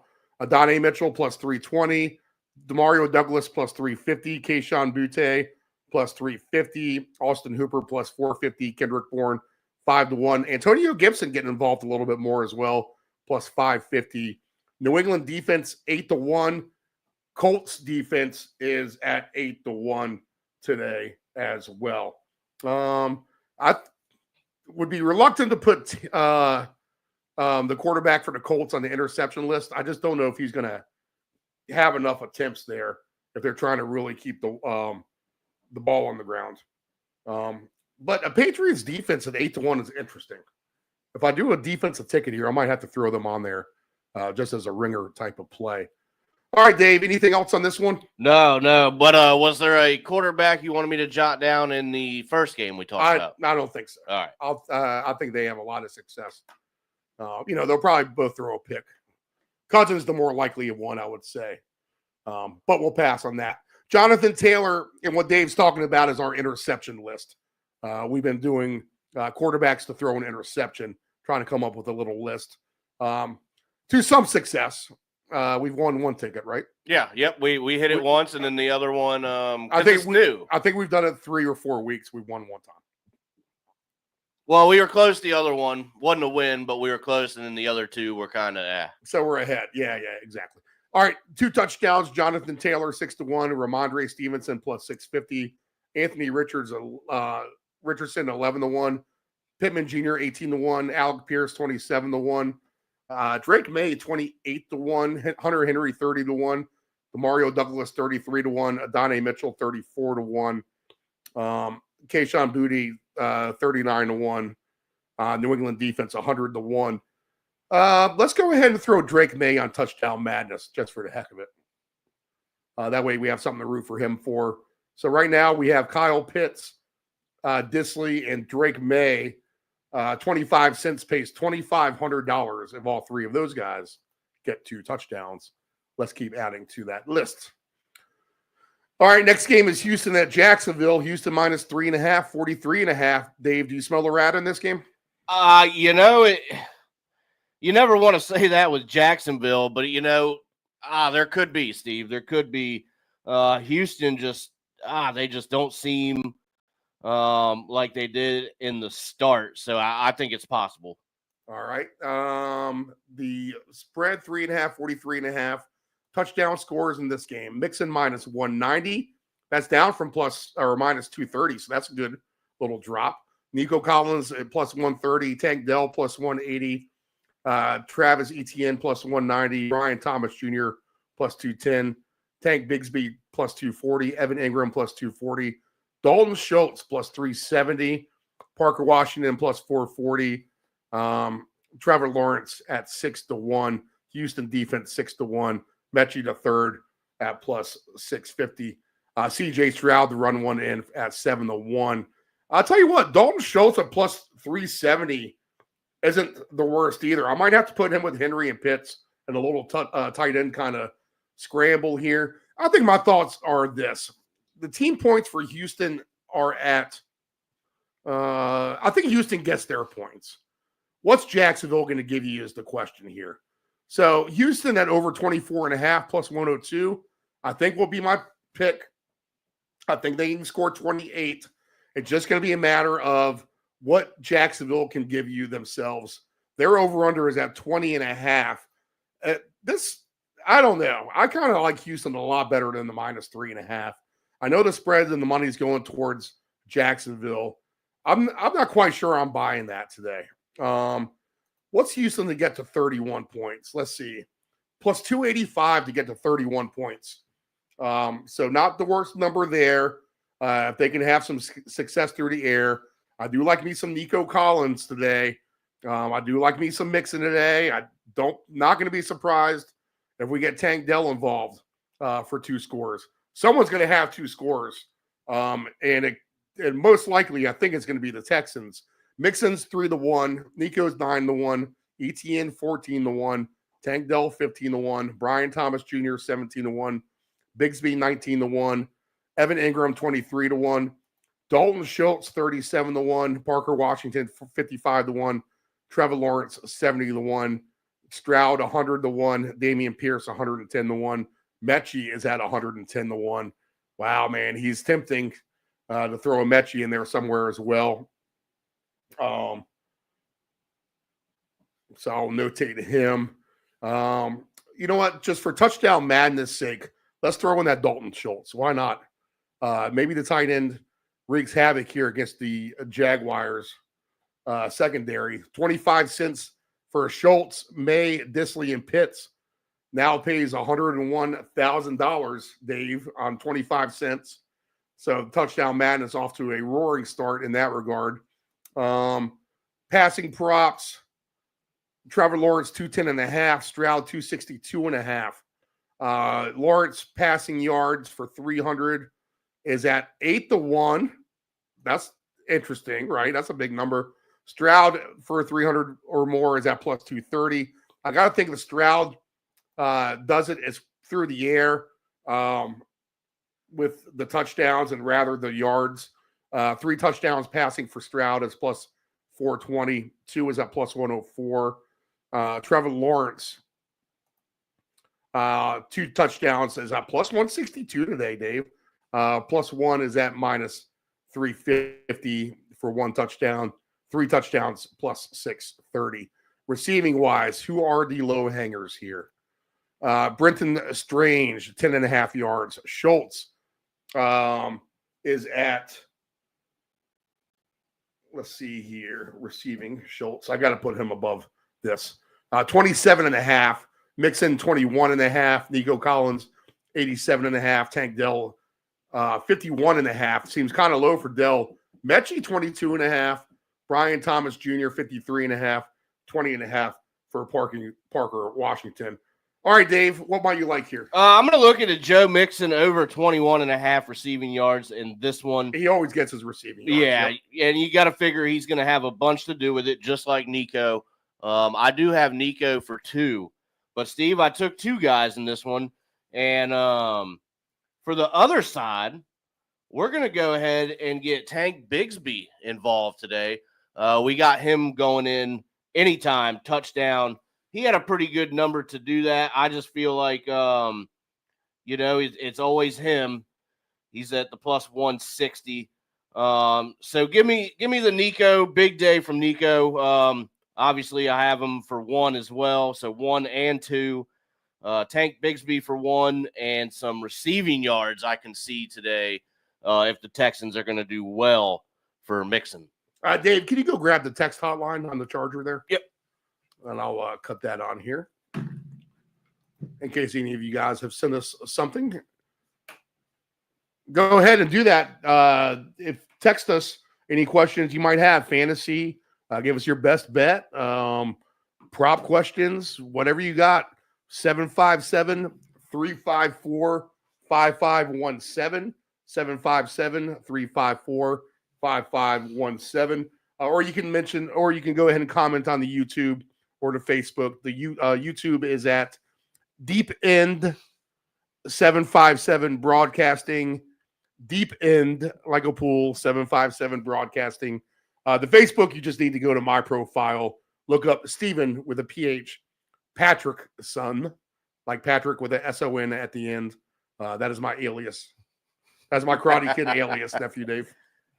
So my man Willie, shout out to him at the pool company when we were ordering Philly cheesesteaks at the Philly style off of Tidewater Drive. They asked him his last name, and he said Smoke. And I started laughing, Smoke. And he goes, always using the alias.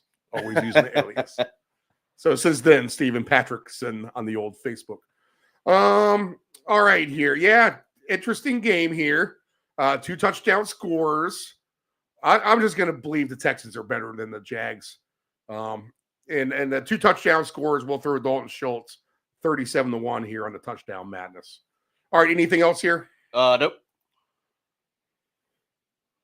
The only other thing I want to look at real quick before we get off of that game, let's look at an alternate number for Dell. He's just at 51.5 yards.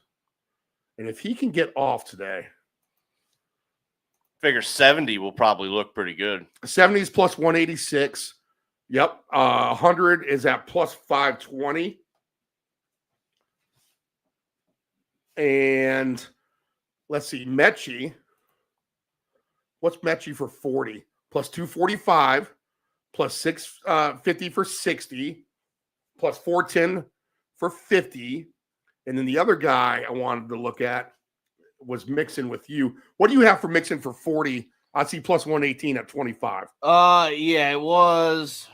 He had a Mixon pushes 40 almost every time, I'm telling you. Mixon for 40, I have plus 275. Okay. I think I'd like a little bit better number on the 40. Maybe just stick to the 25 and keep life simple. All right. Next game on the board, Seattle and the Jets. The Jets now the favorite minus 1.5. Over under is at 41.5. Seattle was the favorite. So this is late movement on the Jets here. That's interesting. Big point spread movement late. Don't lay the 1.5, people. If you're the favorite there, I mean, you're asking to get burned winning by 1. Take the money line. On the flip side, take the plus 1.5 over the money line if you like Seattle. That extra 1.5 points could win that thing for you there at the end of the day. All right, touchdown scores for this game. Kenneth Walker minus 105. Breece Hall, even money, 100 to win 100. Devontae Adams, is he healthy though? Devontae Adams plus 145. Garrett Wilson plus 190. DK Metcalf plus 210 is a great number for him today. Jackson Smith and Jigba's plus 220. Let me write down Metcalf as I go. Trying to be smart about this today. Smith and Jigba plus 220. Braylon Allen now down to plus 340. He was over 4-1 yesterday morning. Tyler Lockett plus 350. Conklin's an interesting number at plus 460. I have him somewhere already. I don't think I need to play him again. Charbonnet 5-1. Noah Fant plus 550. Geno Smith is at 7-1. The Jets defense is 9-1 for a touchdown. The Seattle defense is at 9-1 for a touchdown for them. Let's see. Coach Dale liked the under. I kind of like the over here. It's down to 41.5 as well. I could see points in this game, Dave. I mean, what's your first thoughts? Yeah, I could definitely see points. I mean, that is, when you see a total like that, usually there's a reason, but yeah, if these two can just get going, I have a feeling that Seattle can. I guess because it's a cross-country trip, they have the Jets favored at home. I just like the Seahawks in this spot. Walker for 1 and 2 was a play for me. Steve, the prop. I played the prop in this one too. the touchdown and field goal prop, each team, each half. Good call. Yep. You know, it just kind of has that feel to it. If the Jets can just get 10 points to keep that alive to go to the second half. I don't know, Steve. We'll see what happens here, but I like Seattle in this spot against the struggling Jets. All right, we're going to get some interesting numbers here, too, that we can play on. Let me go through the 2 touchdown scores first. Kenneth Walker's plus 650. Breece Hall plus 650. Devontae Adams 11-1. Garrett Wilson 16-1. Smith and Jigba is 18-1. Why is he a favorite over Metcalf? That makes no sense to me, to be honest. DK Metcalf at 20-1, Dave. I think we throw him on this touchdown madness ticket. Give this thing some real life. Right. So touchdown madness is our obscure guys to get 2 touchdowns, although not very obscure this week. I mean, this is a little bit more scientific. So far, we have Will Dissly, Drake May, we have Kyle Pitts, Dalton Schultz, and DK Metcalf. 10 cents wins $903,000 if all those guys can get it. But do what the name of the program is, guys. Do the round robin style here. If we do 3-game parlays, our average payout is over $1,000 on 10 cents. If we have 2 4-game parlays, we're getting about $35,000 if 4 of these guys hit, and the whole enchilada is $903,000 altogether. Let's see, 25 cents will win us over $100. I'm going to reboot these guys for a bigger play, but I'll keep these in its own little $3.25 bet to win a $991,000. Dave, how about that? That's what you call touchdown madness. Touchdown madness. And these guys could do it. Here's some other good, interesting numbers on this one. Rodgers is all the way down to 219.5 passing. Geno Smith 236.5. So if these guys can get off today, and we do get points, Rodgers is at plus 640 for 300 yards. Geno Smith for 300 yards is at plus 410. And obviously you can take 275 if you'd like. Even Rodgers at 250 yards is at plus 194, plus 360 for 275. So all those are interesting to me. I think Garrett Wilson could have a big day. Rodgers for 2 touchdown passes is at plus 132. I'm going to put him on my list of quarterbacks to throw for over 1.5 touchdowns today. Geno Smith is at plus 134 for 2. And I think he can have 2 today, touchdown passes, unless Kenneth Walker goes ahead and counterfeits him down at the goal line at the end of the day. So some good numbers there. You're going to get some other low-hanging receiver numbers as well. Charbonnet is just 7.5 receiving. Noah Fant, 21.5. Kenneth Walker for 22.5 yards receiving. I think you can take him to 25. DK's at 58.5. That seems low to me. So let me put him on my receiver list of yards that I can go alternate over with. DK Metcalf for 100 yards receiving today is at a nice hefty plus 390, Dave. How about that? Breece Hall is at 29.5 baseline. Lockett 32.5. Smith and Jigba 55.5. Tyler Conklin 19.5 seems low to me today. Does, yep. I think we might get Conklin back involved, and for him to get 40 yards today is at plus 360. So we're going to notate that. 5-1 or 50 yards or more is at plus 630 for him. Devontae Adams 60.5. Garrett Wilson 58.5. I see Garrett Wilson getting 100 yards or more potentially today. His number is at, for 100 yards or more for Garrett Wilson, a nice plus 410. So another guy I can put on the list here of 100 yards or more, or to find a good hefty alternate number of like 70 yards or something like that at plus 140. So some good numbers there, I think, involved in this game. Rushing wise, Braylon Allen 25-1, Charbonnet 14.5, Geno Smith 14.5, 57.5 for Breece Hall, 60.5 for Walker. So, Dave, what else here? I like the Conklin number. I'm gonna go ahead and take the baseline at 20.5 over here for me. I like that number. We'll go ahead and play that and see if he can't get, like you said, back involved and get us 22 yards. All right. My list is getting longer and longer. That's why we do this program, guys. I mean, we might have our first thoughts on Monday. Things come to mind on Friday when we're listening to our stuff all week, and then we're starting to think about Sunday. And then come Sunday morning, you have that extra wave of thought that kind of hits. And a lot of times that's where the payoff hits. And honestly, you carry this through the live lines too, because if you don't like what you're seeing so far, refire with some of the same stuff. And that's what we did last week to come out with our weekly winner, getting James Conner and Dontavian Wicks receiving yards in that second half was big for us. All right, so I think a potentially fun game here with the Jets and the Seahawks. All right, Steelers and the Bengals. Bengals now -3, 46.5. Dave, what do you like in this game? This is an interesting one, Steve. Let me see what I have here. This is another prop game for me. I feel like Cincinnati is just a little bit better than their record indicates. We have a divisional game here, so each team for a touchdown and a field goal each half. We're going to go ahead and give that a ride here. I could certainly see it. Other than that, we have Najee going in.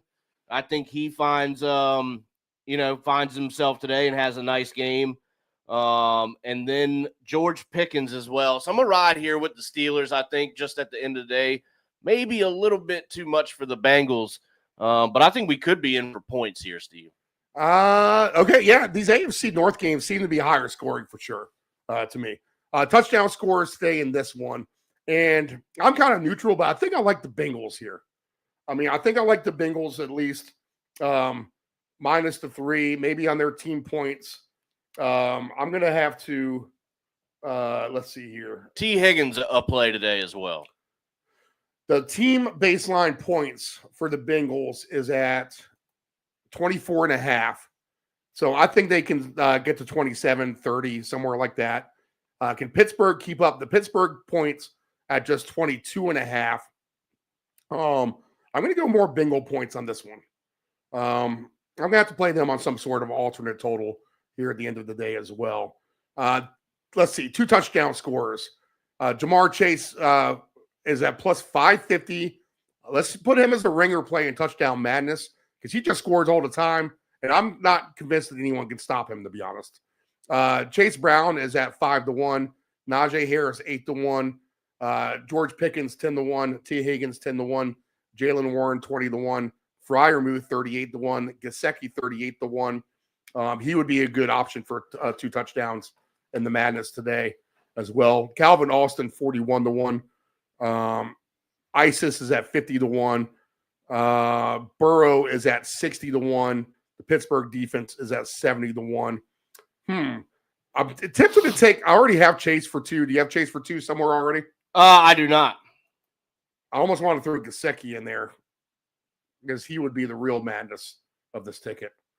Oh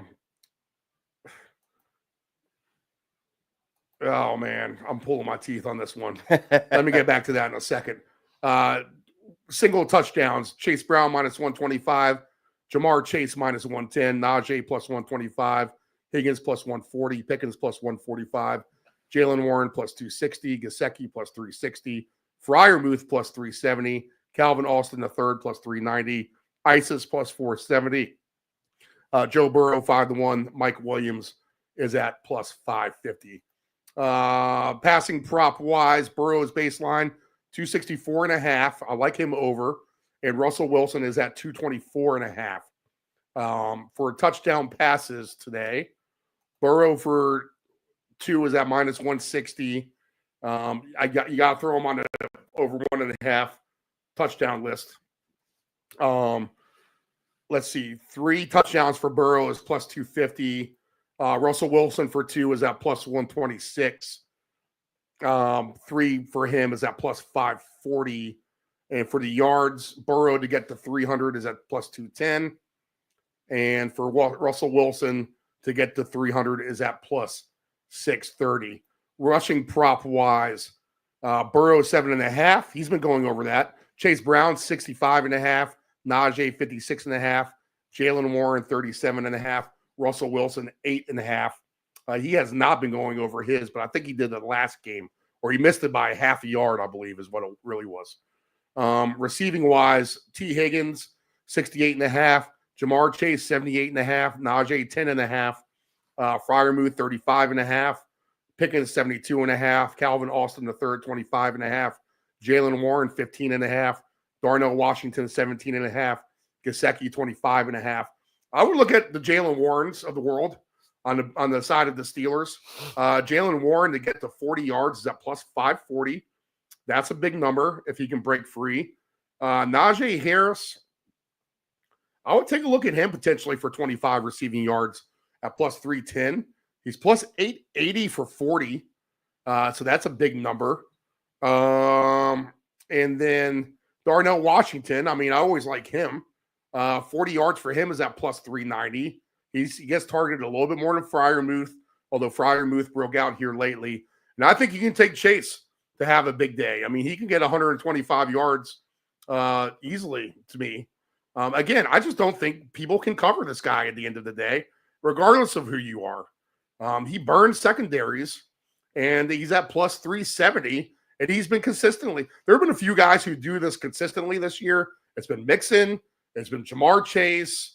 It's been, Henry for the most part. Right. At times. It's been Dobbins for the most part at times. But Jamar Chase plus 370 at 125. Why not? Throw him on the list somewhere for me. All right, Dave, what else here? Not much, Steve. I think it's a divisional game, and again, I think we're in for points. I really do. Team totals might be a way to go here as well. And Jalen Warren. Whatever those team totals. So 24.5 for Cincinnati and 22.5 for Pittsburgh, I believe. Yeah, yep. All right, so should be a good game. All right, what else do we got? 1 o'clock here. We got 2 more 1 o'clocks. I think we'll take a quick break, and we'll come back and we'll finish the rest. Tennessee and the Commanders, Dave, 6.5, 44.5. Man, you guys were disappointed the last few weeks, and especially just the way these games have ended. You won on that Hail Mary, and now, man, that looks like a much-needed victory at this point. Oh, it absolutely is. What has happened here. So what's the state of the union of your Commanders right now? Well, Steve, it's against the Tennessee Titans team that, their record indicates they're not very good. I think maybe that they're a team that's a little bit better than their record may indicate. You can at least see some effort from them. And with Arizona nipping on the heels of Washington right now, this game becomes a whole lot bigger. You really need to win this game, Steve. So they need to focus, and hopefully we see an angry team that's tired of the way the last 3 weeks have gone, and they really come out here and put it on them, and that's what's going to have to happen if they want to hold that last spot. If they can get a win today and Minnesota beats Arizona, you give yourself a little bit more breathing room. But you got to take care of the games you're supposed to win with a bye coming up next week, Steve. So, again, hopefully we see an angry Washington team that just comes out and really takes it to Tennessee. A lot of love for the Titans, which makes me want to go the opposite and take the Commanders, to be honest. So Washington minus 6.5. And I played the Commanders for the most part until just recently, so I may be just stepping away from the bandwagon at the right time for myself. The Commanders 6.5, 44.5.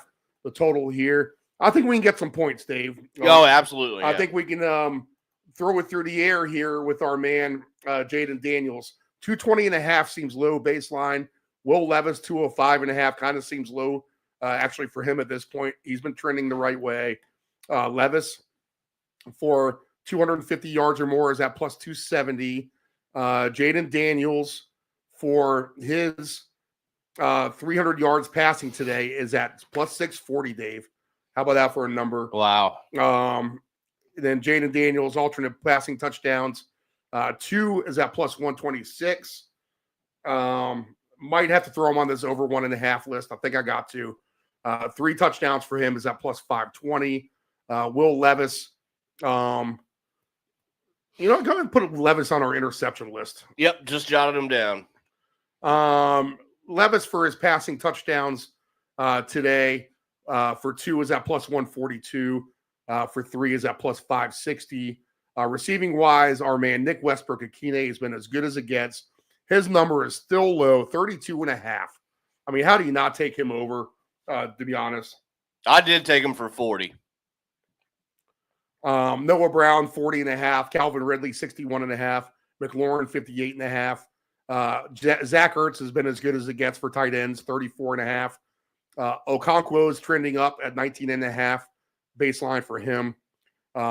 So his alt number is going to be interesting. Tyler Boyd, 22.5.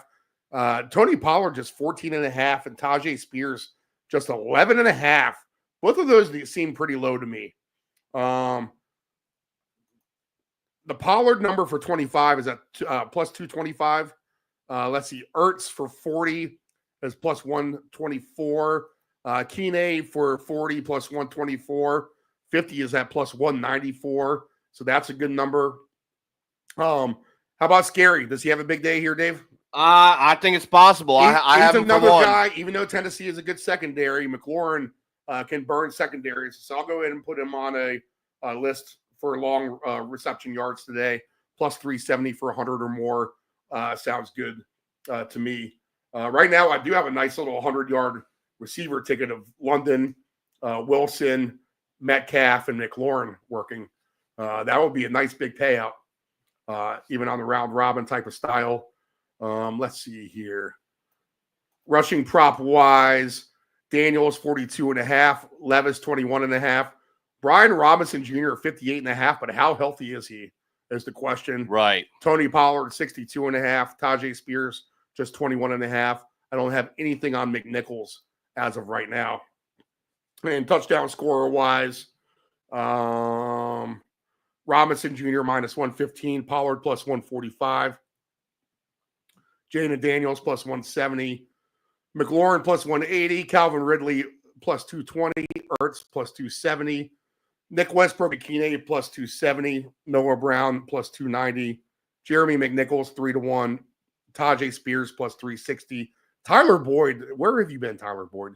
I say that every week now. Plus 490, Will Levis plus 550, Okonkwo trending the right way at plus 600. I'm going to have to put him on a touchdown tight end ticket, I think, as well.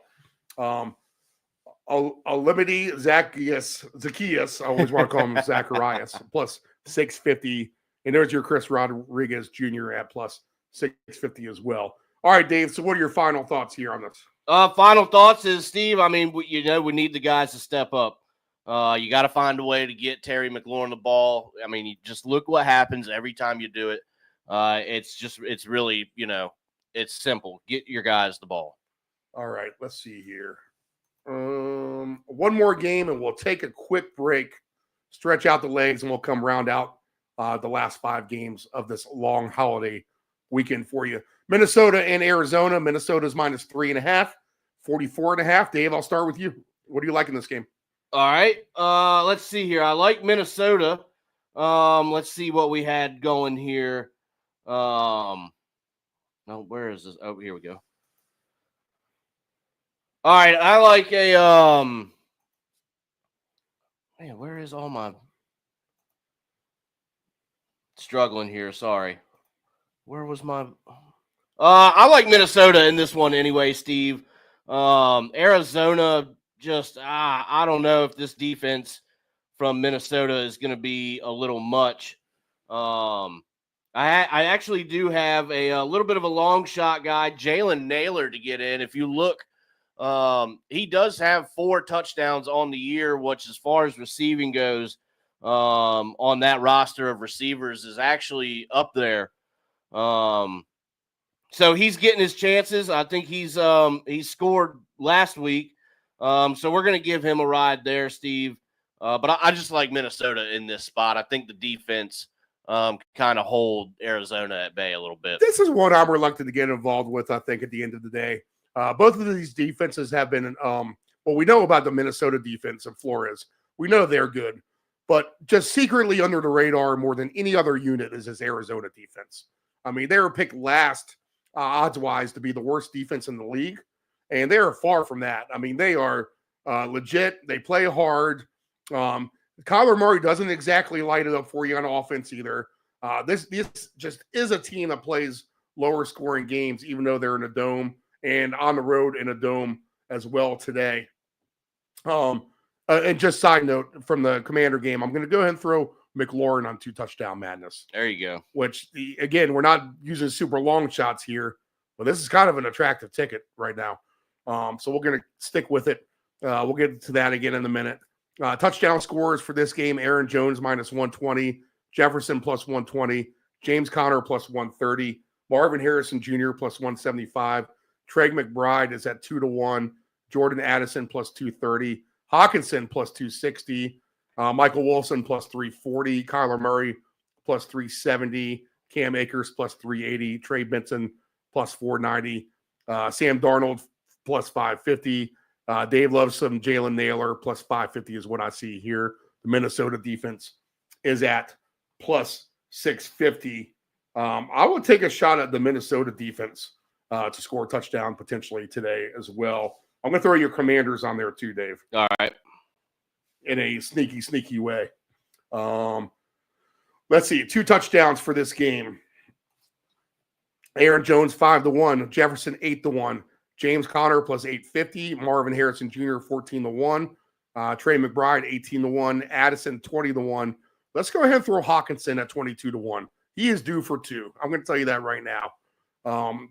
So TJ Hawkinson could go be our last play of the 1 o'clock touchdown madness here and fill out this nice long ticket we have going right here. A very long ticket. 22-1 for Hawkinson, 36-1 for Akers, Michael Wilson Jr. 36-1, Kyler Murray 36-1. Passing prop wise, Darnold's 252.5, Kyler Murray 224.5. I'm going to be reluctant on both of those. Darnold plus 280 for 300 yards. I just don't want that. Kyler Murray for 250 yards or more is at plus 168. I just don't want that. Kyler Murray, 2 touchdowns plus 134. 3 is at plus 540. Darnold for 2 is at minus 115. Plus 350 for him for 2. Rather just take Justin Jefferson for 2 at the end of the day if I'm going to throw him in there. And he's got to be auto play at least for a touchdown. He's on the do list as well to score today is Justin Jefferson. But, Darnold hasn't been that great. And showing chinks in the armor are the Vikings offense. Aaron Jones rushing 66.5. He could have a big day if they just feed him the ball. Cam Akers 18.5. James Conner seems low at 46.5 to me, rushing wise. Trey Benson 18.5. Darnold 11.5. Kyler Murray at 23.5. For the most part, this is a pass for me, Dave. I'm going to look at James Conner receiving yards, though, as I always like to play that. And I'm going to look at Hawkinson as well to have a good game. Hawkinson for 70 yards is at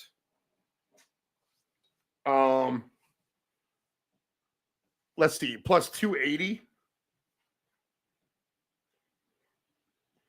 And let's see here. James Conner receiving yards just for 25 is at plus 152. Do you have a good number for 40, Dave? Let's check here. 40 for Conner. Yeah. Let's see here. Why does it do that? Conner. 40 at plus 370. All right. Sounds good. And we'll go ahead and throw Hawkinson on our 2 touchdown madness, which will complete the ticket. So we have for 2 touchdowns to score on this ticket we build during the program, a ticket that we've started to do here midseason that's already won for you guys if you're following along. So we'll take 2 touchdowns for Kyle Pitts, 2 touchdowns for Will Dissly, 2 touchdowns for Drake May, 2 touchdowns for Dalton Schultz. And I always recommend you have a pen and paper when you're listening to this program handy. 2 touchdowns for DK Metcalf, 2 for Jamar Chase, 2 for Terry McLaurin, and 2 for TJ Hawkinson. We're going to go ahead and throw on 20 cents for the 3-game parlays. All right, and that pays out a total of $94,000. So on the average, almost $2,000 each. If 3 of the 4 can hit, and then we'll go ahead and play the 4s. If somehow we get 4 of these guys, we have 55 different wagers going in for a combined $908,000. So 4 is what we want. This whole bet is $14.95. If we sweep the board, we win right at $1 million. All right. So again, those guys, just in case you're out there listening, I'll give you a second to grab your pen or paper, or you know what, just go ahead and mark this 10:46 into the program. So exactly 3 hours and 46 minutes into the show. 2 touchdowns again, Kyle Pitts, Will Dissly, Drake May, Dalton Schultz, DK Metcalf, Jamar Chase, Terry McLaurin, and TJ Hawkinson. All right, we'll clear the slate and we'll reboot for that. All right, Dave, any final thoughts on the 1 o'clocks? No, there should be some entertaining games here. We're hoping Minnesota can take care of business. We may end up needing their help. All right, we'll go ahead and cue up our house band, the Pie Tasters. We will take a pretty quick break here. Bear with us. Don't go too far. And in fact, let me get a little bit longer of a commercial here. Yeah, we'll go ahead and do this one. Why not?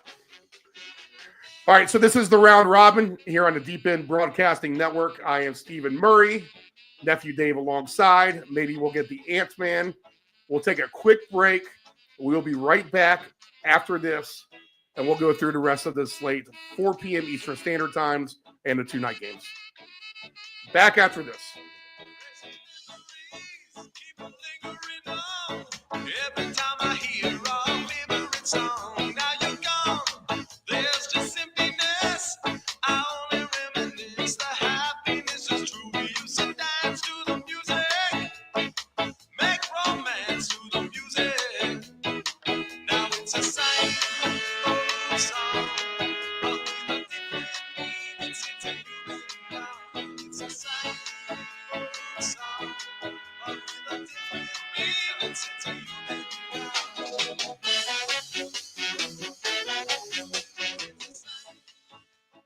Control your alcohol. Don't fight. Don't drink and drive. Your one punch could kill someone. It happens. If you're behind the wheel, you may think you are fine, but then the other driver is under the influence of texting, and then you are done. Control your alcohol. Know your gambling limits. Don't ever bet what you can't cover. Wagering on sports is only fun when you do it the right way. Not every bet will win. When you get on a bad run, know it and avoid trouble. Know your gambling limits. It is estimated that 23% of car accidents each year involve a cell phone. That's 1.3 million accidents a year. Reaching for your phone, you are 4 times more likely to crash. Dialing on your phone, 2.8 times more likely to crash. And texting on your phone, you are 23 times more likely to crash. Attentive drivers are safe drivers. Hey, does your home have algae or stains on the siding? Is there grime built up on your deck or brick patio? Coastal Pressure Washing Services has a warranty of professional services. From pressure washing to window cleaning to deck and fence staining, as well as dryer vent cleaning, you got it all. Call Coastal Pressure Washing at area code 757-439-9810 or visit our website at coastalpressurewashing.net. Again, call Coastal Pressure Washing at area code 757-439-9810 or visit our website at coastalpressurewashing.net.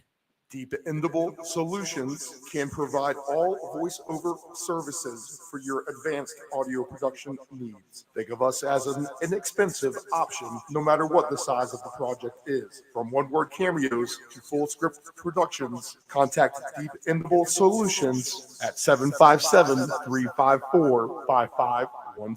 Family owned and operated, CP Shuckers Cafe and Raw Bar specializes in delicious cuisine, refreshing drinks, and a laid-back atmosphere. We opened our doors in 1995 and have enjoyed being a place to either relax or celebrate ever since. Whether you are in the mood to indulge in a great meal with your friends and family or watch the game, we promise that our inventive menu, attentive service, and skilled bartenders will have you truly satisfied. Both of our locations have spacious outdoor patios for enjoying the breeze and catching a little sun. Our friendly staff at CP Shuckers will make your next dining experience a pleasant one by delivering personal care. We are open until 2 a.m. Full menu will be served until 10 p.m. and late night limited menu until 1 a.m. For larger parties, please give the location of choice a call. Pacific Avenue, 757-425-8676 or Shore Drive, 757-412-2929. More information at cpshuckers.com. Thank you for your continued support and have a shuckin' good time. Do you want to advertise with Deep End Broadcasting? Send us an email at deepend757@yahoo.com. That's deepend757@yahoo.com. Text the round robin your questions, comments, wagers. Give us a reason. Sleeper fantasy play, your best alternative line, whatever you have. Text the round robin 757-354-5517. This is the Deep End Broadcasting Network.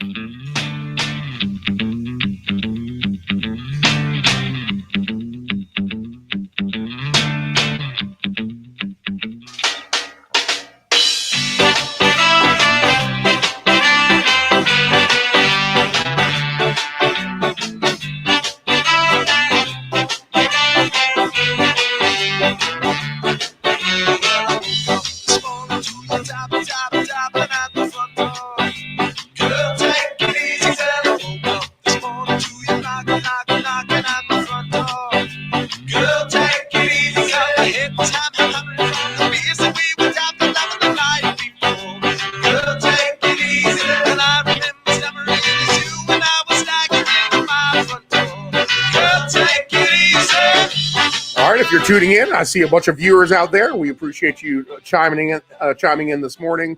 That is our house band, the Pie Tasters. This is the Round Robin. I am Stephen Murray, your host, sports wagerer and bookmaker of 65 years combined experience.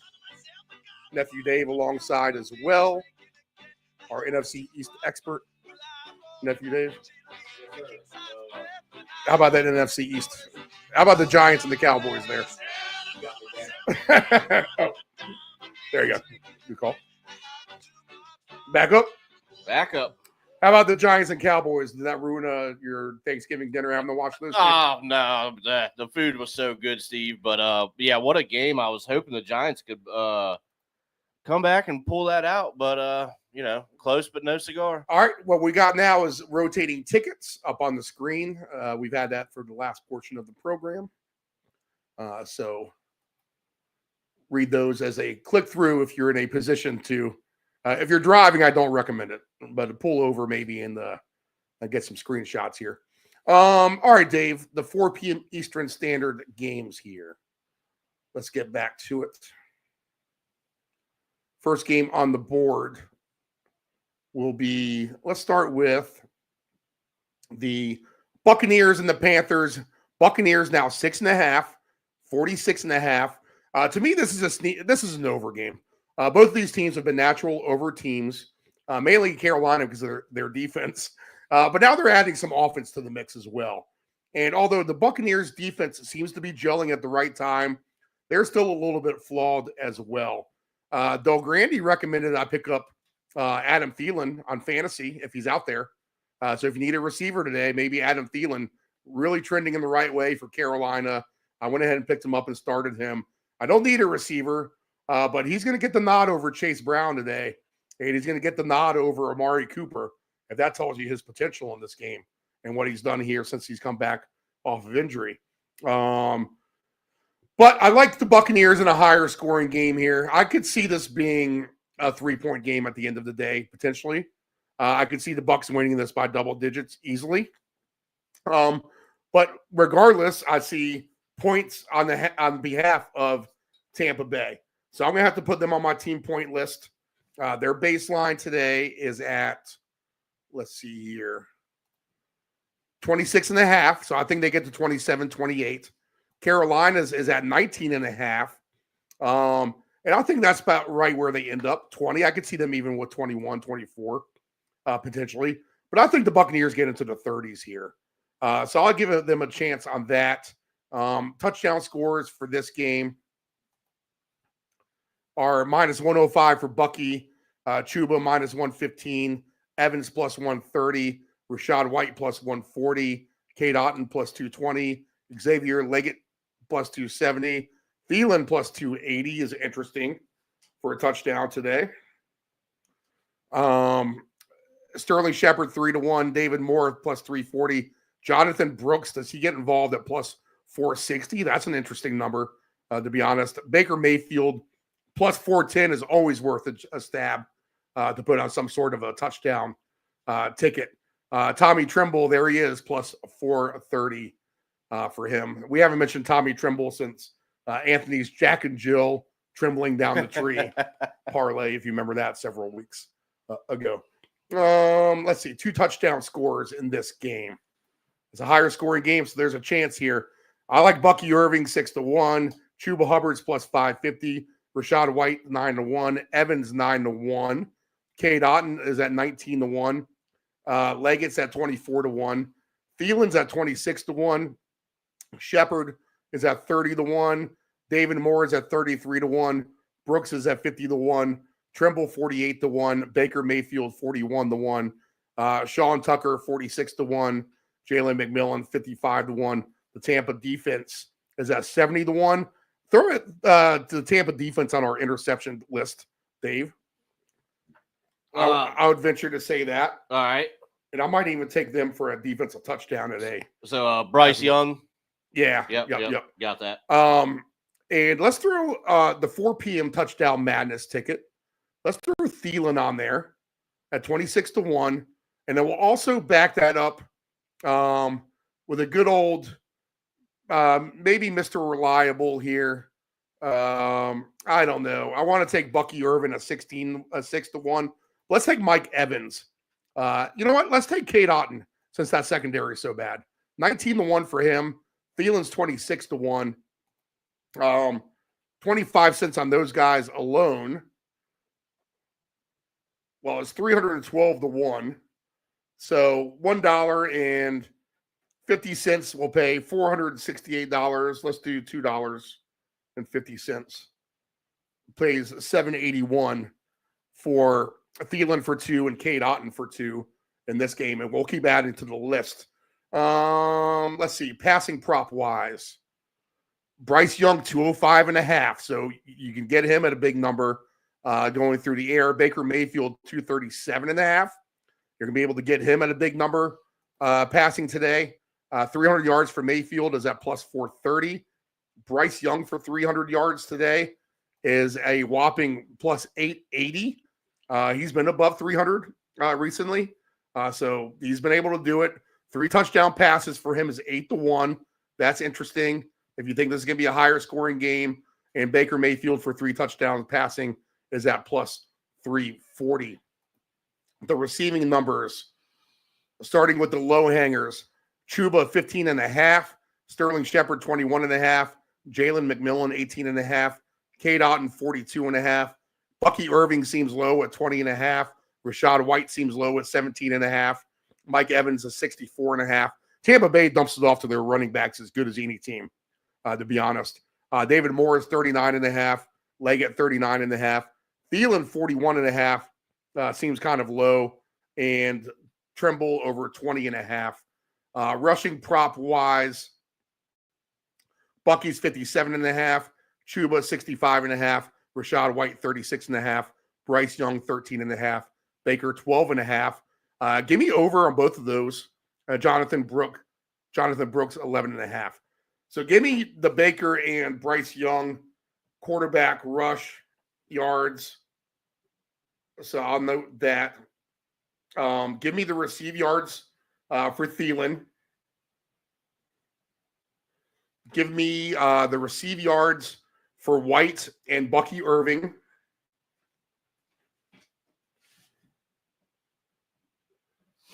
And give me the over in this game. What do you like, Dave? I like the over as well. I think we have room to move it. I really like the Baker and Cade Otton connection here. I have Otton to score on an anytime ticket. Baker for 25-plus rushing yards at plus 230 looks real appetizing to me as well. It's just part of his game. You lose track of him, you're going to pay for it, and he's going to make sure of that. So I think this could be a prop-heavy game, Steve, and if we want to move this total up a little bit, just to get to 49.5, you got plus 122. I think that's probably what I would do if I'm going to do that, and I may. But I would also like the Buccaneers team total here. Like you mentioned, Steve, both teams that are playing naturally to the over. I think the Bucs here are in a good spot to get a nice team total today. Yeah, good point. Yeah, I think I can add that to the list of my team total, guys. Let's see. They're Buccaneers team points. What do you have for that? So if we go over to the team totals, let's see here. I would go into Steve, I would go to maybe 32 at plus 215. Yeah. They're over 26.5. So I'm going to do an alternate of some of these guys. I'll take a look at it. But I think Tampa's on the list to move up, even that number up some. Other candidates to go through the roof on their point total, I think, is Atlanta, even the Rams per se. We'll get to that game in a minute. But give me the over and give me those props, like I said. Give me both the quarterbacks rushing. I haven't looked too much of those yet today, but I'm going to throw those on there with those low numbers and look for an alternate number, see if I can get them both to pay off on a nice ticket together. And then I'll take the Thielen, the Bucky. I'll take the Rashad White receive yards, and I'll definitely take Cade Otton to get into the end zone, and Cade Otton 4-2 on the list as well. Dave Del Grande loves Mike Evans for a touchdown. I can't fault him there, but I think plenty of touchdowns to go around for Tampa today. Yeah, absolutely. All right, next game on the board is the Rams and the Saints. And the more I look at this, the more I like the Rams, just from the injury standpoint of the Saints alone. I think the Rams are a better team than the Saints. So I'll lay the 2.5. If you need to do $1,000 bet to win $1,000 on a team, old school style, for the point spread, your one bet 5-star lock of the week, I think the Rams are it for me, to be honest. So I'll take them. Kyron Williams minus 210 for a touchdown. Kamara minus 155. Taysom Hill plus 120. Cooper Kupp plus 125. Nakua plus 135. I mean, that's it. That's all these names. And the talent-wise, we're just on the better side with the Rams here. Puka 135. Valdez Scantling plus 290. DeMarcus Robinson plus 340. Kevin Austin Jr. plus 410. Juwan Johnson plus 500. Mims is at 6-1. Jamal Williams looks like he's back from whatever injury he had, 6-1. There's our man Foster Moreau, though, at plus 650. And Tutu Atwell is interesting at plus 750 as well. Colby Parkinson, wow, 9-1 for him for a touchdown. So there are some Ram guys who are paying big time here today. I'll go ahead and add some of these guys to the list. Moreau, let's see, Parkinson maybe on a long shot. If you have some long shot tickets, those guys would really fit in nicely. Receiving prop wise, what is the Foster Moreau alternate over here? Do I have one available? Yes, I do. for 40 yards for Foster Moreau plus 330. I'd like a little bit better than that, to be honest. I feel like that's actually paying somewhat low today. Valdez Scantling, baseline 35.5, Moreau 18.5. DeMarcus Robinson, just 26.5. He's our guy, but he did have a DUI. So I'm wondering about if they're going to sit him a little bit more today. Right. Try to teach him a lesson. Allegedly having a DUI, right? So 26.5. I think I'll just lay off of DeMarcus Robinson, although we like to play him. Juwan Johnson's 25.5. Kyron Williams receiving yards 12.5. I would take a look at that over today, to be honest. Yeah, there's some good numbers on him. 25 anyways at 225. Yeah. What do you have for 40? For 40, man, that is a really nice number, 6-1. Yeah. So I'll take a look at that. I could see that scenario today playing out where they dump it off to him to get a couple long runs. He's done it before. He hasn't done it much this year, but you got to think at some point, kind of like the Denver Bronco tight ends who never catch a ball, Kyron Williams will have a big day receiving. Pollard wasn't doing it for a while for Tennessee, and then they started to get him involved. So guys will lay dormant and then come alive on you at any given time. That's when you want to jump on them. That's when you're getting the big prices. That's when you're going to win some bets because things are zagging when you should be zagging instead of zigging to get a win, if that makes sense. All right. Let's see. Rushing prop wise here. Kamara 64.5, Kyron 82.5, Taysom Hill 31.5. And then passing wise, Matthew Stafford 261.5, Derek Carr 223.5. I would look for Stafford and his 3 touchdown passes at 3-1, to be honest. And Derek Carr for 3 touchdown passes plus 520. I'm going to lay off a Carr today, but even Stafford at minus 132 for 2 touchdowns seems attractive to me. I'm going to have to throw him on that list. Go ahead and throw David Carr on our interception list too. Why not? He's due for that. How many quarterbacks do we have on there? 3? We have 3 at the moment. We'll have to review that as we get off the show. Who are the 3 interceptors we have right now? Levis, Young, and Carr. Okay, that's a good list.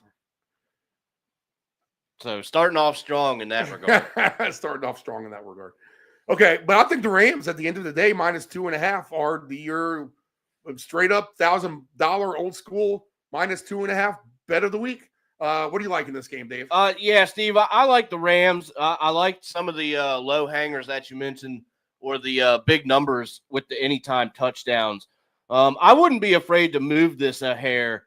Maybe minus 5.5 for the Rams, plus 131. Not the biggest number, but certainly achievable. If you look into the standings, really neither team out of it quite yet, but the Rams in a much better spot division-wise and wild card if they can get, just a little bit of help and take care of business, then they're, really not far from the playoff picture. So I think that they have a lot more motivation here coming into New Orleans. And I think at the end of the day, they're just a little bit too much for that New Orleans team. Yeah, I agree. 2 touchdowns. Kyron Williams plus 260. Kamara plus 360. Taysom Hill 8-1. Cooper Kupp plus 850. Nakua plus 950. DeMarcus Robinson 30-1. Valdez Scantling 30-1. Kevin Austin Jr. 55-1. Davis Allen 70-1. Blake Corum 70-1. Juwan Johnson 70-1. The Saints defense 75-1. Colby Parkinson 120-1. Foster Moreau 90-1. Tutu Atwell is at 120-1. Mason Tipton 130-1. For touchdown madness sake, we'll throw in Foster Moreau.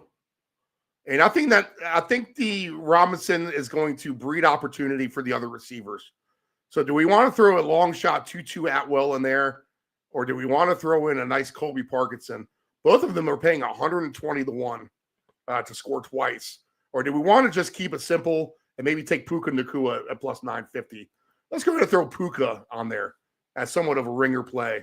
So right now we have on in our little round robin, Puka, Foster Moreau, Cade Otton, and Adam Thielen, all for 2 touchdowns.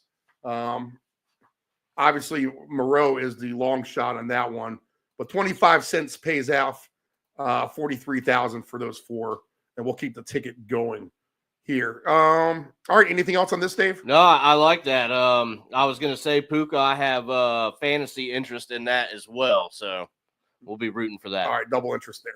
Okay, Philadelphia and the Ravens. Why don't you break down this game for me? What are you thinking here? This could be a really good game there in Baltimore. I hadn't got to quite the lines yet, but it's hard to go against the Eagles right now. Plus 120 on the money line. I think that you have to give that consideration with the way that they're playing. Now you're probably going to have a hard time finding some numbers. I mean, touchdown score for, 2 featured backs with Henry and Barkley. I mean, they go as this, minus 220 anytime, plus 255 for 2 for Henry. And then you go to Saquon, you have minus 180 anytime, plus 300 for 2. So, I mean, that kind of writes the script of the game right there. I think they're both heavily involved. So you can probably get in. If you want to go for 2 with either of them, I think that's probably a safe play. But Steve, at the end of the game, end of the day, this should be a fantastic game. This reminds me of the Buffalo Philadelphia game last season, where it was 37-34.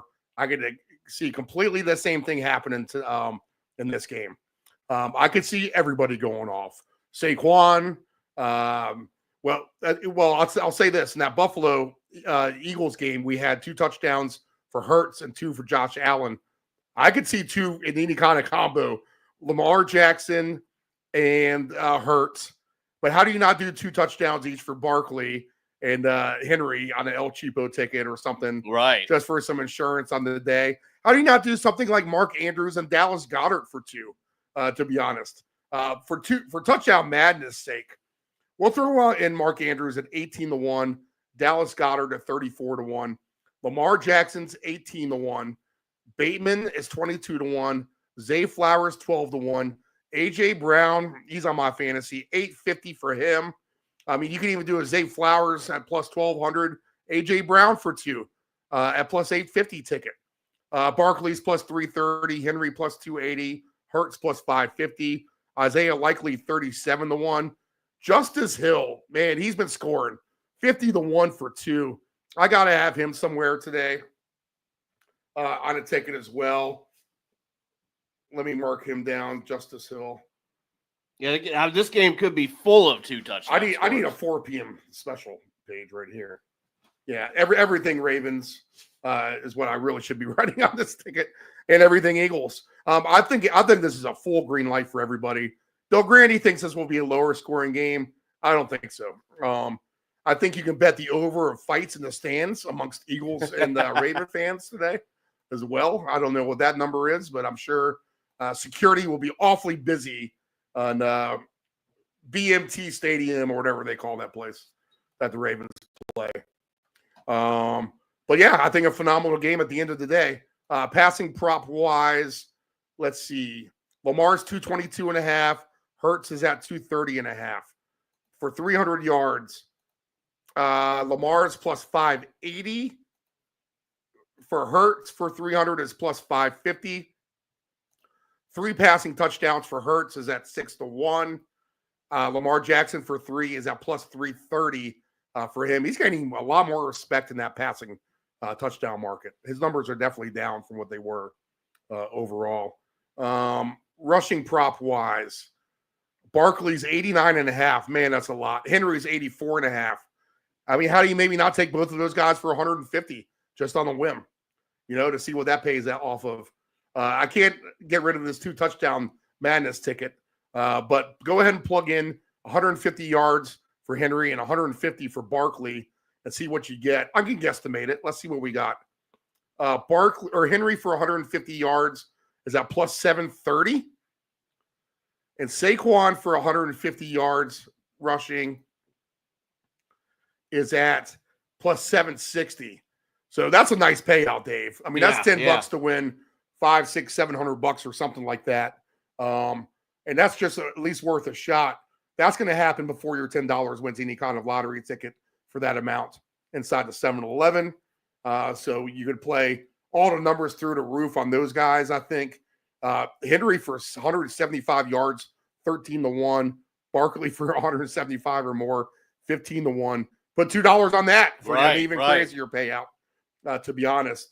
But I think you got to play the combinations here and hope you hit a couple and really hit a nice little jackpot on this game, I think. It's set up. I mean, by all means, it is set up to do that. All right, the night game is Buffalo and San Fran, 6.5, 44.5. Weather beware. 49ers stumbling coming into Buffalo. Tough environment to play, especially if it's windy. McCaffrey is minus 125 for 2. James Cook is minus 110 for 2. Josh Allen plus 105. Keon Coleman plus 190. Amari Cooper plus 190. This is all for 1 touchdown. I'm sorry, not 2. Clear Shakir 2-1. Debo Samuel plus 230. Kittle plus 250. He's an Iowa boy. He can play in this stuff. Dawson Knox plus 280. Still no Kincaid. They do get Matt Milano back on defense. Jennings 3-1 for a touchdown. Curtis Samuel 5-1. Mac Hollins plus 550. Maybe Ray Davis gets involved here at 6-1. Kyle Juszczyk 13-1 for a touchdown for him. Purdy's been rushing the ball a little bit. 7-1 for a touchdown for him. The baseline today is for the Bills 26.5. 49ers is at 19.5. I don't know if the Bills win this, get a ton of points here. I feel like this is like a 24-13 game or something like that. I think you might see a lot of James Cook in this game, to be honest. Rushing prop wise, just a death by bludgeoning. Cook at 63.5 seems light to me. I think you can boost him up to 100 yards and a nice payout. Josh Allen's 36.5. Christian McCaffrey 63.5. 19.5 for Purdy. The last thing you want to do is make mistakes. And I don't know. I think the Bills have enough weapons. They could really win this game any way that they want here, Dave. I couldn't agree more. I like Buffalo. I really do.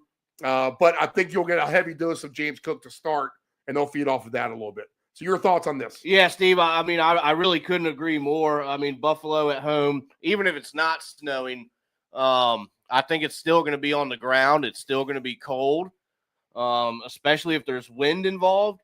This is just an environment for Buffalo that, it's home for them. They know it. They know how to play in it. I know it's the 49ers. We still think they're a decent team. But with everything going on here, it's just too much for them coming across country into the snowy land of Buffalo there. So I would take the under. I would actually maybe even move it down if we want to do maybe some kind of, which I don't usually play, but just for the sake of it, if we wanted to do under 38.5 plus 184 for that, I think the Buffalo defense is just going to be too much over there for San Francisco. All right. Let's see here. Passing wise, Allen's 219.5. Purdy's 226.5. Josh Allen for 3 touchdowns is at plus 390. I actually might play that. Purdy for his 3 touchdown passes plus 820. Josh Allen passing yards for 300 is at plus 640. Man, what if they come out and just throw the ball all over him too? Right. Brock Purdy, 300 yards or more, is at plus 580. The receiver numbers, Pearsall is just at 17.5. Kittle, 47.5. James Cook seems light at 17.5 to me. So I'll have to notate him. that's something I might overlook. Dawson Knox 23.5, Shakir 55.5, Jennings 53.5, Debo 42.5, McCaffrey 30.5. You got to think the McCaffrey receive yards are something San Fran's going to try to take advantage of as well. Get McCaffrey the ball in space. I think that's a good game plan. McCaffrey to get to 40 yards is at plus 168. So that's a nice payout for him to do that. James Cook to get to 25 yards is at plus 156. Dawson Knox for 40 yards plus 245. Not bad. Shakir for 60 yards is his baseline payout. Juwan Jennings could definitely be a target. But, man, his numbers are so big now. You need 60 yards at plus 122. I'm just not interested in that tonight. Debo for 60 yards receiving is at plus 198. Debo's a little banged up, though. How healthy is he at the end of the day? Kittle's receive yards, 70 for him is at plus 235. Del Grande lives in San Francisco. He doesn't think this goes well for San Francisco. He's there. I got to trust it's just the Bills at home here, Dave. Yeah, and also, Steve, I think you made a case for it. If this game is primarily on the ground, Christian McCaffrey minus 125 anytime touchdown, and the passing number that you mentioned, I think you have to take these numbers while they're there because they are never these kind of numbers are never there because he is so involved. So I think you have to take a little Christian McCaffrey action too. I think you throw these guys in as your ringer plays, McCaffrey and James Cook. Plus 480 for McCaffrey for 2. James Cook 5-1. Josh Allen 7-1. Coleman's 14-1. Cooper 14-1. Shakir 18-1. Debo 19-1. Kittle 23-1. Dawson Knox 24-1. Jennings 29-1. Ray Davis 55-1. I'm telling you, once Buffalo starts to clinch here and get better and better playoff spots, you're going to start to see a little bit more of Ray Davis here. Even at the end of the game today, he's liable to get a touchdown if the Bills are up big and they want to sit James Cook. So I would look at a Ray Davis touchdown as well. You're getting a nice price for that at the end of the day. Pearsall 90-1 for 2 touchdowns for him. All right, Dave, anything else here? Nope. And what are your thoughts on the Monday night game? Obviously, we don't get into the depth of this one, but so much. Everyone will get their thoughts tomorrow. But Cleveland and Denver, what do you like on this? I think it'll be an interesting matchup, actually, if Cleveland can keep it close. I'll have to dive into this one. Chubb's trending the right way to score. He's plus 165. Yep. Cortland Sutton's been consistent at plus 150. Denver never throws it to these tight ends. But Dave Del Grande says, give him a chance. Maybe in this game. Troutman 6-1. Kroll 11-1. And then our Nate Atkins, our boy Ned Atkins, 20-1 for him. Jameis could be trying to throw this ball all over the park here. Passing wise, he's 230.5. Bo Nix 220.5. Bo Nix to get to 300 yards, plus 640. Nice number. And for Jameis Winston, he is the gunslinger. 300 yards for him. Is that plus 470? Good number, but a tough Denver defense. Interesting game. More interesting than it seems overall. I'm going to think about this more as we go through the day today. All right, Dave, I guess that does it on the wrap. We have Green Bay and Detroit Thursday night too. Any early thoughts on that? Oh, that should be really, really good Thursday football. Yeah, that's a green light for everything, I think, come Thursday night. Play it all, play it all, play it all. All right, so our interception throwers today are? Right now we have Will Levis, Bryce Young, and Derek Carr. I think I'm almost just good with that, to be honest. And then your best chance for overtime today. All right, some overtime action. You know what? I think this one has the potential. The Chargers and the Falcons. All right, I'll take the Steelers and the Bengals for potential overtime. Just because that sounds like an overtime game. It does. But if you want me to go more off the wall here, how about the Eagles and Ravens? Not going very off the wall at all. that has a chance for overtime as well.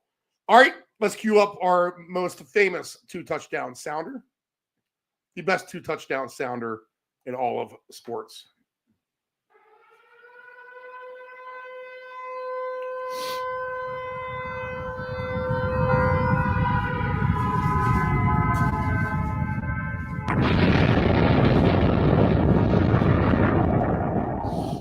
Johnny. 4 weeks. 20 papers, that's $2 plus tip. Gee, Johnny, I don't have a dime. Sorry. Didn't ask for a dime. $2. Yeah, give me 2 pounds and a Ric Flair. It's a jungle out there. You got to look out for number 1, but don't step at number 2. Utah, give me 2. And Jimmy 2 times, who got that nickname because he said everything twice, like. I'm gonna go get the papers. All right, we didn't get to use any of our fun sounders today, so I'll just play a couple for you today. Funny guys, funny show. Fucking damn it. No popcorn parlays. Didn't even come up with a popcorn parlay, Dave. Nope. Straight to business today. So, Dave, 2 touchdown scores for you. All right, we're going to start it off with Jeremy McNichols. I know Robinson's in, but how healthy is he? I think McNichols gets his chances today. Nico Collins is going to be somewhat of our ringer. And then we're going to go with Kenneth Walker III. You could probably call him a ringer as well. And then we're going to finish it off on this ticket, 4 guys every week, Ladd McConkey. All right. I just had a 2-touchdown score guy up here. A good primary ticket for me today is this. Bijan Robinson for 2. Ramondre Stevenson for 2. Nico Collins for 2.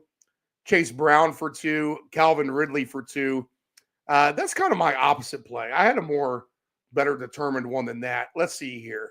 Let me flip on another ticket if you guys have one last gasp here to see what else we played. 2 touchdowns for me.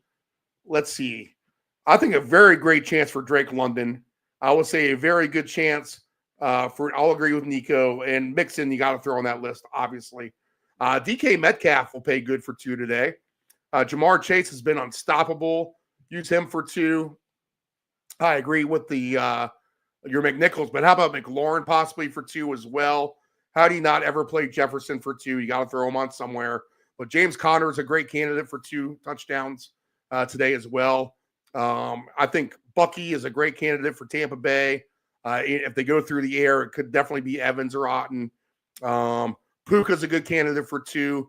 And anyone on the Eagles, Ravens, or Bills is basically a candidate for 2. More so Cook, and then McCaffrey in that game on the ground. But really, I mean, you can do any kind of 2 combos, I think, of Eagles and Ravens. I mean, you got Henry, Barkley, Hurts, Lamar, you have Flowers, you got Andrews, you got A.J. Brown, you have Goddard. So it's wide open in that regard for 2 touchdowns to me in that game. And then I'll pass on 2 touchdowns for now tomorrow night. All right, Dave, your best bets. All right, best bet. We're gonna stick with the touchdown scores for the best bet to round things off. Breece Hall, Terry McLaurin, Aaron Jones, Nico Collins, 4-man parlay, $20 to win $600. All right. These are all my notes. I'll go through it fast. 100-yard receiver potentials today. Thompson Jr. is Coach Dale's, but I think that's a good underdog pick. But Drake London, Garrett Wilson, DK Metcalf, Terry McLaurin would be my other ones. Quarterbacks who could throw over 1.5 touchdowns today. Cousins, Herbert, Drake May is the long shot. Stroud, Rodgers, Geno Smith, Joe Burrow, Daniels, and Matthew Stafford. I think all those guys can get to 2 touchdowns passing today. The team points over and maybe alternates. Rams, Falcons, Patriots, long shot. Texans, Bengals, Jets, Seahawks, Tampa Bay. I think you can throw all on that list. Running back receive yards. Justice Hill can go on there. But Ramondre Stevenson, Najee Harris. who is this? Jonathan Taylor, Jalen Warren, Rashad White, Bucky Williams. I keep wanting to say Bucky Hodges. Bucky Williams. 2 quarterbacks to rush for their yards. Baker and Young in the same game. I'll probably try to revise and add 1 or 2 to that. Stevenson can have a huge rushing day as well. The normal, just regular touchdowns. 1 touchdown scores. Pitts, Henry, Dalton Schultz, maybe Mechie, DK Metcalf. Hawkinson is on that list. Let's see. Anyone else? Of course, I can't read my own writing here. Looks like I got Thompson, whoever that is. Defense to potentially score. Long shots. Good payouts. If you do like a 50-cent round robin for defenses to get a touchdown. The Patriots, the Vikings, the Commanders, and the Buccaneers. Receiver yards and their alternates. Take a look at Thielen, Disley, Dalton Schultz, Mechie, Tank Dell, Metcalf, Conklin, Garrett Wilson, and Westbrook Akine. And let's see. Is that it? That's a good list right there. How about that? Plenty of stuff to dive through. You can rewind it anytime to get any of the other picks. All right, so we have a missing Ant-Man in action. I'm sure he'll emerge here in about 90 minutes once kickoff comes up. And it's been a long Thanksgiving weekend, Nephew Dave. 2 shows, a lot of football talk. Hopefully we can make it pay off today. I don't want to do all this wasted or work and make it wasted. So it's up to you, NFL. Get us some good tickets. Let's get some good hits, and let us get some good wins.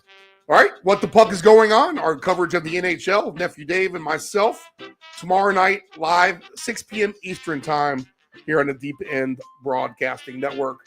I'll go ahead and throw that promo up right now. Good luck, everybody.